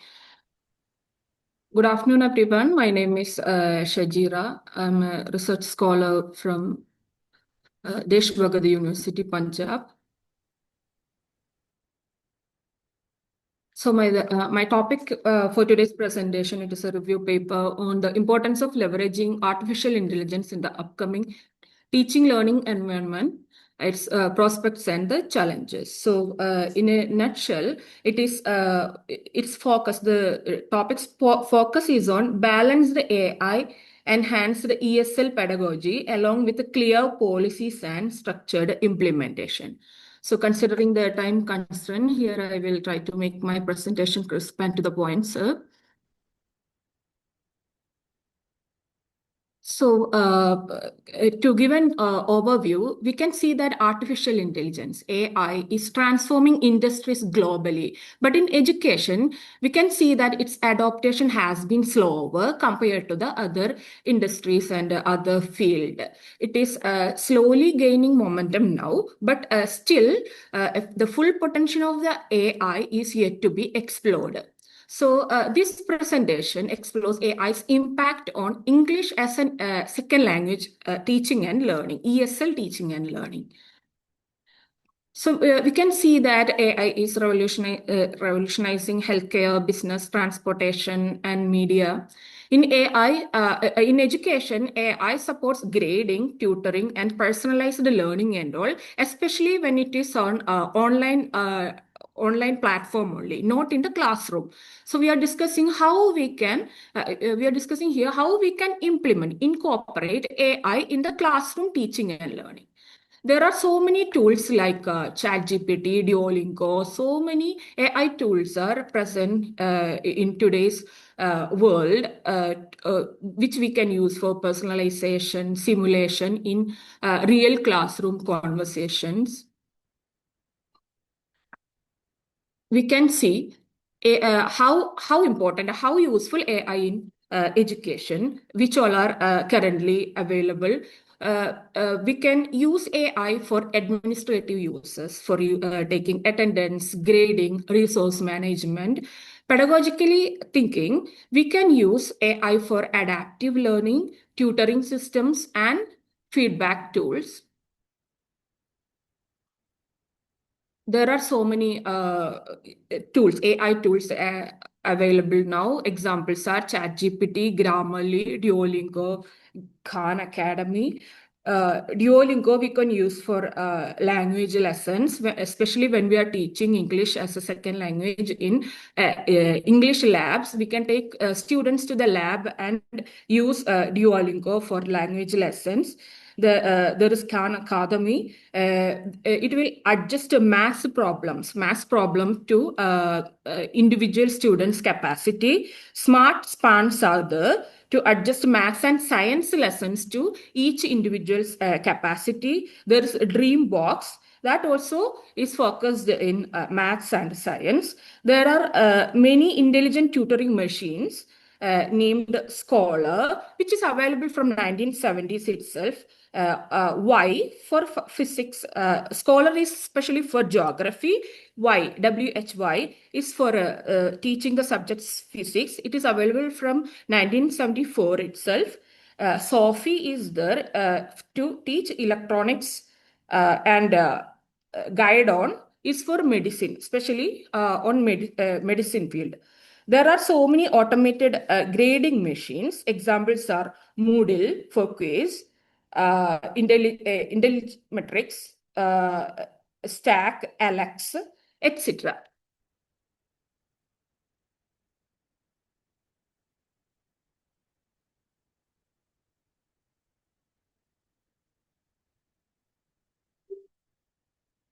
Okay, so now we can see that how it will be beneficial for classroom teaching. If when we integrate AI into classroom teaching, AI enables personalized learning paths and adaptive content. Teachers can use AI for planning, assessment, and differentiated instruction. When AI is implemented in the classroom, AI will help teacher to do differentiation methods according to each student, each individuals. It will provide inclusiveness in the classroom. Platforms like Khan Academy and Scribesense assist with the real-time data. It is always adjusting itself to the user.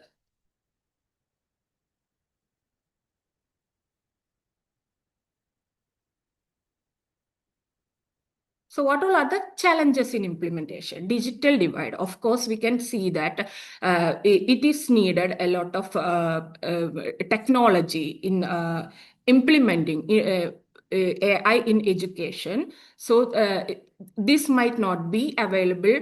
So many regions in, especially when we think about India and all.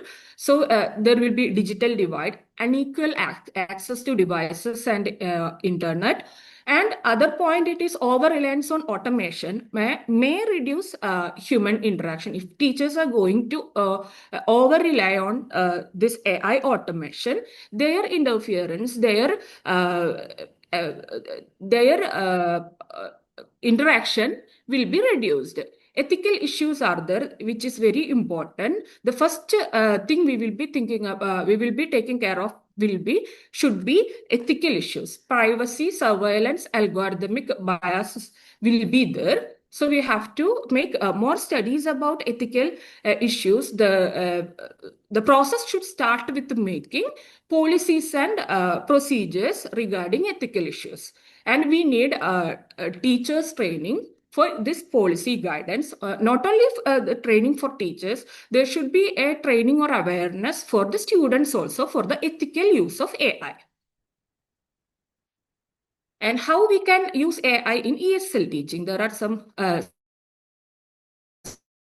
certain scopes, there are certain opportunities: vocabulary and grammar correction with Grammarly and Quillbot, adaptive learning using Duolingo and Rosetta Stone, and pronunciation training with Elsa, Speak, Google, Read Along, etc. Conversational practice using ChatGPT and other chatbots.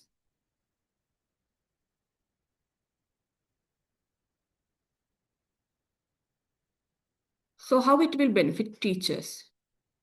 It will reduce administrative tasks for the teachers. We know the workload of teachers. If AI is incorporated in education system, it will reduce teachers' workload.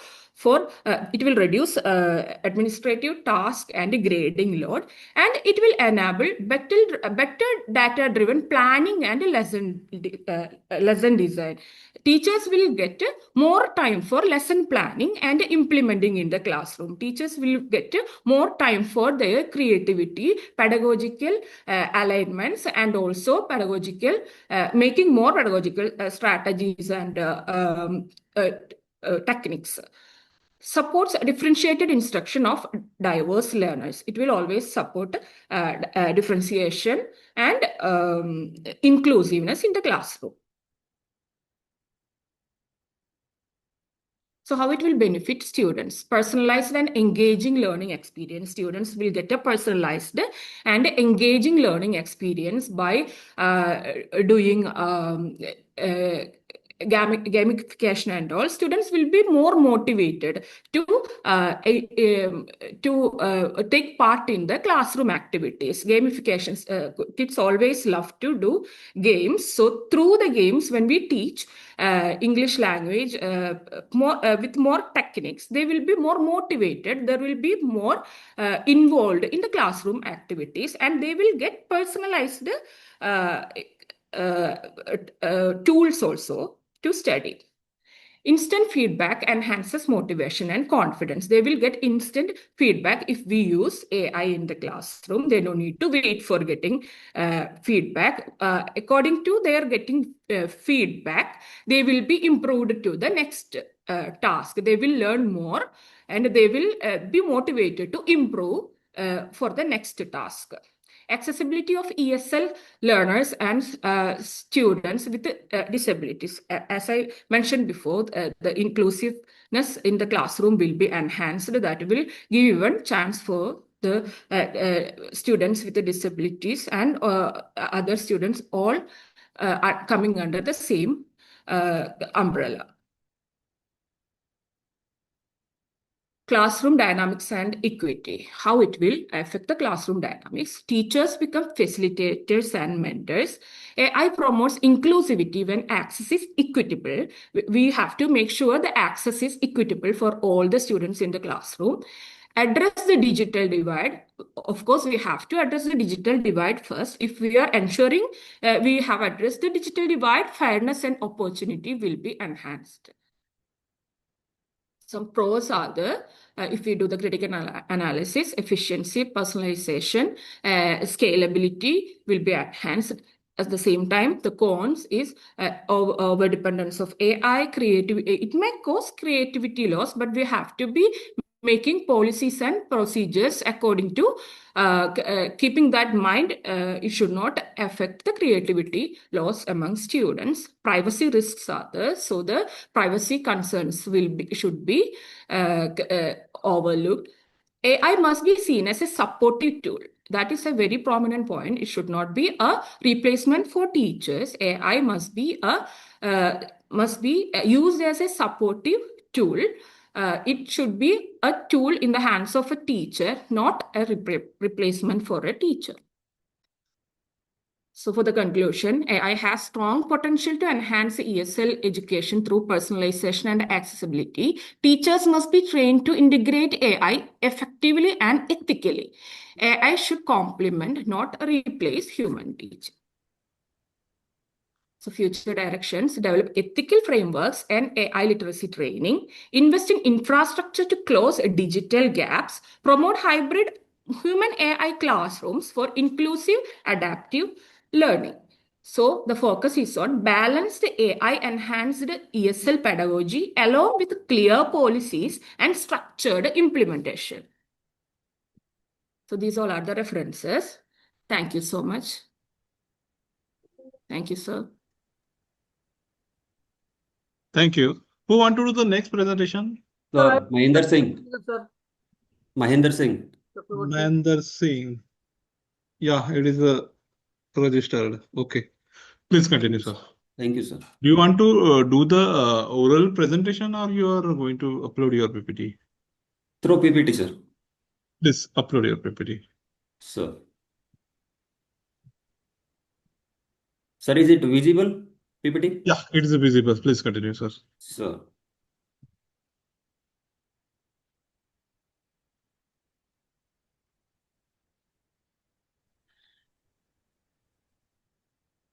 Good afternoon, everyone.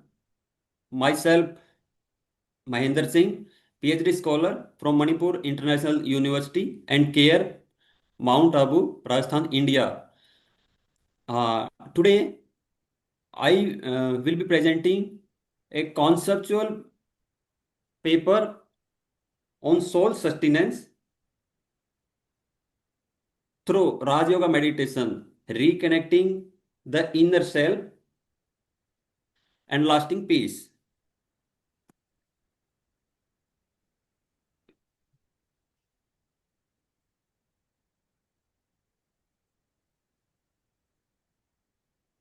Next slide is introduction. modern life today, fast-paced life has kept the individuals in stress, emptiness, and emotional stress, emotional exhaustion. So there is a need for soul sustenance.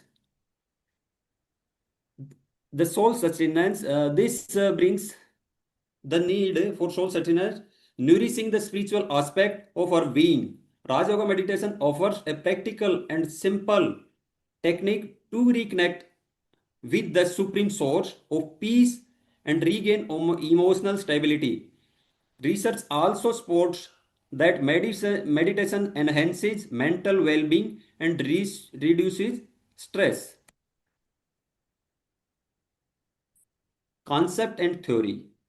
Soul sustenance. What is soul sustenance? Soul sustenance means feeding the soul with peace, purity, love, and positive thoughts. Raj Yoga is a unique meditation because it does not involve mantras or postures. Instead, it is based on awareness and remembrance. We consider the soul, mind, and body as a triplex model. The soul is the living energy, the mind creates thoughts, and the intellect makes decisions. When this connection weakens, people experience stress and imbalance. Raj Yoga strengthens this inner alignment. Next, role of Raj Yoga. Raj Yoga plays a transformative role in soul nourishment. First, it re-establishes the awareness that I am a soul, reducing ego and emotional reactions. Second, the connection with Supreme Soul recharges spiritual energy. Third, meditation helps in cleansing deep sanskars or tendencies, replacing negativity with virtues. It also enhances concentration, emotional resilience, and overall mental strength. Ultimately, Raj Yoga encourages value based living, which is essential for harmony. Next, psychological and spiritual implications. Raj Yoga beautiful bridge psychology and spirituality. On the psychological side, it improves emotional regulation, mindfulness, and cognitive flexibility. Spirituality, it leads to self transcendence and a deeper awareness of our true identity. This inner transformation naturally expands outward. When individuals experience peace, they create peaceful families and peaceful communities. Thus, Raj Yoga becomes a foundation for a building of harmonious society.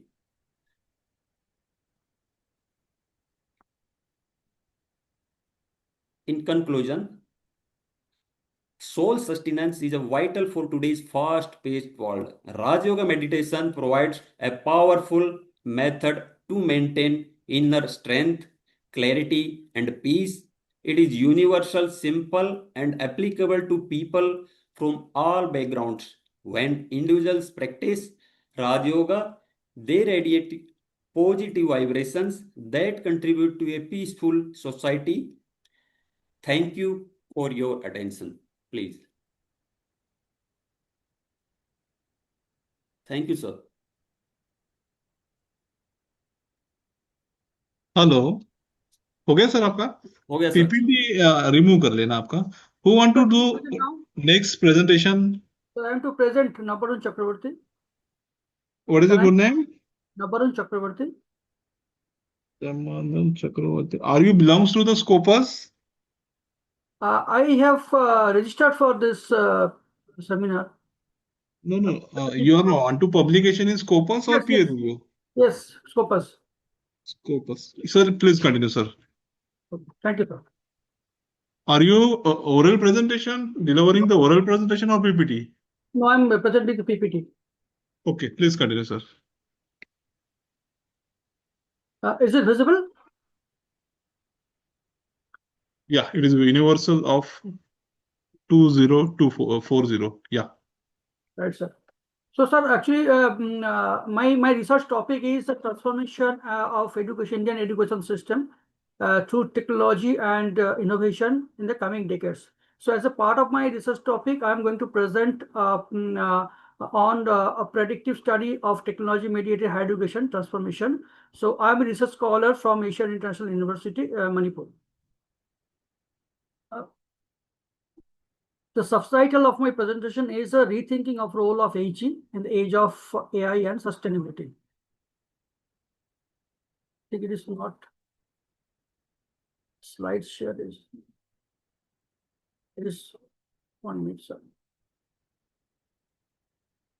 Is it slide is not moving, I think. You can orally present. Do not worry about that. If you having some, No, it's yeah, okay. it is working. Yeah, okay.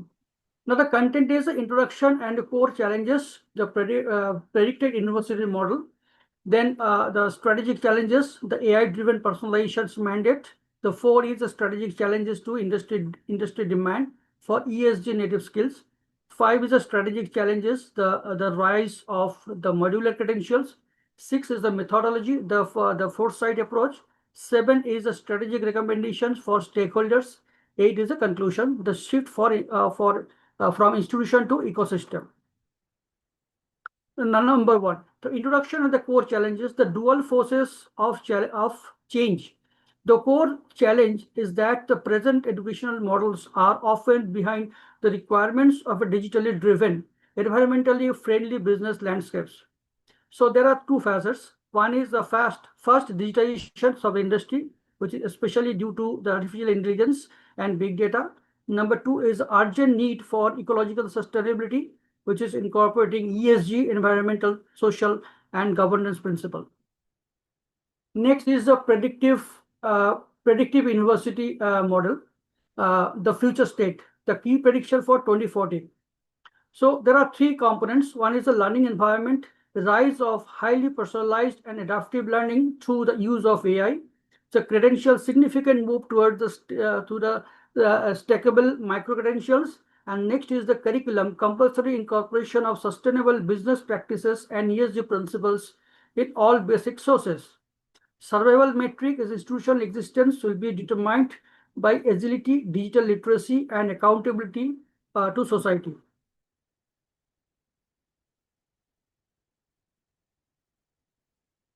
Next is strategic challenge 1, the AI-driven personalizations mandate. AI and the obsolescence of traditional models. Current state to predictive state, which is aiming to 2040. So learning effectiveness of 40% time education reduction to mastery using AI, 80% plus average reduction in time to competency via generative AI and tutors. Implications of each means higher education.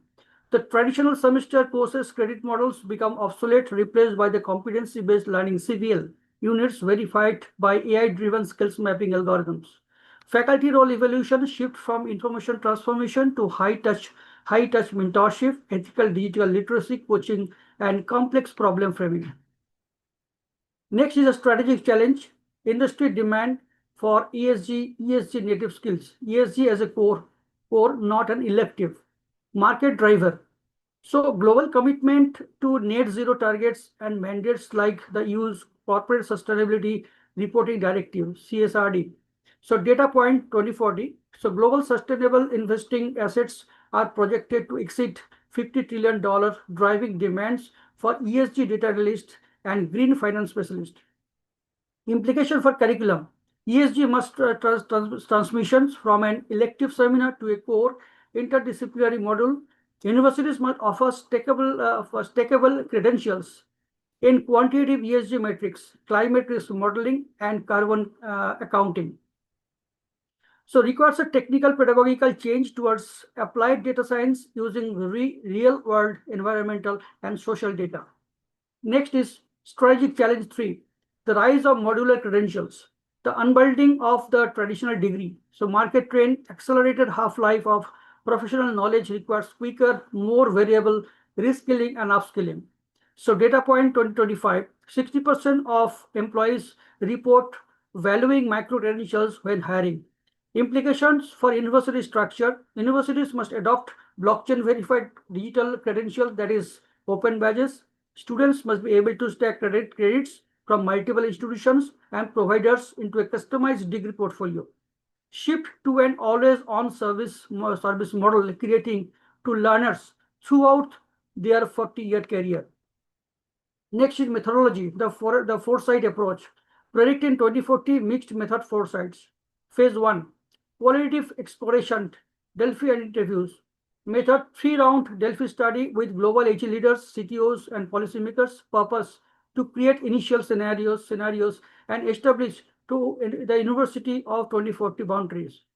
Phase 2, quantitative modeling, simulations, and statistical analysis. Method system dynamic modeling, SDM, to simulate longitudinal effects, that is AI to student ratio cost savings on critical variables over a 20 years period, 2022 till 2040. Phase 3, final synthesis, scenario planning. Method convert model results into 3 to 4 different believable scenarios. So that is the decentralized ecosystem, the AI augmented elite university. Next is strategic recommendation for stakeholders. Now, as we know, there are stakeholders like university leadership, policymakers, the faculty and academics, and industry partners. So now, what are the recommendations for the university leadership? So pivot from technology adoption to value positions and re-engineering. Actionable step is establish a chief feature officer role, pilot lifelong learning subscription models. Next is the policymakers. So the recommendation for the policymakers should be establish modular outcome-based regulatory framework. Actionable for the policymakers should be decouple accreditation from seat time, shift focus to verifiable skills, micro credentials, mandate AI audits for assessment software. Next is the faculty and academics. Recommendation for them would be invest in AI and data fluency as core pedagogical skill.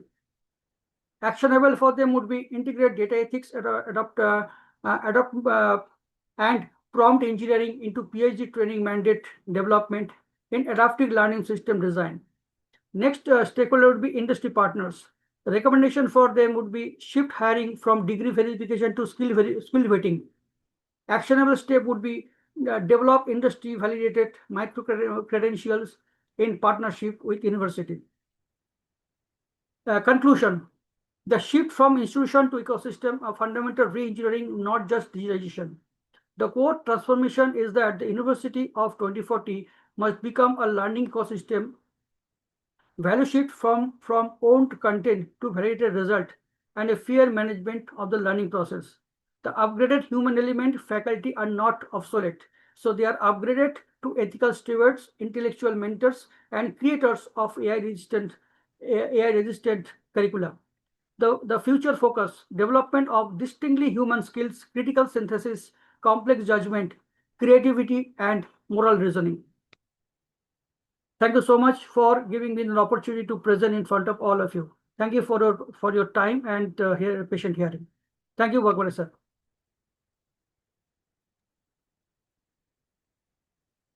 Thank you, sir. Who want to do the next presentation, PPT? Kindly remove your PPT. Yes, sir. 1 minute, sir. Dear participants, who want to next PPT presentation?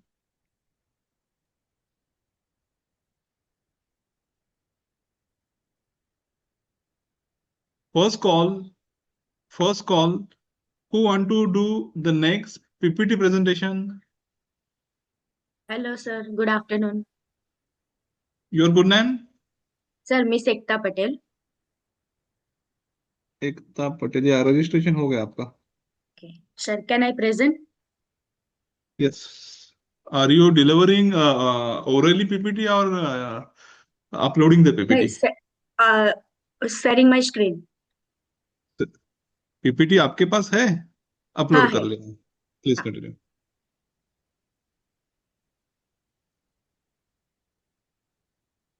Sir, it is visible?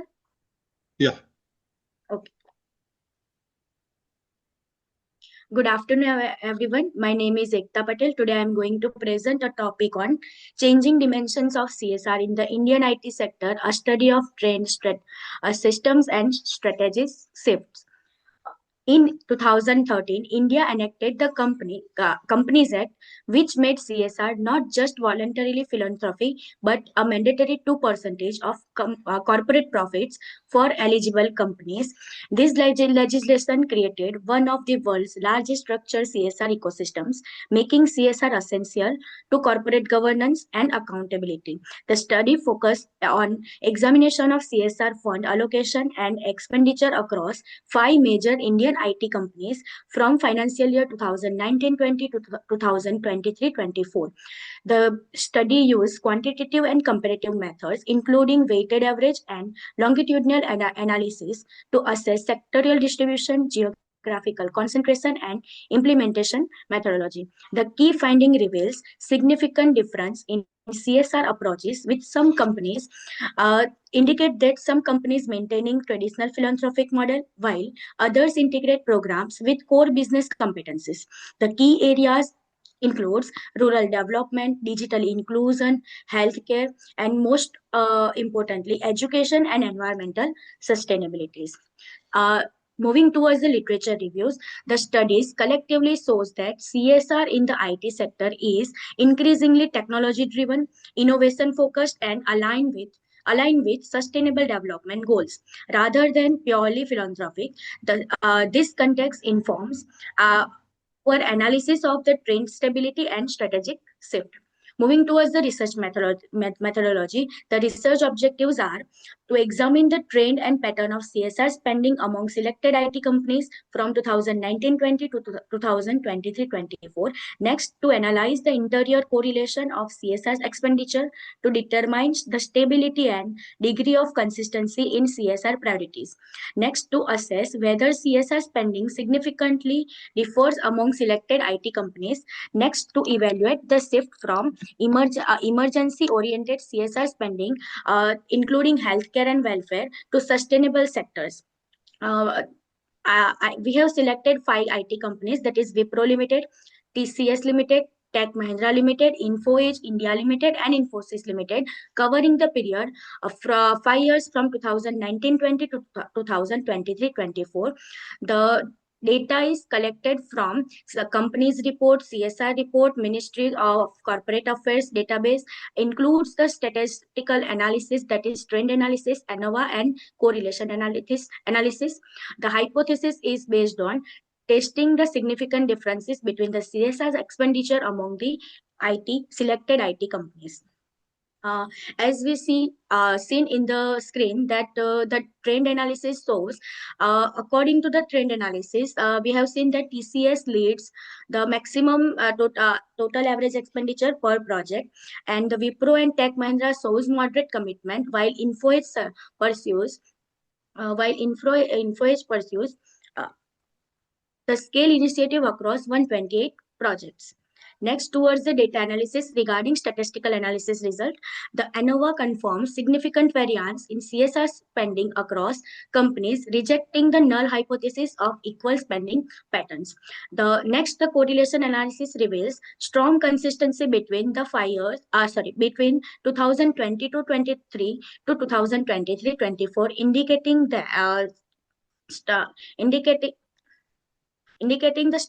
pandemic strategies in financial year 2021 shows divergence reflecting emergency pandemic reallocations. In entire study, education remained the dominant focus area with consistent allocation of growth from over the 5 years. The main key finding shows the trend stability, pandemic impact, and strategic evolution. CSR in the Indian IT industry is evolving from a compliance-based requirement to a strategic and long-term framework to the contributing and impact with business expansion, and innovation. The moving towards the conclusion, the first conclusion is Indian IT companies shows rising investment commitment, and the second one is we observe strategic consistency of the companies towards the CSR priorities, and the third, our ANOVA analysis reveals significant organizational variance towards the CSR expenditure. And the last, CSR in Indian IT sector has matured from a regularly checkbox to a strategic framework where social impact and business expansion are inextricably linked. These are the references. Thank you, sir.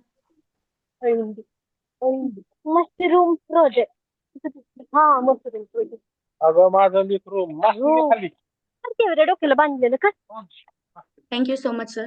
हे काढ बाकी फक्त डोक्याला बांधलेलं काढ बाकी फुले baker Have you completed your PPT presentation? Yes, sir. Yes, sir. Who want to do the next presentation? नाही मला नाही जायचं आता नाही हे आत्ता लावले हो Hello. तुला जायचं वाचून ना Who want to do the next presentation?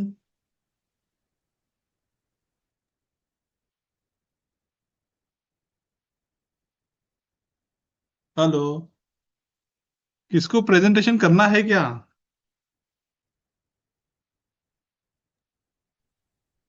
Is this available? The teachers belong to the Dr. Ambedkar College for winding up session. Wadala madam is available.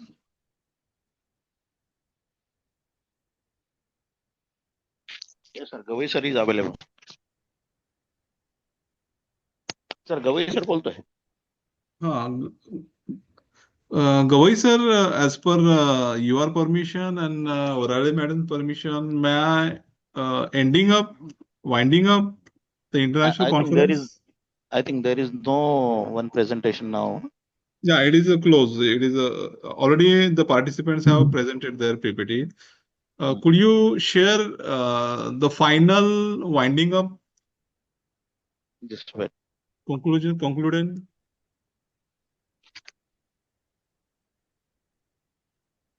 Vote of thanks. Yes, sir. Yes. Final. Hello. Nitin sir. Sunil Walecha sir is going to present, I think, paper. He is asking in the box, the chat box. Kindly refer to it. Thereafter, Nitin we sir. can wind up. No? Yes, Nitin sir Yes, सरांचं sir. झालं की wind अपला तुम्ही vote of थँक्सला द्या. हो आहे. Yes. ठीक आहे. Who's the observer? Rohan sir is the observer and Arun Sonkamble sir is the observer. First, Rohan sir will give the observation of whole and soul conference after the winding up. Vote of thanks. Thank you.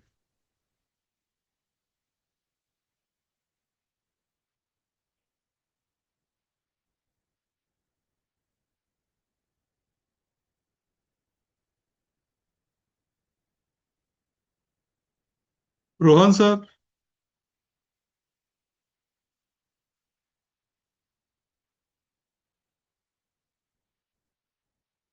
Hello. Rohan sir, आप Hello.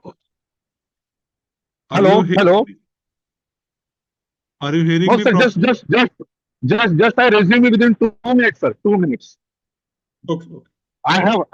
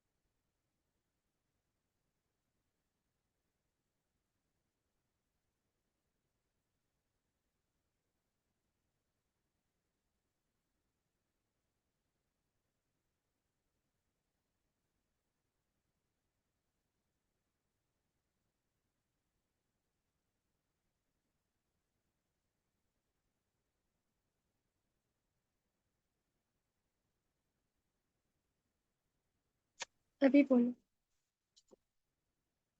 Yeah, hello, sir. Am I audible?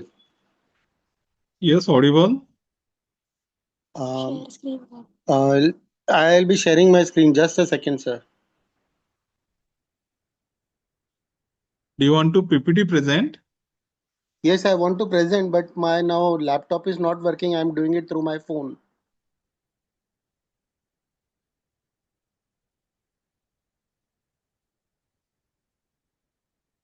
Is my screen visible? Sir, is my screen visible now? Not yet. No. Could you please send your PPT to my email? Sir, yesterday I had sent you yesterday night. What is your email name? Sunil.lazaro. Sunil dot Lazaro. LAZZARO.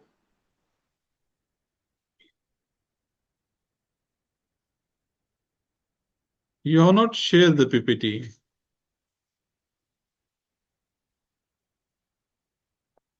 Yesterday after the payment I had shared, sir. Received. Please wait. Good afternoon, sir. Can you hear me? Yes, sir. Please continue. Sir, Himanshu here, sir. Can I share the presentation, sir? Please wait.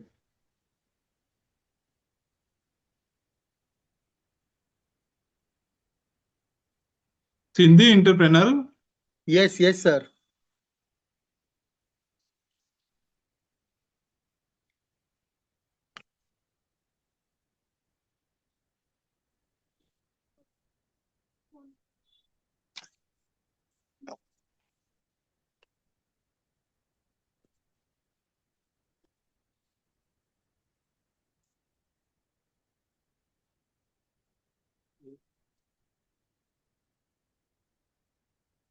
Please continue.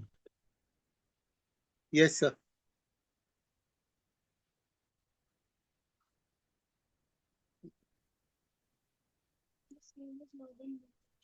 Sir, it's loading, sir. Yeah. Yes. Shall I start, sir? Please continue. Yeah. Good afternoon, respected dignitaries, professors, research scholars, and my dear students. My name is Sunil Valecha. My guide's name is Dr. Divakar Kadam, and my research center is Pillai College of Arts, Commerce, and Science, Panvel. Title of my research paper is Cultural Determinants of the Sindhi Entrepreneurial Spirit, an Empirical Study. The reason to select this topic was I myself belong to a Sindhi community, and my father and grandfather migrated to India in 1947. And after hearing stories from them, I decided to do this topic. So here is my findings from the ROL. Women entrepreneurs are entering into business. Next slide. Women entrepreneurs are entering into business, creating a niche market for themselves against traditional societal norms. Secondly, Sindhi entrepreneurs are opportunity seekers and risk takers. Thirdly, Sindhis can sell anything, anywhere through their creativity, flexibility, and trade networks. I have also identified behavior of other communities like Jains, Gujaratis, Marwadis, Shettis, Chettiars. Next finding was that the main reason for Sindhis to start small and micro enterprises was to become independent and time flexible, thereby supporting economic development of the country. Their ethnic entrepreneurship is driven by historical, geographical, cultural, and market forces. This has also been seen in other minorities like Muslims, Sikhs, Marwadis, Jains. Objective of my study is to evaluate the significance of cultural, social, and community-based factors in shaping the entrepreneurial spirit among the Sindhis. Therefore, my hypothesis will be next slide. Cultural, social, and community-based factors do have a significant influence on entrepreneurial spirit among Sindhis, whereas alternative hypothesis is they have a positive influence. Next slide. My research methodology is research design is totally descriptive. Data collection is both primary as well as secondary. Place of study, since maximum Sindhis migrated to Ulhasnagar after partition. My place of study is Ulhasnagar. Sample size, though requirement is 45, I have selected 80 small entrepreneurs. Sampling technique used is non-probability purposive sampling. Technique used is one sample t-test, and the software used is RStudio.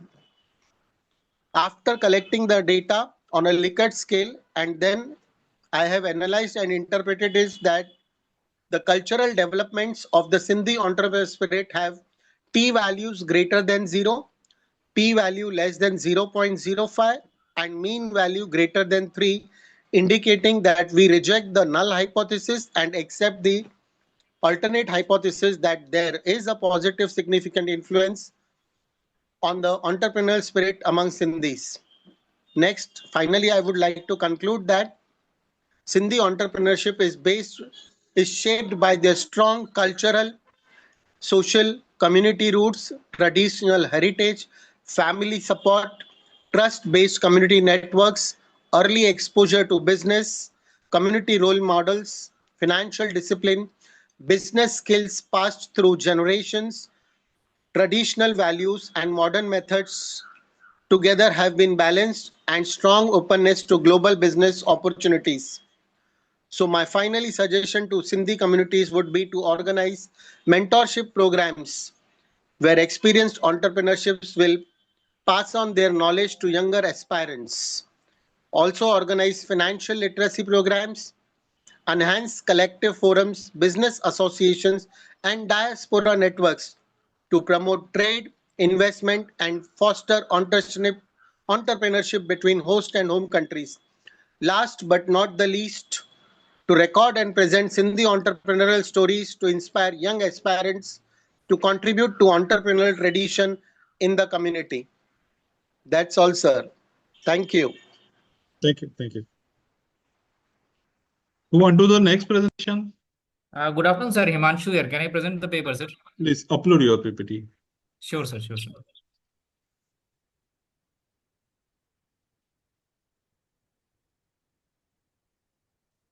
So can you see the presentation, sir? During the delivery of your PPT, your face, your video should be on. Sure, sure, sure, sir.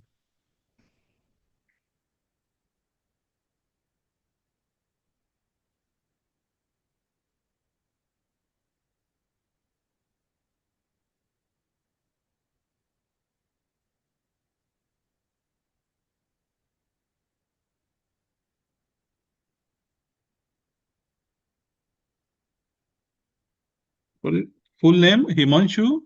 Kumar Himanshu Shekhar, sir. Myself, Kumar Himanshu Shekhar, sir. I am a research scholar of Jharkhand Rai University, currently working at ISER Tirupati. My guide is Dr. Amrita Majumdar, and the paper has been written with the assistance of Dr. K. Gajendra from Indian Institute of Science, Education, Research in Tirupati, sir. So the basic title of my the paper is Work-Life Balance During the Era and the Learning Problems, Perception, and the Interventions.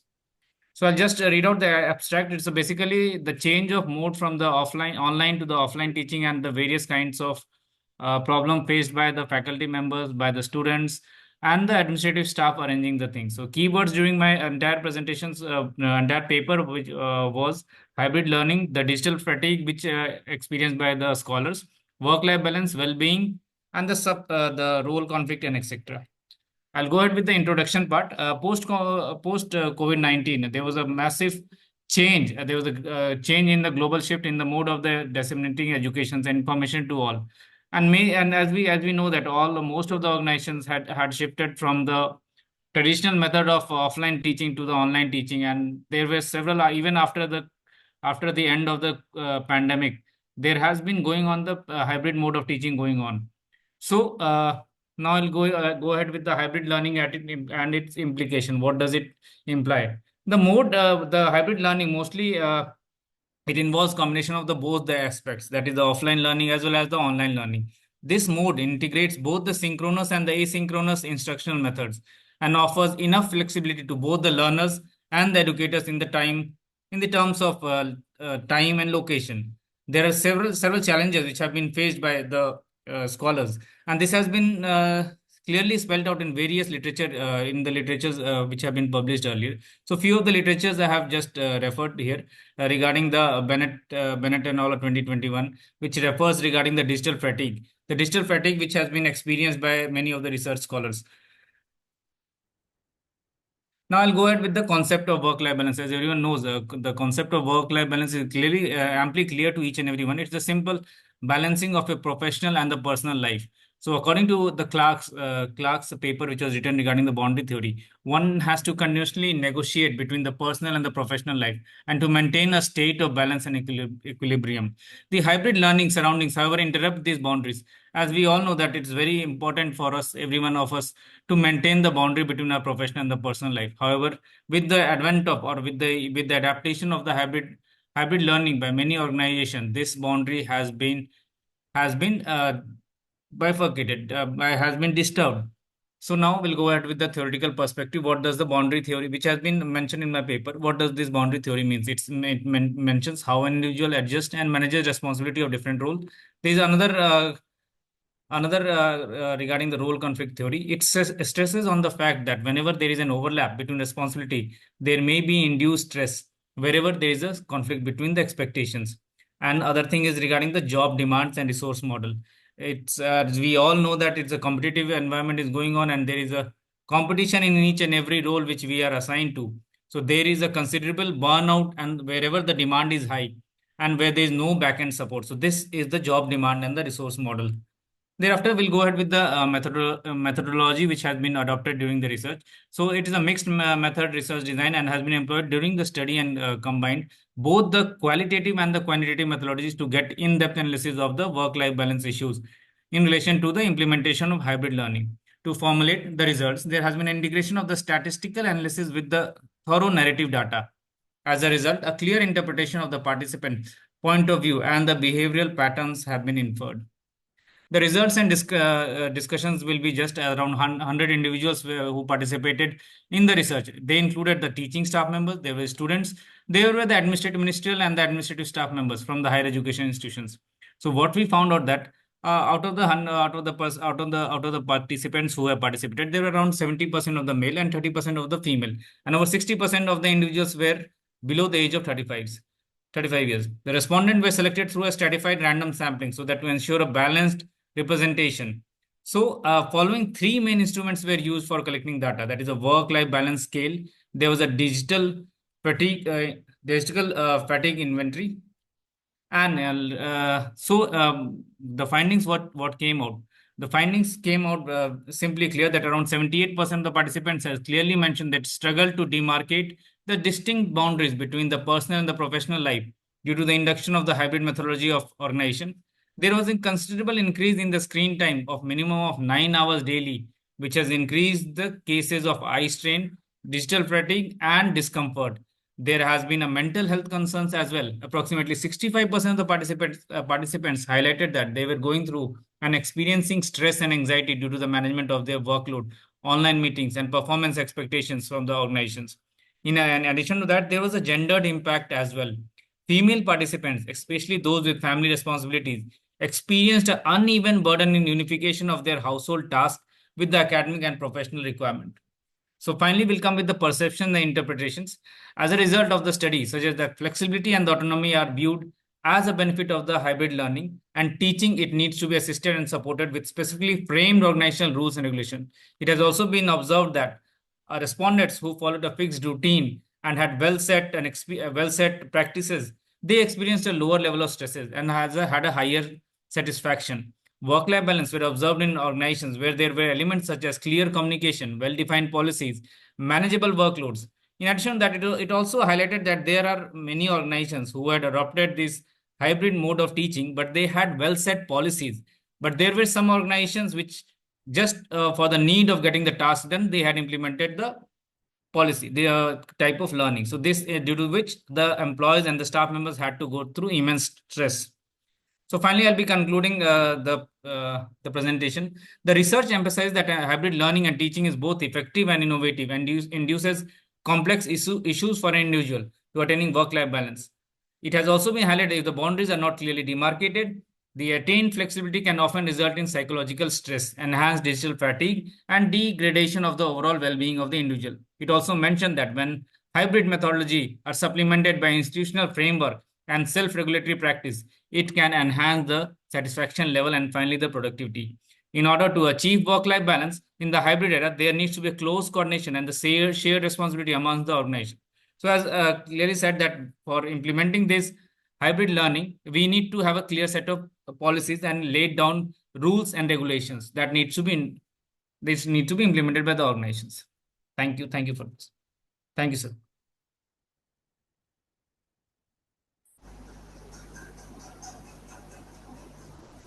Dear participants, everyone have presented the PPT confirm. Because of next step, we are going to ending the meeting online. सबका PPT presentation हो गया है. There are till 39 persons are here. सगळ्यांचं PPT presentation झालेलं आहे का? Everyone, the participants have presented the PPT in one day international conference, really, or remaining something, people, the students, PhD scholar, kindly reply me.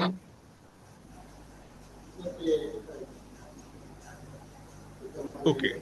If there is no remaining for PPT presentation, I would like to give the next session to the Rohan Gaikwad for observation and all whole and soul observation of the conference. Rohan Gaikwad, please continue. Yes, sir. Thank you. Thank you so much, sir. Beautiful conference. Good evening, one and all. Honorable Chairman, first of all, Mr. Anandraj Ambedkar, sir. Secretary Sanjeev Bodankar, sir. Principal Professor Dr. Yashodhara Varare. IQAC Coordinator Dr. Gangatri Nirbhoni. And convener, co-convener and member of today's international conference. And our law college principal, Dr. Gavai, sir.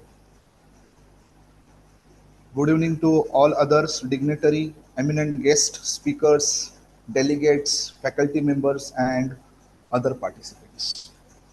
It is my privilege and honor to propose the vote of thanks on the remarkable occasion of our international conference.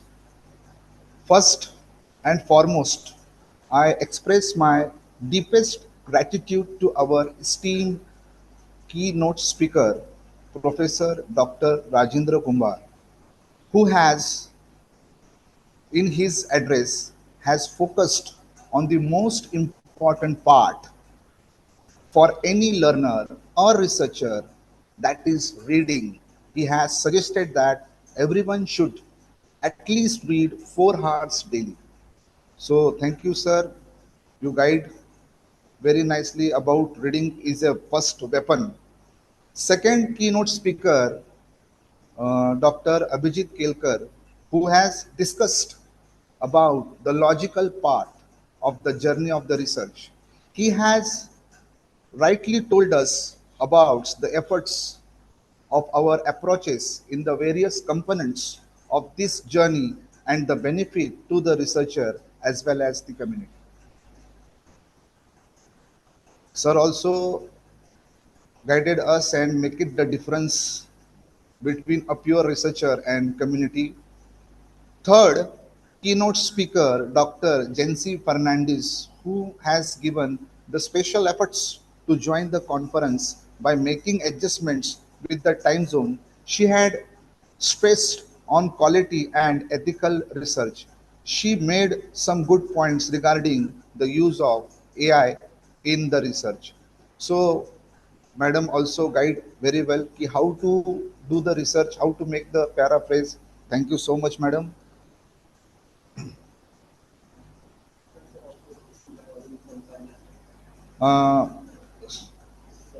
Son Kamle sir, you have any observation from your end, or should I continue? You continue, sir. You have covered all the points. Okay. Extremely sorry. Next, I would like to extend my honest thanks to all our session speaker resource person, and paper presenter who share their research expertise and innovative idea. Your academic contribution have made this conference intellectually inspiring and globally relevant. My special appreciation goes to the organization committee who had work, dedication, and meticulous planning have ensured the smooth and successful conduct of this conference. Every member effort, whether in the planning, coordination, or technical support, has truly appreciated.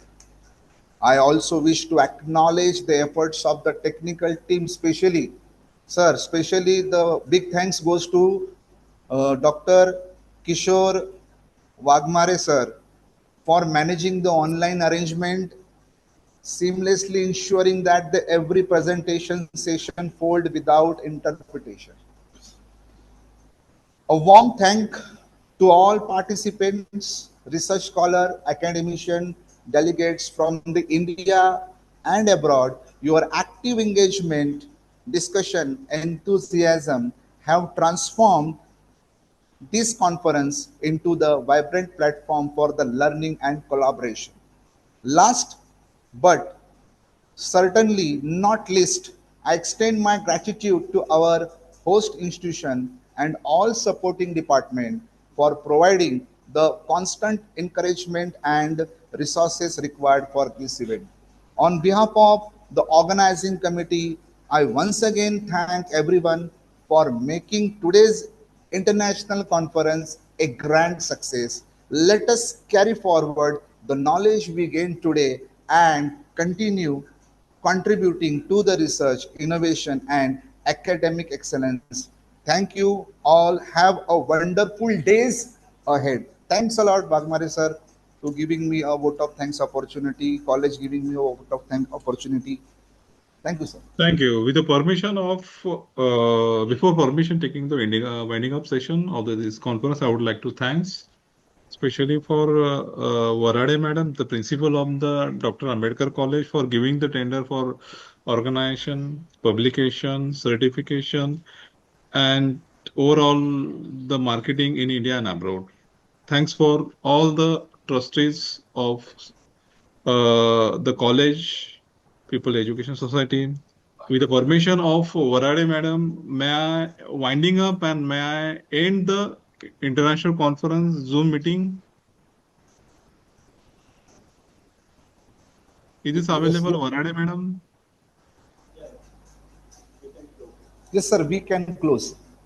Yes, sir. With the permission of all the teachers and the Varade Madam trustees, I am going to winding up this meeting. Thanks for supporting all the participants who are participated in our one-day international conference on behalf of my company, on behalf of the Dr. Ambedkar College. Thank you, sir.